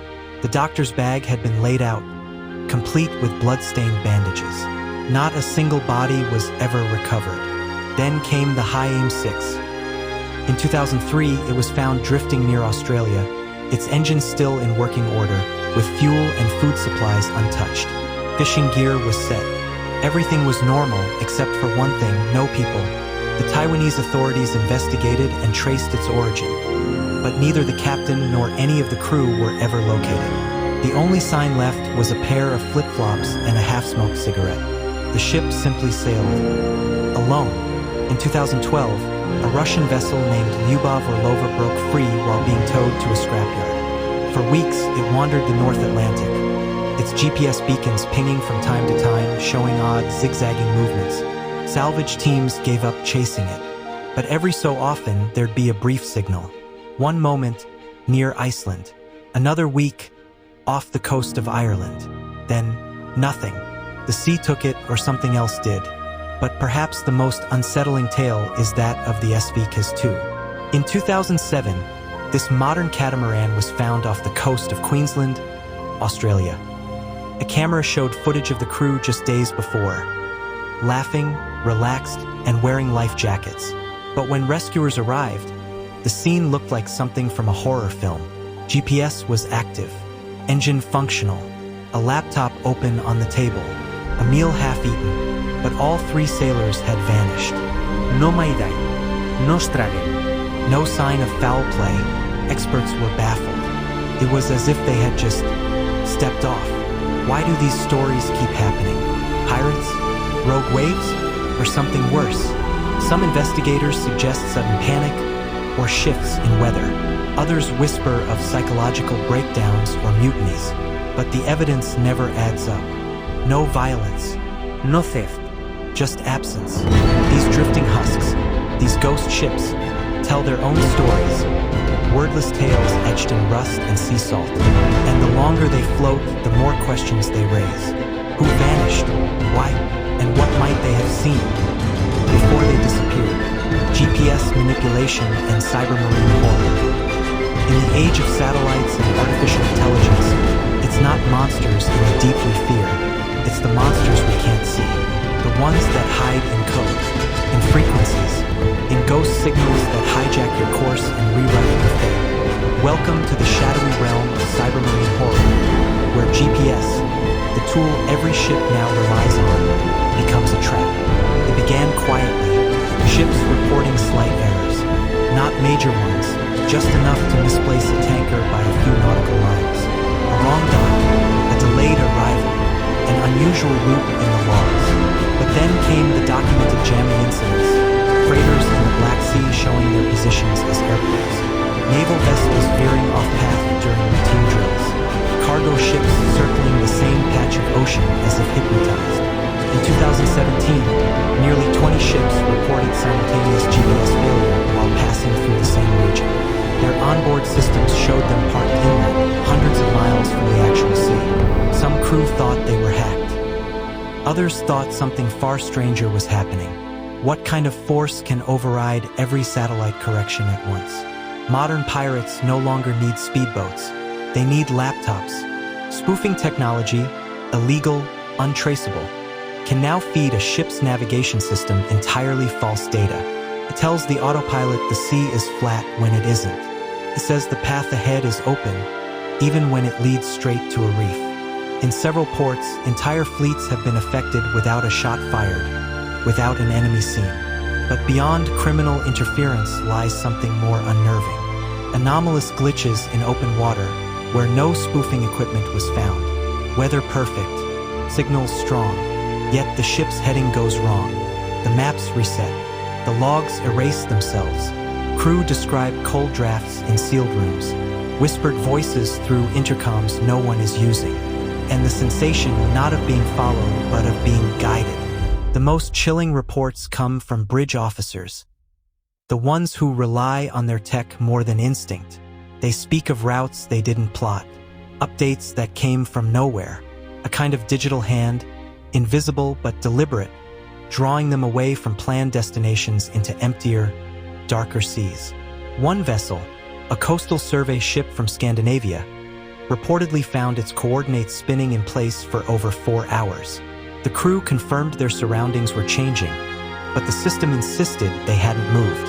Radar was normal, IS blank, and when the logs were pulled ashore, the journey was missing, like it had never happened. It's not just about lost cargo anymore. The real danger now is reality distortion. Ships move, vanish, reappear on paper in impossible timelines. 2 ships logged crossing the same coordinates at the same moment, going in opposite directions. When queried, both captains swore they saw no one. There are whispers that deep-sea cables, the arteries of the internet, can be manipulated to inject false data mid-transmission.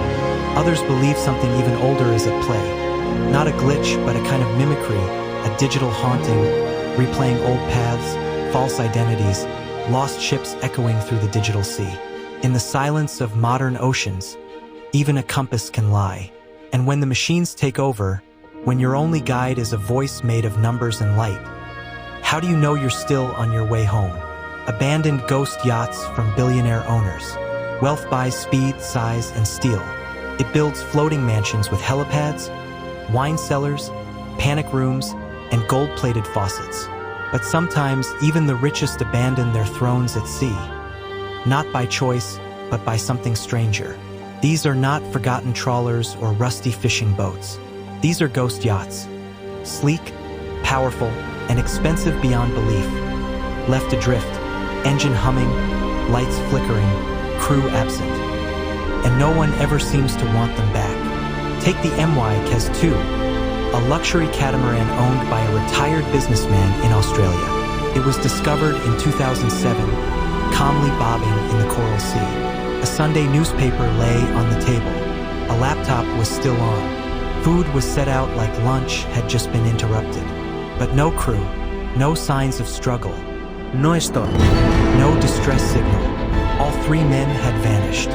Their disappearance became known as Australia's Mary Celeste. In 2013, the Belle Amica, an elegant motor yacht, was found near the coast of Sardinia, unregistered, unclaimed. Inside, half-eaten meals, luxury clothes, French maps, and Belgian flags. No name on the hull, no record in any port.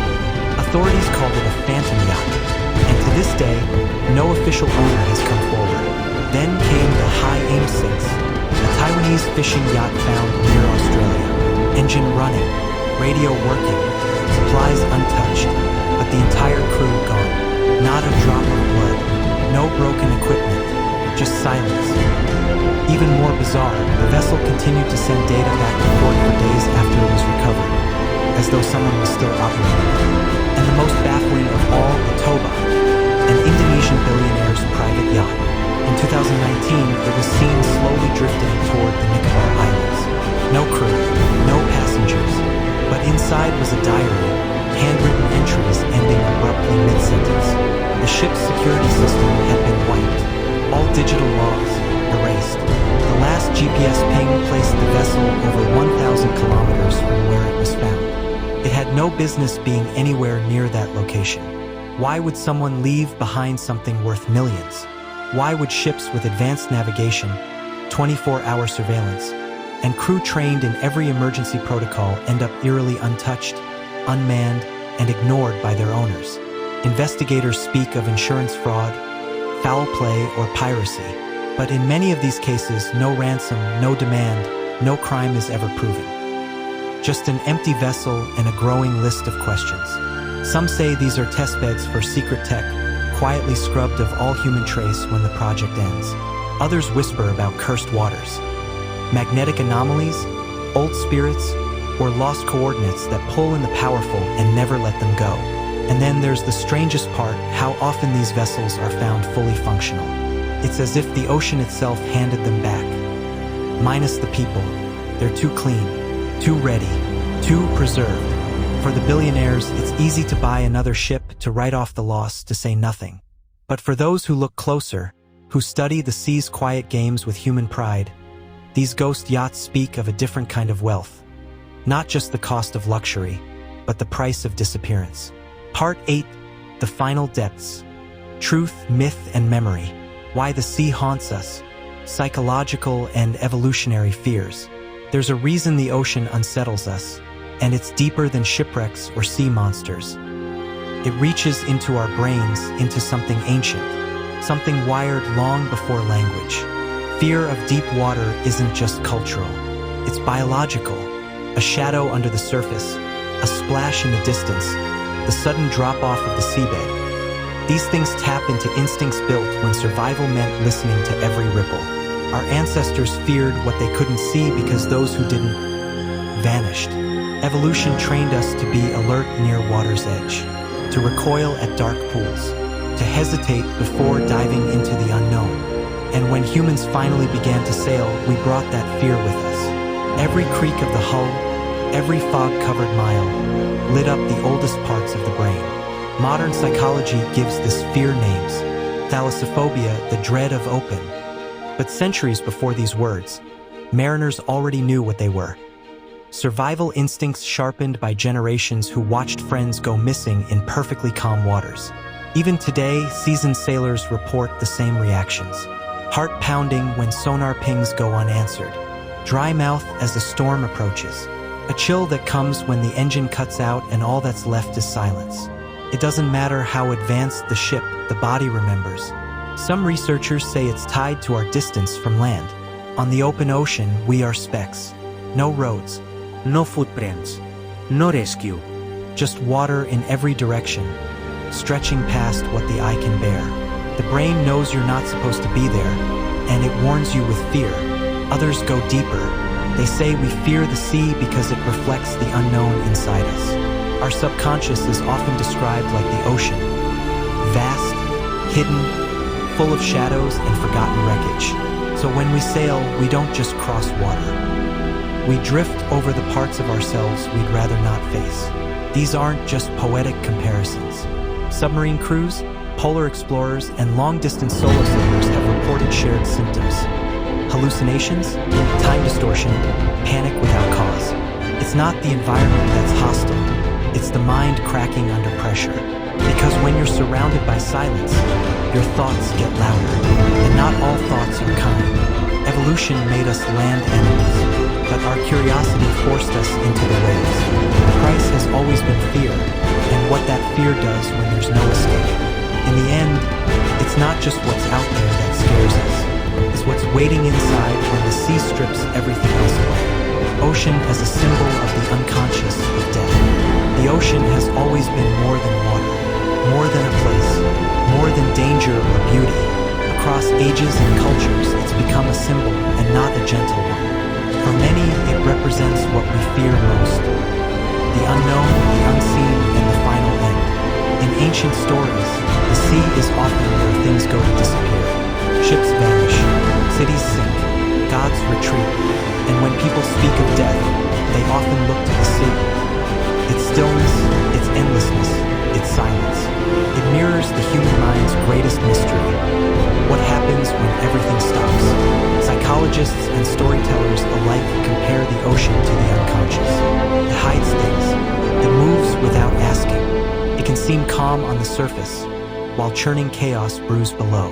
That's how the mind works too, quiet on the outside, unpredictable within. Both can pull you under before you realize. Dream analysts have long pointed to water as a stand-in for emotion. But deep ocean water? That's different. That's not the tear in your eye or the wave on the beach. That's the old grief, the secrets, the locked boxes you threw away. The sea holds them all. In myth, souls often cross water to reach the afterlife. The river Styx, the black lakes of Norse cosmology, the endless oceans of Pacific Islander legends. No matter where you're from, death is tied to a crossing, a plunge, a passage beneath or beyond waves. The ocean doesn't just take the body, it carries the spirit. Even now, funerals at sea are a quiet ritual, a letting go into something larger than we can grasp.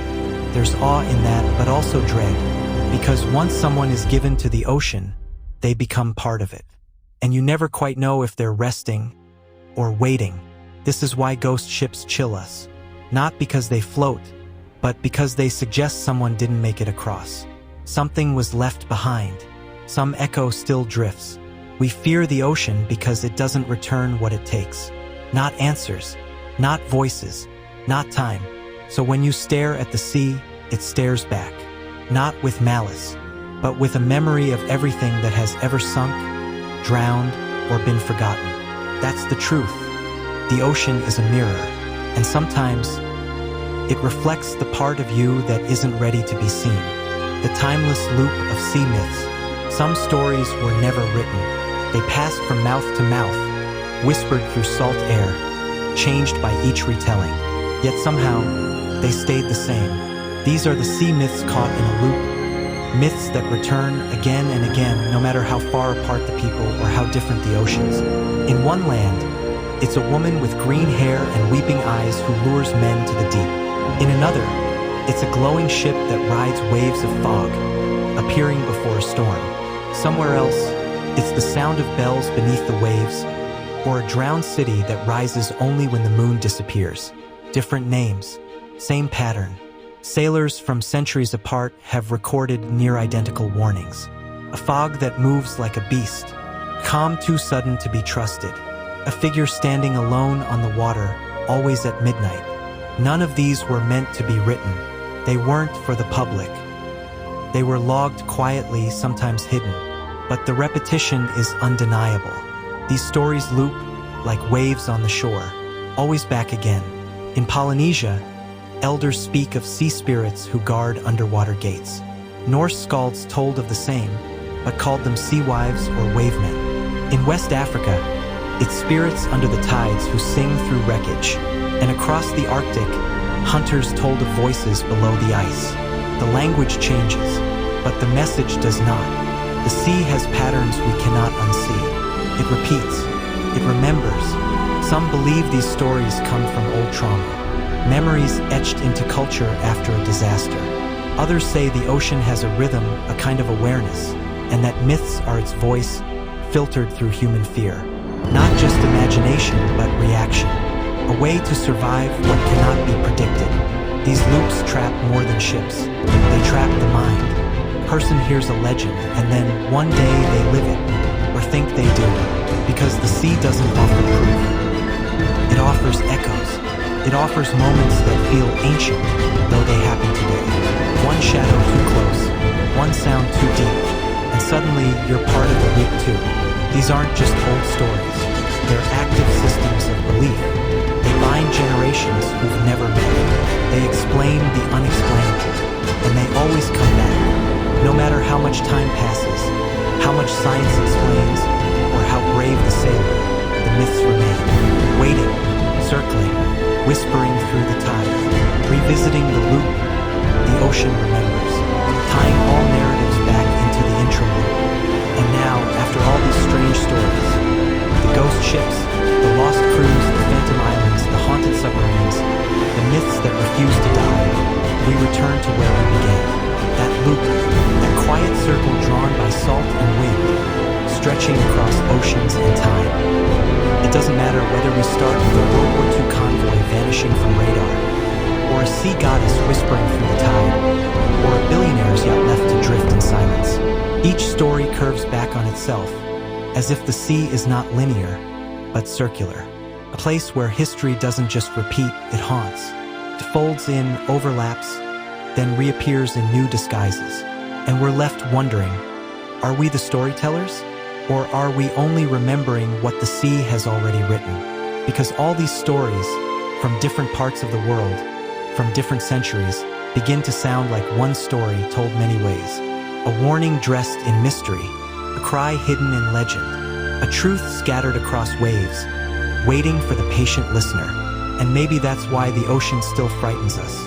Not because it is unknown, but because it is too familiar. Because somewhere deep inside we've heard these stories before. We just forgot when. And as long as ships sail, as long as storms rise, as long as someone sits awake at midnight listening to the wind, the loop will continue. Quiet, relentless, eternal, blurring the lines between truth and myth. The sea is an ancient storyteller. It speaks in waves and whispers, in stories that drift through time like the salt in the air. Some call them myths, others call them legends. But as the years pass, as the ships sail, as the tides come and go, the line between the two begins to blur. How do we explain the strange disappearances, the spectral ships, the voices in the deep? How do we reconcile the ancient tales of sea monsters with the modern accounts of bizarre encounters with unknown forces beneath the waves? Perhaps the truth is simpler than we think. Maybe the sea doesn't care about the distinction between truth and myth. It's all part of the same story. From ghost ships found drifting with no crew to the eerie, unexplainable phenomenon of ships vanishing without a trace. These stories keep returning, like the tide. They weave themselves into the fabric of our collective memory, each tale adding to the mythos of the ocean.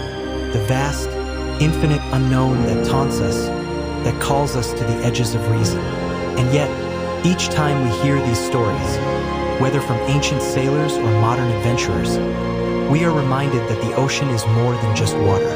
It's a place where time warps, where stories come alive, and where the line between reality and fantasy is no more clear than the horizon. The sea has a way of making us question everything we know, the past, the present, the future, and in the end, whether the stories we hear are based in truth or imagination, they all lead us back to the same question. What's really out there? The sea never forgets. Neither should we. Closing scene. Some stories are not told to be understood. They are told to keep us from going too far.